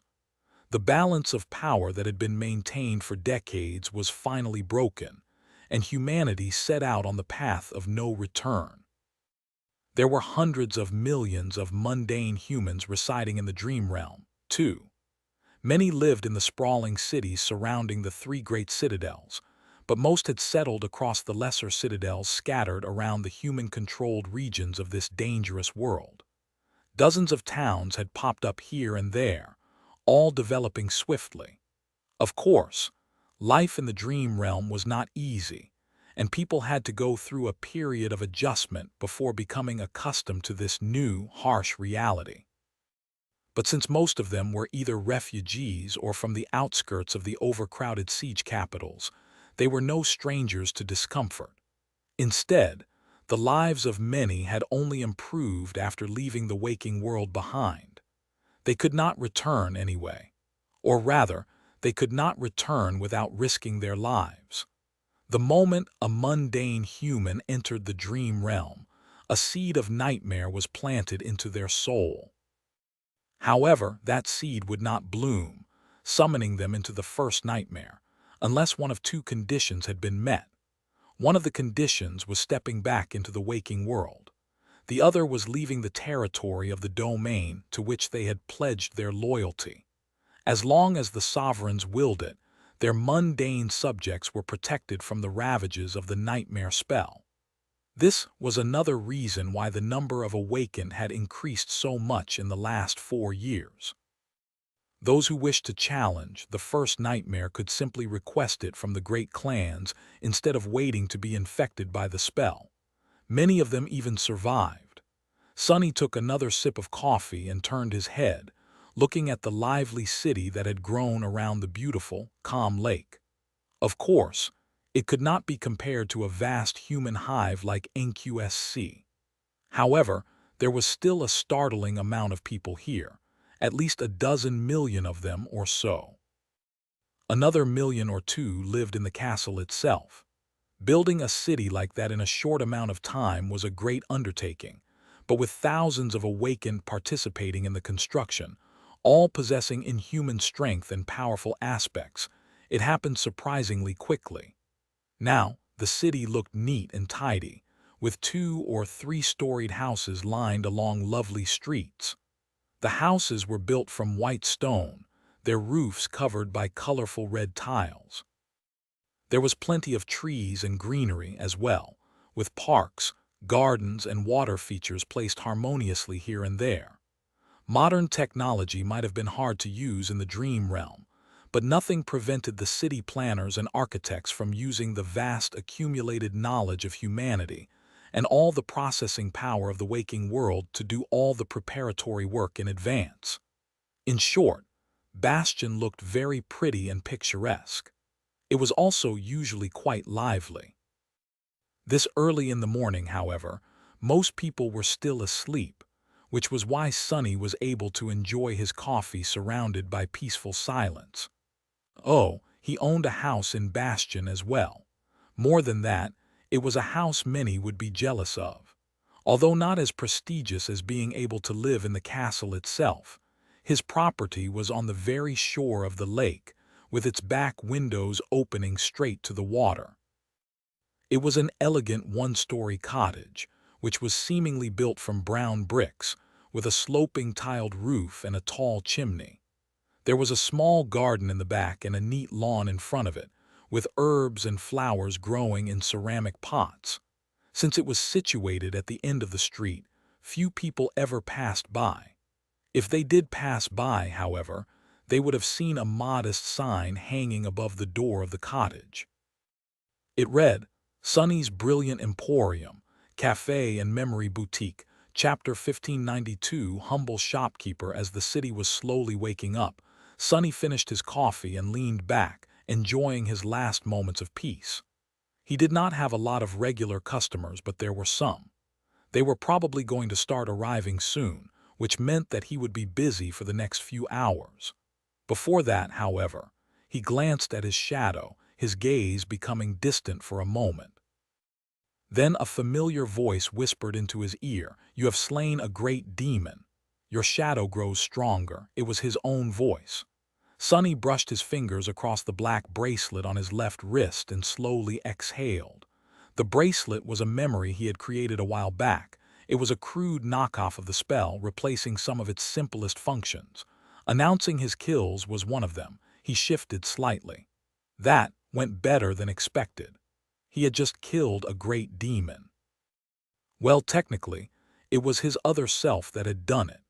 His avatars were not beholden to the maximum range of shadow control, so there was a vast distance between them. Currently, Sonny was simultaneously in 3 separate locations. His original body was here in Bastion, enjoying a peaceful life in the company of the gloomy shadow. He had kept that guy so that people had no reason to ask why he was walking around without a shadow at all. His second self was incarnated by the happy shadow, keeping an eye on Rain. His last avatar was far away, in one of the most dangerous regions of the dream realm, incarnated by the haughty shadow. Haughty, naughty, creepy, and crazy were together. Saint, fiend, serpent, and nightmare were with them as well. Unlike the first two, the third Sonny knew no peace. He wielded the most power of the 3 and spent his days in eternal darkness, often clashing with dreadful abominations. Of course, the 3 of them were actually one person. So Sonny had been enjoying a peaceful morning in Bastion, accompanying Rain, and battling the great demon at the same time, all along. But he had grown good at compartmentalizing over the years, allowing him to at least pretend to live 3 separate lives. So that thing is finally dead, huh? It had taken him almost a month of meticulous preparations to finally attack the abomination in its lair. Sonny had expected to sustain heavy injuries, but the battle ended well. With the demon's death, there was no one left to challenge him in the immediate vicinity of the temple. Sonny lingered for a moment, then summoned the runes. A field of familiar symbols appeared in front of him. The runes themselves might have been the same, but they looked a bit differently. He had designed this whole thing himself, after all, tying the enchantment to his memory, perception, and the black bracelet. So Sonny had taken liberties to change the look and feel of the field of runes to his taste. The runes read: name, sunless; true name, rank, transcendent; class, terror; shadow cores, 6/7; shadow fragments, 1591/6000.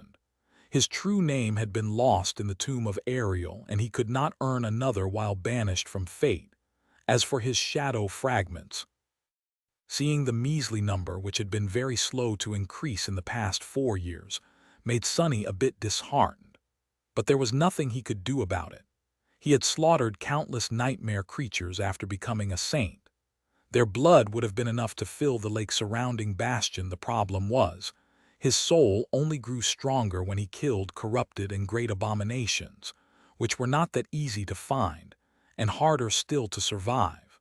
So, he had only managed to slay a mere 1,000 of those, or so. Of course, if anyone heard Sonny being disappointed about only killing 1,000 corrupted and great nightmare creatures, they would have slapped him across the face. But for him, it was a sign that he would not be able to become a titan anytime soon, unless he found some shadow creatures to hunt, at least. Sadly, Sonny had not discovered any in all these years. It seemed that shadow creatures had gone entirely extinct during or soon after the Doom War. Come to think of it, discounting Fiend, he had never encountered a corrupted shadow creature. Were there none, or had they remained somewhere far away in a place that he wasn't able to find yet? Shaking his head, he glanced back at the runes. Memories, Silver Bell, Puppeteer's Shroud, Extraordinary Rock, Endless Spring, Weaver's Mask, Shadow Lantern, Shadow Chair, Overpriced Saddle, Weaver's Needle, Nebulous Mantle, Handy Bracelet, Quintessence Pearl. There was no surprise there. Sonny made his living by creating memories, but strangely enough, he was not in a hurry to create many memories for himself. He did not need to seek power in them, because he himself possessed tremendous power.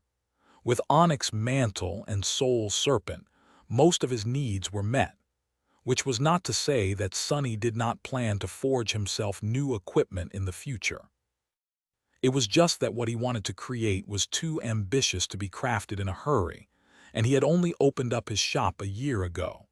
For now, the only memories he crafted for himself were the Quintessence Pearl, which was basically an improved version of the destroyed Essence Pearl, and the Handy Bracelet, the poor replacement for the spell. He also modified Anank's mantle a bit, renaming it the Nebulous Mantle in the process. The Quintessence Pearl and the Handy Bracelet were simply for convenience, but the last one was of vital importance for him. After all, it was the Nebulous Mantle that allowed him to live in Bastion, pretending to be a mere master.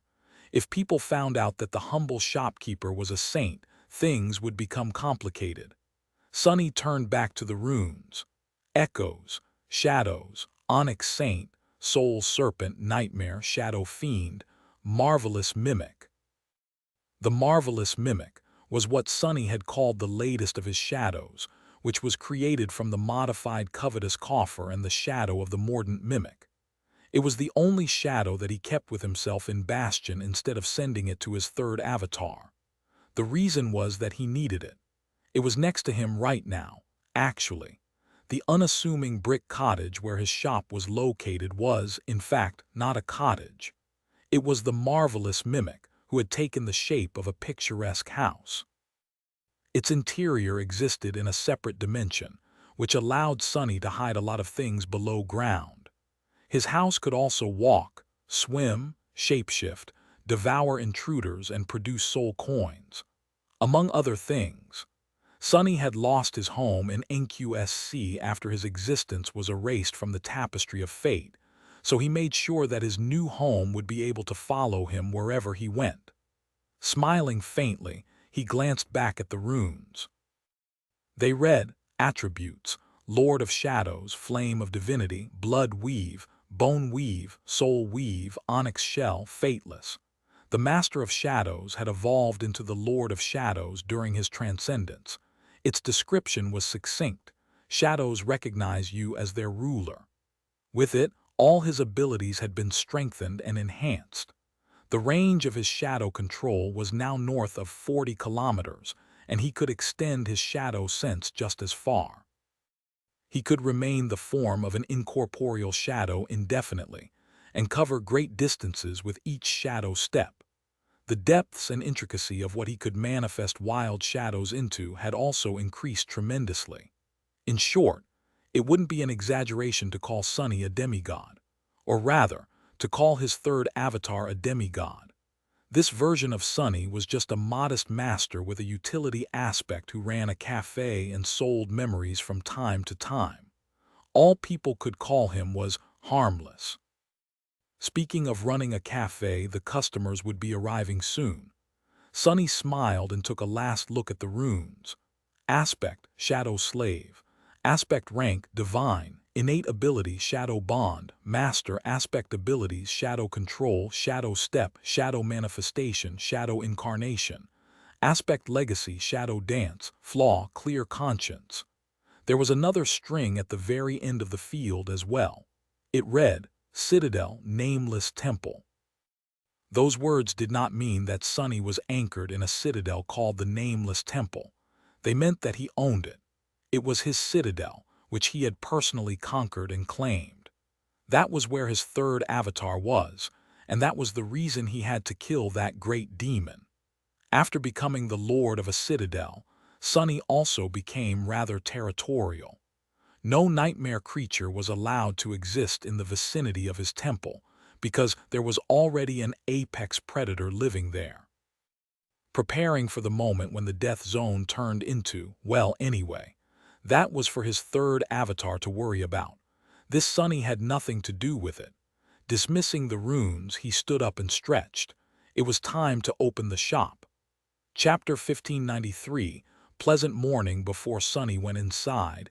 He lingered for a few moments and glanced at the magnificent castle one last time. Then he slowly looked up. Out there, high above the tallest tower of Bastion and slightly to the side, a beautiful island was hovering in the sky, bathed in the golden light of dawn. A great pagoda of pristine white stone rose from it, just as majestic as the colossal ancient fortress. The ivory tower. The wandering citadel looked harmonious, drifting above Bastion like a satellite. In recent years, its lady and her warriors had been sent to defend remote human enclaves on countless occasions, their fame and renown growing with each improbable victory. The image of the immaculate white tower was slowly becoming a symbol of hope for those besieged by nightmare creatures in the sword domain, which was more than a little bit fitting. Sunny looked at the ivory tower for a few moments, his expression remaining perfectly neutral. Then, he averted his eyes and sighed. She has been in Bastion for almost a month now. That is unusual. I thought Anvil would send her to some other godforsaken battlefield by now. With that, he went to enter the cottage. Before he could, however, there was a sound of unhurried steps approaching from further down the street. Turning his head, Sunny saw a petite young woman with short dark hair walking over. She looked sleepy, covering a yawn with a small palm. Unlike most awakened, the young woman stubbornly clung to wearing modern clothes. Her black slacks and white blouse, admittedly, did not stand out in the eclectic fashion of Bastion. Here, one was just as likely to meet a person wearing a stylish business suit as a person clad in enchanted armor. The former was even more in vogue, considering that it took some effort to transport material possessions from the other side. The young woman stopped and stared at him sullenly. "Hey, boss," Sunny smiled. "Hey, Aiko, it's a wonderful morning, isn't it?" Her expression did not change, but her gaze turned even darker. A moment later, Aiko looked away and sighed bitterly. "I still don't understand why you insist on opening so early. The sun is not even up yet, for the love of gods." Chuckling, Sunny opened the door. He had found Aiko shortly after returning to civilization, which happened about a year ago. Back then, the young woman was barely making ends meet. According to her, her memory shop went out of business because the main inventory supplier disappeared somewhere in Antarctica. It was a curious thing. Aiko seemed to remember that she had had a partner, and even that her partner had been responsible for providing the memories for the shop. However, her memories were vague at best, and her attention seemed to wander away every time she tried to concentrate on who that partner had been exactly. She would even forget trying to recollect the details, switching to thinking about something else. That was how the world covered the glaring hole in existence where Sonny used to be. No one remembered that he had existed, and for events that were too important to be entirely forgotten, a vague and abstract substitute took his place. Just some guy, an inconsequential stranger, a fleeting acquaintance, a comrade who had perished long ago, their face and voice erased from memory by the passage of time. People vaguely recognized that someone had been there, side by side with them, but as soon as they concentrated on these memories, their minds naturally wandered to other matters. The same went for the material traces he had left in the world. There was that famous movie, for example, The Devil of Antarctica. It had been inspired by his actions during the Southern Campaign. People knew that the main character was based on a real person, but were incapable of thinking deeply about who that person was. So they just assumed that the main character was a representation of the collective heroism of countless soldiers who had perished in Antarctica. Oh, Sonny was dead officially. Not that anyone knew or remembered. Therefore, his citizenship status had been revoked, his accounts frozen, and his house in NQSC resold. In short, not only had everyone forgotten him, but they were even incapable of becoming aware of having forgotten him. His smile turned brittle. In any case, Aiko had been reluctant to pledge her allegiance to the legacy clans or the government. She had lost her job as Kai's manager when he enlisted, and the brilliant Emporium was on the verge of going bankrupt. That was when Sonny found her and purchased the ownership of his own business back from her. After all, although the countless nightmare creatures he had slaughtered while aimlessly wandering the dream realm had not given him a lot of shadow fragments, they had provided him with numerous soul shards. He was secretly an extremely wealthy person. Since Sonny needed a capable manager to help him run the Emporium, he hired Aiko once again. Now, she was playing the role of his assistant, as well as, begrudgingly, assistant cook. Come on. The early risers will be here soon. The two of them went to the spacious kitchen and started preparing for the day. Sonny was preparing the ingredients while Aiko went over the books with a frown on her face. Boss, we are running low on most ingredients. You need to make a trip to the waking world soon. Boss, we are not making enough money. We only sold one memory in the last 2 months. What even is the point of calling ourselves a memory boutique? Give me some funds for a marketing campaign, I'm begging you. Boss, there will be a delivery from the Beast Farm later today. I still have bruises from dealing with them the last time, you do the honors. Listening to Aiko nagging, Sonny let out a sigh. Running a business wasn't easy, especially while dealing with crafted memories and desperately trying to not attract Clan Valor's attention. As he was almost done with the preparatory work, the first customer finally arrived. It was a familiar face. Chapter 1594, Familiar Faces. It was still very early in the morning, so the streets of Bastion were mostly empty. However, someone had already come to the brilliant Emporium. As the door opened, a melodious sound spread through the interior of the marvelous mimic. There was a beautiful silver bell affixed above the door, its soft and pleasing ringing welcoming the entering customers. Of course, it was the sonorous silver bell. Sonny looked up from what he was doing, then wiped his hands on his apron and left the kitchen. There was an elderly gentleman standing at the door, dressed in a patchy enchanted robe.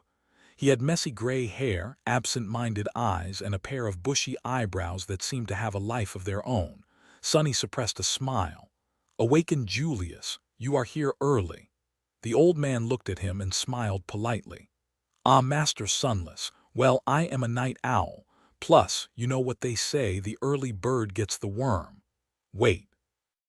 I am mixing metaphors." He hesitated for a moment, then coughed. "Sorry, I seem to remember that you dislike birds. In any case, it is nice to see you on this pleasant morning." Sonny nodded. "Likewise, the usual." As the old man assumed his favorite spot near the window, Sonny returned to the kitchen. There, he went about making coffee for his former teacher, while at the same time preparing a light breakfast. "We are running low on coffee beans indeed. I'll have to visit NQSC this week, won't I?" While brilliant Emporium could not contend with more prestigious restaurants in Bastion, hot beverages like coffee, tea, and hot chocolate were Sonny's selling point. That was because he exclusively used the pure water from the endless spring to brew them, which made each cup especially invigorating. He ground the beans, poured the fragrant powder and a little sugar into a copper sieve, then sent a wisp of essence into the stove and placed the sieve on the fire. The stove had been created by him by reversing the enchantment of a long-destroyed charm of his memory of fire, which made kitchen work much easier. When the ground coffee heated a little, he took the endless spring off the shelf, poured water into the sieve, and placed it back on the fire. Ideally, he should have been using a pan of heated sand instead of open fire, but oh well, there were limits to how fancy Sonny was willing to be. While the coffee was brewing, he ignited a second flame and put a pan on it. Then, Sonny opened the icebox and took out a few eggs, butter, and a jar of milk. The icebox had also been created and enchanted by him, in the best attempt to imitate the luxurious refrigerator he had greatly enjoyed owning in the past. In fact, it was more of a large cabinet than a box, made out of natural wood instead of synthwood. So in a sense, it was even more luxurious. There was no ice inside either. Instead, the enchantment was the reverse of another charm he had lost, memory of ice. There was a luminous enchantment, too, activated when the door of the cabinet was open. A third enchantment created a dedicated reserve of essence that powered the first two, so Sonny just had to replenish it once every few months. Breaking the eggs with one hand and putting butter on the pan with the other, Sonny mixed the eggs while slowly blending milk in and poured the resulting mass into the melted butter. He waited for the omelet to set, then effortlessly flipped and folded it, finally adding some mushrooms, vegetables, and ham. Well, monster ham, to be precise. Soon, a perfectly cooked omelet and a cup of fragrant coffee were ready. Putting them on a tray, Sonny glanced at Aiko, who was still going over the books, and left the kitchen once more. Placing the plate and the cup in front of Teacher Julius, he curiously glanced at the book the old man was reading. Its cover was hidden by a leather jacket, but he knew the title from a glance. It was the exploration report on the tomb of Ariel by Nobody. Sonny was the nobody in question, of course. Even though he had lost credit for his previous academic papers, it seemed like a shame to just leave all the knowledge he had accumulated in the third nightmare go to waste. So, even knowing that it would cause some problems, he published a research paper anonymously. He kept the existence of the plagues and everything he discovered in the estuary to himself, though, concentrating on the unique culture of the river civilization, and especially on the stories of weave he had heard from Anank instead. Not only because there were some things that were better left unsaid, but also because some knowledge was simply too dangerous to share. There were very few people in the world who could withstand a mere mention of the forgotten god anyway, while many could be harmed by being exposed to it. However, even with these redacted parts, his report had caused a furor in academic circles. It had caused a furor in some other circles as well, namely, among the great clans. There were supposed to only be 6 people who had ventured into the nightmare of the tomb of Ariel after all. And since none of them was the author of the report, then who the hell was? And how did that person know so much about the Great River? Needless to say, the existence of the exploration report, written by nobody, was under a lot of scrutiny. Which was why even a respected professor like teacher Julius chose to hide its cover under a jacket and read it in the dream realm, as opposed to on his communicator in the waking world. When the old man smelled the delicious fragrance of coffee, he got distracted from his book and looked up. That smell. Ah, I've been looking forward to it all week. Sonny smiled and pointed to the exploration report. Are you reading that report again? Awakened Julius. The old man looked around and pressed a finger against his lips. I am, but SHHH. You know this amazing work is supposed to be banned, Master Sunless. He picked up a fork and sighed dejectedly. Such a travesty. The depth of knowledge and wisdom the author of this remarkable work possesses is truly astounding. Their discoveries and insights have truly overturned our understanding of the history of the dream realm, especially its later stages. Not to mention the incredible revelations about the origins of the nightmare spell they documented. Such a person should be lauded and celebrated, not hunted. Those legacies are really out of line this time. Sonny smiled politely.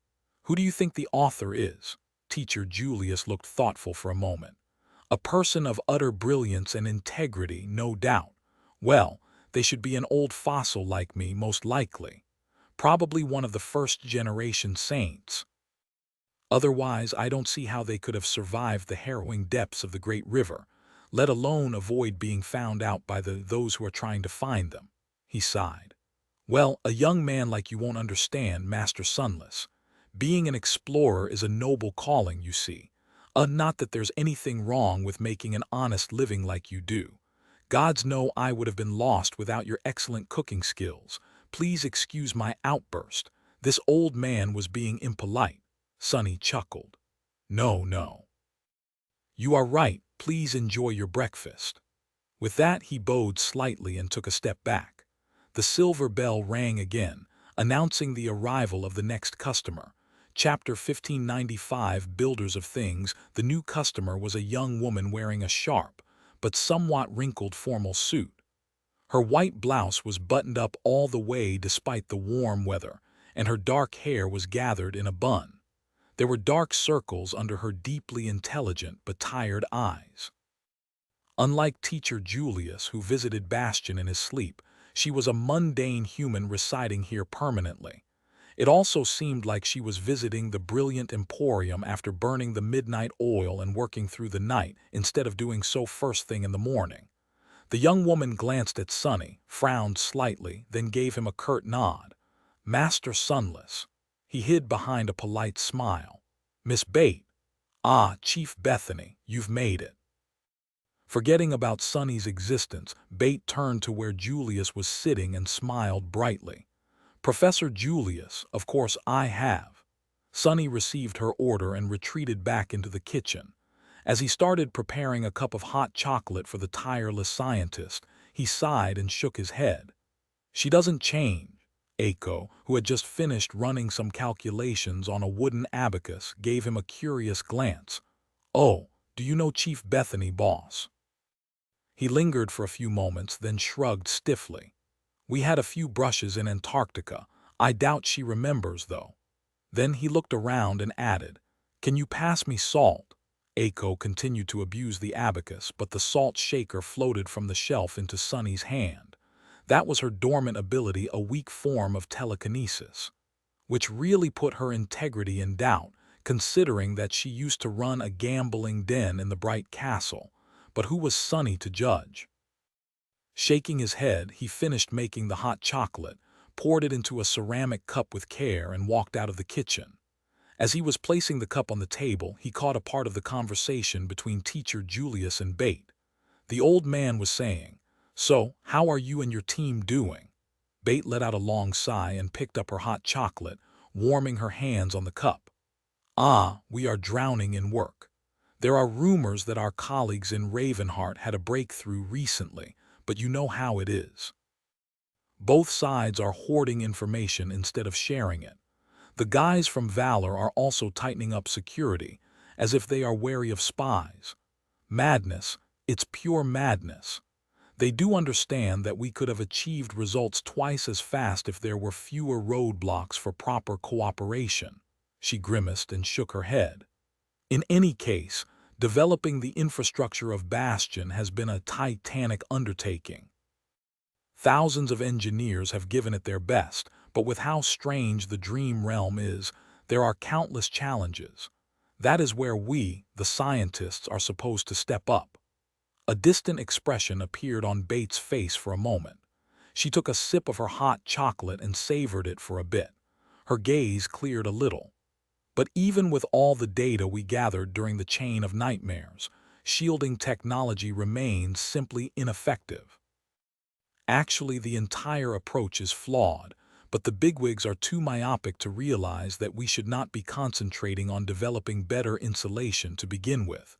So, that was why I went and became a bigwig myself.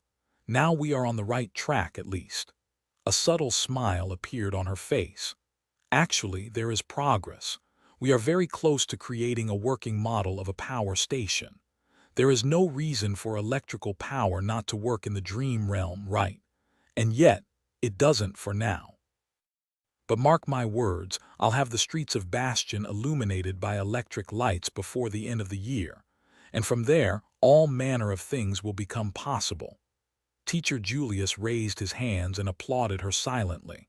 Electricity, huh? Wonderful, simply wonderful. What are you using to generate the current? Soul essence, I presume. Bates shrugged. I mean, it's not that complicated. Most electricity in the waking world is still produced by steam-powered turbines. It's just the method of producing heat, and therefore steam, that differs. So, we are using heat. Granted, finding a way to produce heat from soul essence is the ultimate goal, a truly sustainable source of energy. After that, Bates' explanation became too technical for Sonny to understand. He had long retreated to the reception desk, of course, but his hearing was greatly enhanced when compared to that of mundane humans. He was a saint after all. If Sonny wanted, he could eavesdrop on the conversations between the residents of the surrounding houses, let alone those of his own customers.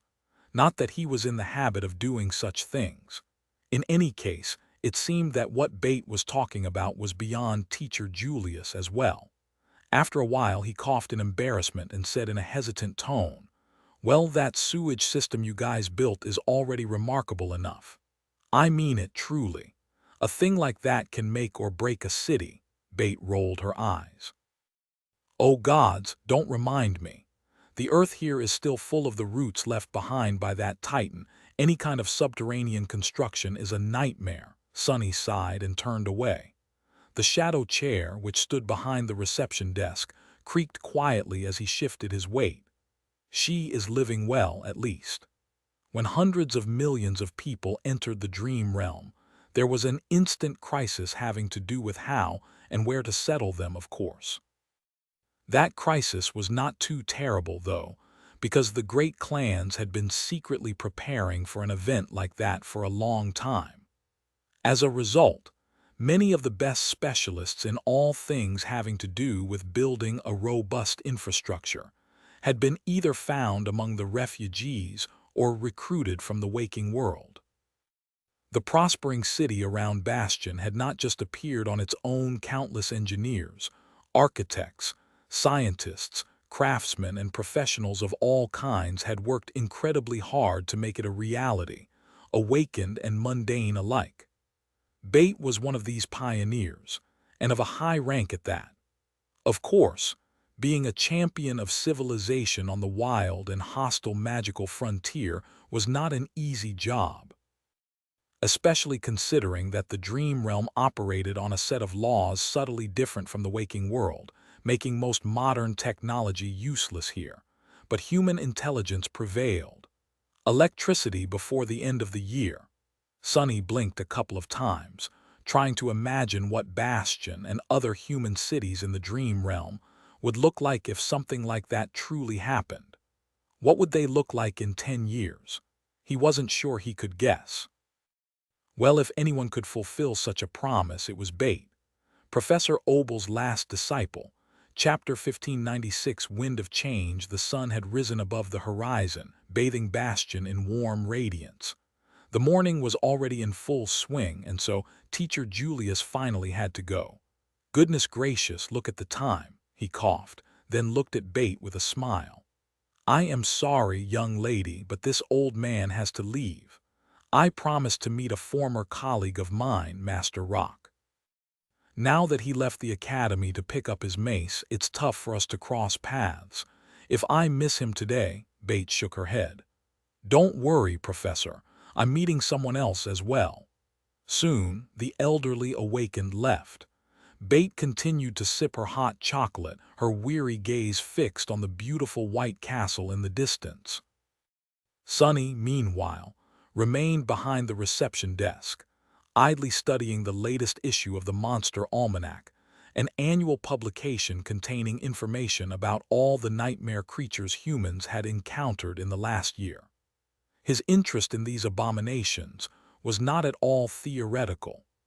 Powerful memories demanded exceptional materials to be created, after all, and most of those materials came from the carcasses of slain abominations. Granted, a nobody like him rarely received an opportunity to trade for truly valuable trophies that Awakened brought back, especially here in Bastion, where the enchanters of valor kept the best materials for their own use. Still, if he knew where to search, he could hunt the suitable nightmare creatures himself. Instructor Rock, Sonny couldn't remember when he last saw the giant man. It was strange to know that one of his first instructors had not only returned to the battlefield, but also ascended at some point in time. The news of the sovereigns having conquered the fourth nightmare and the existence of the dream gates had truly invigorated humanity. With a vast and perilous frontier to conquer and make safe for the settlers, countless people had found new motivation to fight. Many of those less powerful were also burning with passion, wishing to help out however they could. Some simply dreamed of forging a better life for themselves in the new world. In any case, winds of change were blowing both over the dying waking world and over the dream realm which was killing it. I wish him luck. At that time, the silver bell rang again, and new customers entered the emporium. Sonny rose from his seat to welcome them. It was a young couple, both dressed in the kind of clothes Awakened usually wore outside of battle. Armor-type memories often had layers, and those layers could usually be summoned and dismissed independently. So many Awakened simply dismissed the heavier elements of their armor and walked around in the base layer, which could look like anything. In fact, it often ended up looking peculiar at best and bizarre at worst. Strangely enough, the latest trend in the fashion world was to imitate this unconventional style, which was why many idols and public figures were sporting strange combinations of bespoke gambeson jackets, linen trousers, tunics, bodysuits, and kimonos these days. However, the couple was not trying to be fashionable. Both the young woman and the young man were seasoned Awakened warriors, which anyone who knew anything about the world could see at first glance. There were a lot of people like them after Antarctica, all easily recognizable by the hint of icy coldness left forever in the depths of their eyes. The young woman was petite, with mousy hair and an unassuming face.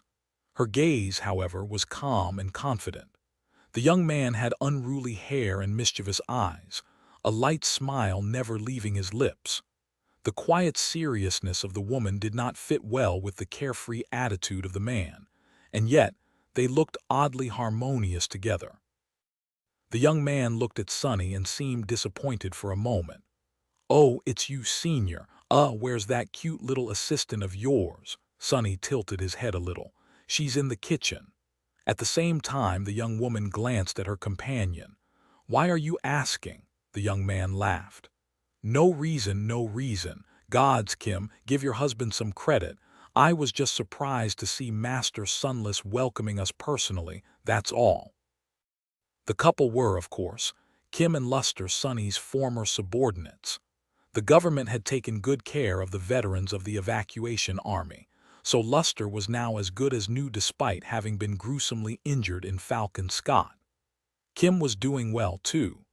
Due to her unique aspect, the unassuming young woman was in high demand, being treated as a precious asset by the government. The two of them had married not long after the Southern campaign was over. Sunny was still bewildered by that fact, but also happy for them. "Kim, Luster," Bate waved at the young couple and they joined her at the table. Sunny walked over to receive their order, then retreated into the kitchen. What a strange combination. Kim had ordered waffles, while Luster had ordered pancakes. Bate, who seemed to have worked up an appetite, joined Kim in deciding on the waffles. As well, the odd thing, though, was that they requested a bottle of hard liquor, too. Shaking his head, Sunny looked at Aiko and said, "Aiko, get the good stuff from the top shelf." She put the abacus away and looked at him darkly. His assistant was of very small stature, so it might have seemed like Sunny was bullying her by demanding the petite girl to get something from all the way on the topmost shelf. However, after glaring at him for a moment, Aiko simply floated to the ceiling, got the bottle of the expensive whiskey, and presented it to Sunny.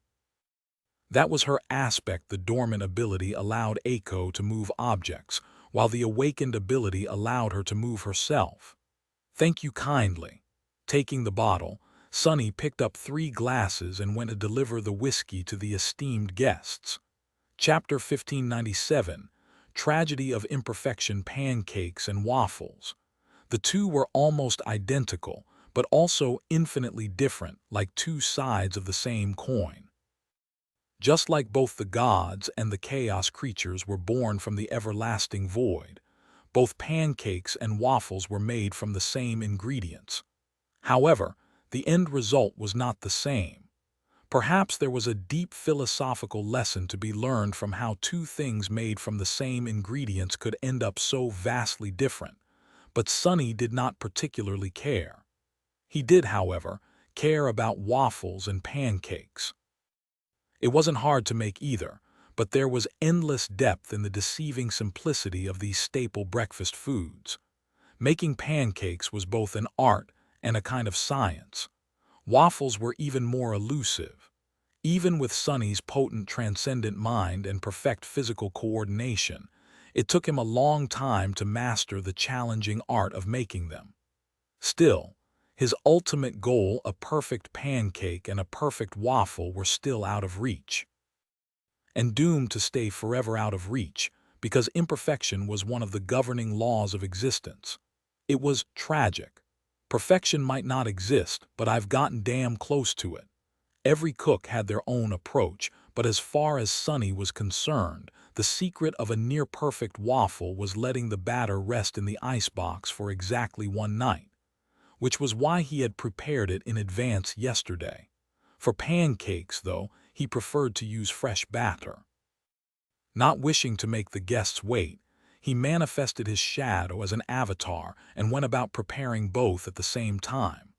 While his avatar was busy with the waffles, Sunny used his original body to make the pancakes. The process was both simple and intricately complex. First, he broke and separated the eggs, then poured the yolks and the whites into separate bowls. He then carefully blended milk and melted butter into the yolks while whisking the whole thing. At the same time, Sunny manifested a pair of shadow hands to whisk the whites, using a bit of his transcendent strength and speed to hasten the process. Finally, he combined baking soda with vinegar and mixed that with flour, sugar, and salt. Baking powder would have worked as well, but it was currently in short supply in Bastion. So, soda and vinegar were going to have to do. Aiko glanced at him, both of him, with all his 6 arms, shook her head, and returned to her work. Now came the most important part. As soon as the whites were beaten to have stiff peaks, Sonny carefully combined the flour mix, the yolk mix, and the whipped whites together, creating batter. This was where most wars were fought among the pancake enthusiasts. Some swore on lumpy batter. Some considered anything except a perfectly smooth blend heretical. There were various factions in between the two extremist camps, too. Sonny himself was a moderate, standing by a precise and immaculate balance between smoothness and lumpiness, which he had painstakingly discovered after countless attempts. Most things worked best in moderation, after all. When the batter was ready, he put a pan on the fire and waited for it to grow hot, while simultaneously letting the batter rest a bit. Then, he used a large spoon to pour a portion of the batter into the pan, watching with satisfaction as it formed into a neat circle. The rest was just a matter of skill. Sonny waited until bubbles broke on the surface of the pancake, then flipped it with one smooth, precise motion. Years of sword practice helped him perform the flip in the most efficient and spectacular manner. One serving of transcendent pancakes coming right up. Soon, both the pancakes and the waffles were ready. For the final step, Sonny places a scoop of vanilla ice cream on each serving of the waffles, adding freshly cut strawberries on top. As for the pancakes, Sonny took a deep breath. Ancient texts mention that pancakes were ritually served with something called maple syrup. However, such a thing did not exist in the world anymore, and the ancient tradition could not be maintained. There were a few substitutes, sure, especially here in Bastion, which was famous for its forests. But the most popular one, he grimaced. Shaking his head, Sonny put butter on the pancakes, then retrieved a glass jar from the cupboard with a shaking hand. Finally, he poured some honey on top. Disgusting. Gods, I just don't understand people. Hiding his discomfort behind a polite expression, he picked up all 3 plates, dismissed the avatar, and went to serve breakfast to the guests. Aiko, make 2 coffees. Bate, Kim, and Luster grew lively at the sight of the pancakes and waffles he had cooked up. Sonny took a step back and secretly watched them take their first bites. He made an effort to hide his pride. Kim's eyes widened a little. These waffles have no vulnerabilities, he smirked subtly. Of course they don't. These waffles were made by a saint. Soon, Aiko came out of the kitchen with 2 cups of coffee. She placed them in front of Luster and Kim and walked away. At that point, Sonny noticed that the bottle of whiskey he had brought out earlier was still untouched. As he contemplated why the 3 survivors of the Antarctic Center ordered hard liquor early in the morning, Bate turned and waved at him. Can we get 2 more glasses, actually? We are waiting for someone. Sonny lingered for a moment, then nodded and turned around to walk to the kitchen. As he did, he noticed that Aiko was still loitering near the entrance for some reason. What are you doing? The petite girl flinched, then glanced at him and touched her hair nervously. What? Nothing. Just then, the silver bell rang once more, and a new customer walked in from the street, bringing with him the smell of verdant leaves. It was a gallant man wearing a suit of enchanted armor. His reserved but pleasant smile possessed a hint of warmth to it, which made his already handsome face even more attractive. The man was followed by an echo that resembled a monstrous hound, its fur as black as night. Aiko suddenly straightened and met the new customer with a bright smile. Master Quentin, welcome. Oh, the weather is very fine this morning, isn't it? Chapter 1598, Present Problems Indeed. The gallant man was none other than Quentin, the healer and melee specialist of Sonny's old cohort of irregulars. Quentin's soul had been swallowed by the call when he lost consciousness during the siege of Falcon Scott. As a result, he was pronounced missing in action by Army Command, but no one had any illusions. Everyone, including Sonny, had thought him dead. However, the gallant healer proved everyone wrong.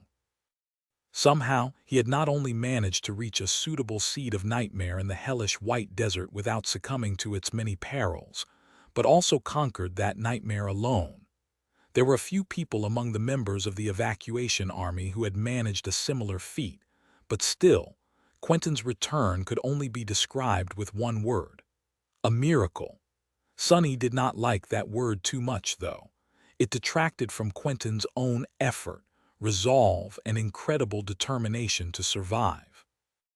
He was a man who had once clawed his way out of a cocoon made by an abominable spider, after all, while being digested alive. So perhaps Sonny should have given him more credit. In any case, Quentin had survived. His physical body had long been destroyed by the time he ascended, so the spell created a new one for him, sending it to the citadel where he was anchored at that time. Sonny had only learned about it a few years after becoming a saint. Knowing that the gallant healer was alive brought him a bit of solace.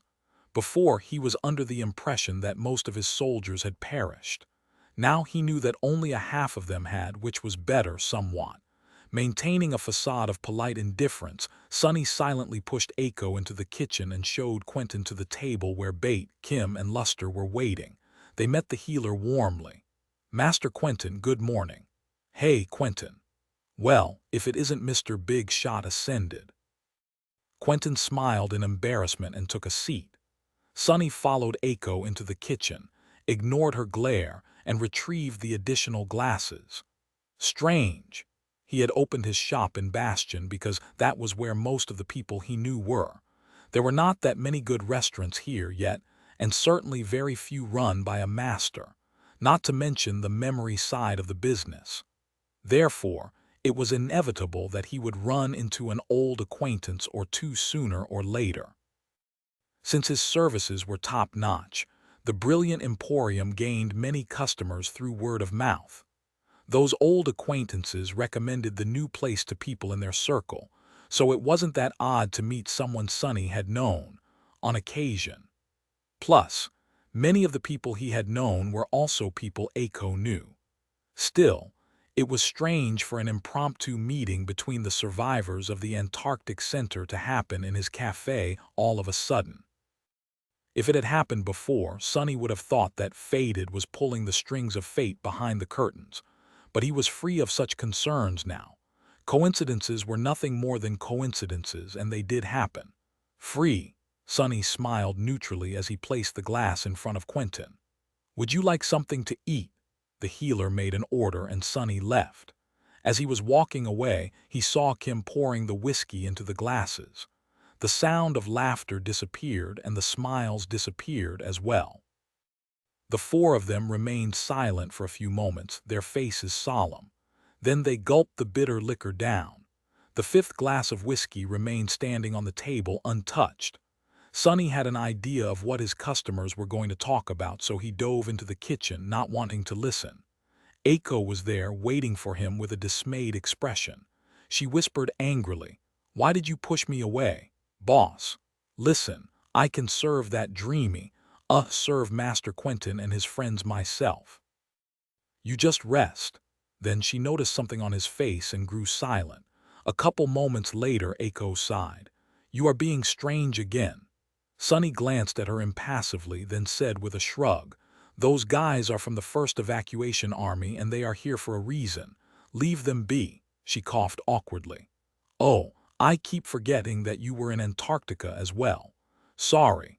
Sonny did not make a secret of the fact that he had gone through the Southern Campaign without going into details, of course.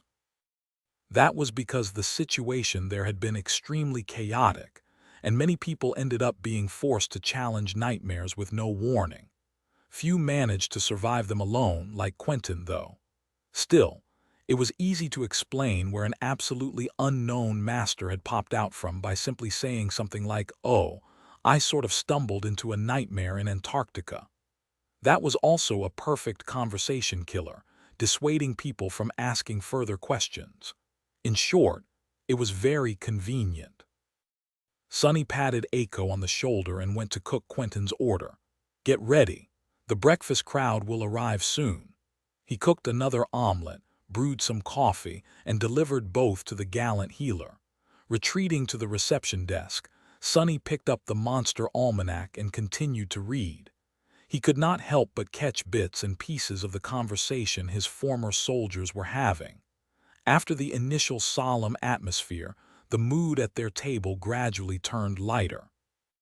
They joked, laughed, and shared news about themselves. Listening to the sound of their laughter, Sonny remained silent.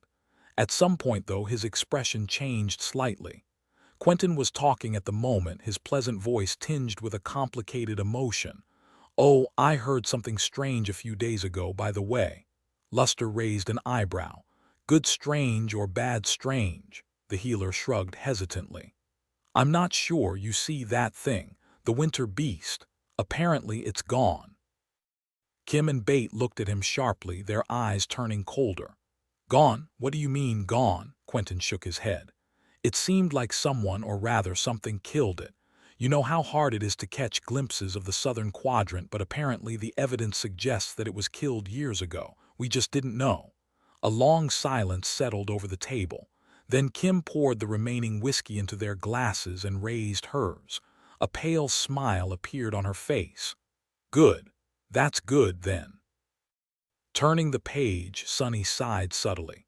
Of course, he knew that the winter beast was gone. He was the one who had killed it, after all, ripping the wretched thing apart with his own 2 hands. Well, it was in the past now. Right now, he was running low on coffee beans and a bunch of other ingredients. Worse than that, his memory business was not doing that well. This was the kind of problem Sonny was facing in the present. Chapter 1599 Delivery. The 4 survivors of the Antarctic Center finished their meal. As a good host, Sonny saw them off, then remained on the porch for a few moments, looking as they walked away. However, he did not have time to waste. By then, there were several other customers waiting to be served, so he sent Aiko to the dining hall and hid himself in the kitchen. Manifesting a second body, Sonny concentrated on preparing food. Mornings were a busy time in the brilliant emporium, but the 2 of them were managing fine. Sonny had 2 bodies and could manifest as many hands as he needed, while Aiko was a perfect waitress, simply floating the dishes to the tables with her telekinesis. After an hour or two, the breakfast crowd dwindled and gradually cleared out, leaving the interior of the marvelous mimic empty once again. Sonny washed his hands and leaned back on the shadow chair, while Aiko was counting the money they made. With the increase in human population of the Sword domain, it was not convenient to simply use soul shards as currency anymore. Credits, meanwhile, were a purely digital currency. So, the great clans had recently started minting their own coins. Each coin contained a small amount of essence, and their value was supported by the shard treasuries each clan possessed. Sonny did not really care about the matters of economy, but Aiko was all about it, constantly pestering him to think about converting the brilliant emporium into a bank, and making his money make money by lending it out to less affluent people in Bastion. The possibility of capitalizing on the first mover advantage in a new world almost made her drool. That said, the petite girl was not really serious about these fanciful dreams, since she understood that growing too big would land them in the steel embrace of valor as well. In any case, Sonny spun a heavy silver coin between his fingers, studying it with a distant expression. One side of the coin had a number on it, while the other was embossed with the image of a sword piercing an anvil. He could feel a minuscule amount of soul essence contained in the silver, ensuring its authenticity. This essence could also be directly absorbed, which was why many awakened carried a few coins with them at all times, just in case they found themselves in dire straits. The coins my mimic makes are much more valuable. Granted, the marvelous mimic had few opportunities to consume someone here in Bastion, so there were not a lot of these coins around. And speaking of the marvelous mimic, Sonny shifted when he felt the brilliant emporium tremble slightly. It was as if the shape-shifting shadow was shivering in fright. "Ah, boss, they're here." Aiko hurriedly dashed toward the kitchen and hid behind the door, peeking from behind it with a concerned expression. Sonny sighed, then stood up and headed toward the door. It's time then. Walking outside, he mentally prepared himself. Out there on the front lawn of the brilliant emporium, an adorable wolf pup was sitting, staring at him with shining eyes and wagging his tail excitedly. The little wolf was undeniably cute. However, the problem was that he was also the size of a bull. Sonny looked at the lawn, which had been torn by the wolf pup's claws, and grimaced. "Little Ling, we talked about it. Human form, remember." The puppy tilted his head in confusion, his ears flopping side to side. Then his body shimmered subtly. Sonny averted his eyes. In the next moment there was the sound of rushing air, and a man's voice resounded from a bit further down the street. "Ling Ling. Summon your clothes." A childish voice answered a moment later. "Boo, Daddy, right now." Sonny waited for a bit, then looked down. The wolf pup was gone, and there was an equally adorable 4-year-old boy standing in front of him, dressed in a simple tunic. Further down the street, a good-looking young man was pushing a sizable cart toward the emporium, beads of sweat glistening on his forehead. He gave Sonny a friendly smile. "Master Sunless, sorry if we are a bit late." Sonny wanted to answer, but at that moment the little boy smiled brightly and shouted, "Uncle!" With that, he pounced at Sonny and hugged him. Sonny gasped, turning a bit pale, and was pushed back a couple steps. His bones groaned. "Ah, ouch!" The strange pair were from the Beast Farm, which was where Sonny purchased most of the fresh ingredients used in the brilliant emporium. They were making a delivery. Of course, they were also Effie's husband and child. The huntress swore that she named her son Ling in honor of the leader of her first cohort, but Sonny had his doubts. In any case, little Ling was a unique existence. He had been born in the void at the heart of Ariel's tomb, and therefore treated as a challenger when the nightmare was conquered. So, little Ling had become a transcendent as an infant. The child saint was now a darling of humanity, famous across both worlds. The good-looking young man, meanwhile, was the nameless awakened Sonny had once welcomed back from the first nightmare. That guy was not exactly famous, but definitely infamous. Many people treated him with a peculiar mix of envy, admiration, and fearful sympathy. After all, being married to one saint and a father to another was not for the faint of heart, especially considering the fact that his wife was none other than raised by wolves, and that it had taken little Ling a while to start learning how to control his transcendent strength. Depending on one's point of view, that guy could either be called the luckiest or the unluckiest person in the world. Poor bastard! Little Ling was indeed getting better at controlling his strength, but that did not mean that he was good at it. Suppressing a groan of pain, Sonny struggled to inhale and cautiously patted the adorable boy on the head. "Little Ling, dear uncle can't breathe." Chapter 1600. Beast Farm. Sonny had experienced a lot of bizarre things in his life, but the nameless guy really took the cake. It must have been one hell of a conversation when Effie came back from a routine mission as a saint, with a baby in tow despite only being in the 3rd month of her pregnancy, saying that the baby was somehow also a saint. Sonny did not even want to imagine. In any case, Effie and the nameless guy seemed to have worked things out in the end. In fact, their relationship was strangely picturesque and idyllic. Their son was growing up happily, too, bathed in endless care and affection. His mom was now one of the 5 transcendent powerhouses of the government, as well as one of the most well-known and beloved protectors of humanity. His dad, meanwhile, had gone into the dream realm on the winter solstice, a month after the cohort returned from the tomb of Ariel, and became an awakened. He possessed a utility aspect having to do with mending, restoration, and cultivation, as well as golden hands. Now, the nameless guy was managing a large farm that he and Effie had established on the beautiful meadow contained within her supreme memory. That farm was the source of many ingredients Sonny used in the brilliant emporium, so he received visits from the nameless farmer often. which was why the marvelous mimic was afraid of little Ling. The cute boy possessed an endless amount of enthusiasm, like all children did, and the power of a transcendent being. Therefore, he was nothing short of a walking disaster for furniture, appliances, and even buildings. Sonny did not know how Effie's house was still standing, but the mimic had suffered greatly despite being a powerful devil. Sonny had suffered greatly, too.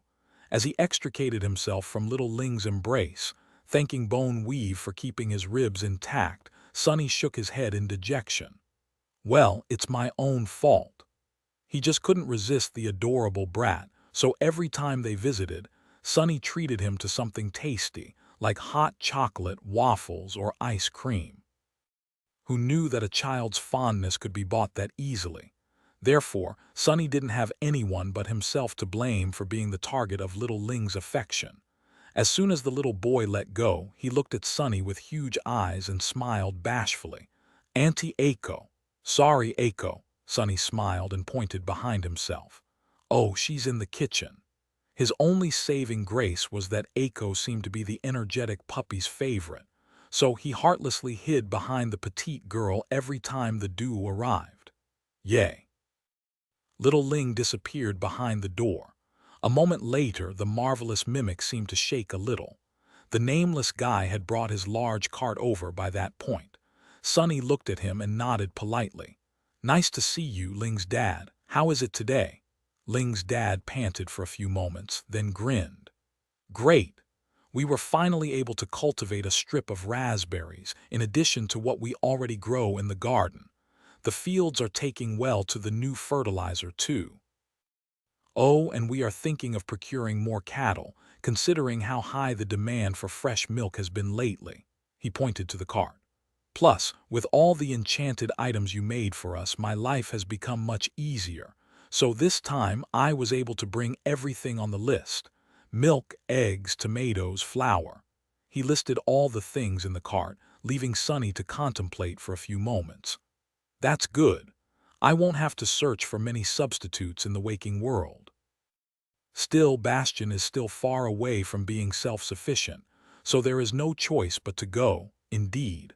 Although humanity's presence in the dream realm had expanded dramatically, they were still dependent on the waking world for countless things.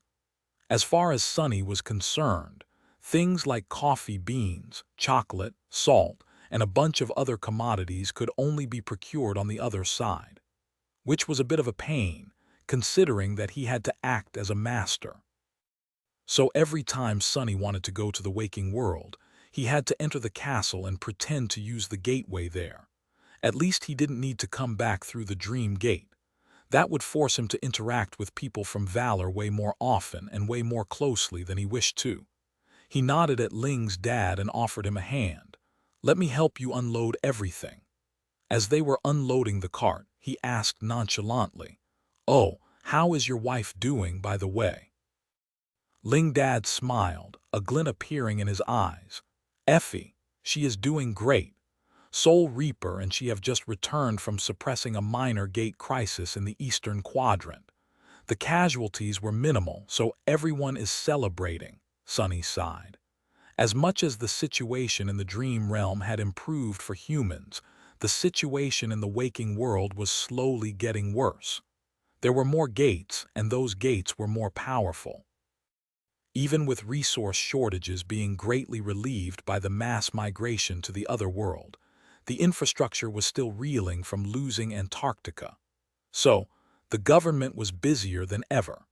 Not only were they working to establish a firmer foothold in the rapidly changing dream realm, but they were also working hard to contain the growing menace of the nightmare spell. Luckily, it was not only the legacy clans that had become much stronger after the chain of nightmares. Although the government did not have many saints, their awakened forces had grown tremendously in recent years, mostly due to many veterans of the evacuation army choosing to remain in service. And the few saints the government did have were up there with the mightiest champions of the great clans. Soul Reaperjet, raised by wolves, and Nightingale. The three of them were worth a dozen less powerful transcendent, if not more. Ling's dad straightened. wiped his brow, then almost blinded Sonny with a smile. "Ah. Sorry, I forgot to mention, she'll be coming by in a short while." Sonny blinked a couple times. "She, transcendent Athena, she'll be coming by." The nameless guy nodded happily. "Yes, she had a meeting to attend in the castle, so I just told her to meet us here." Sonny froze.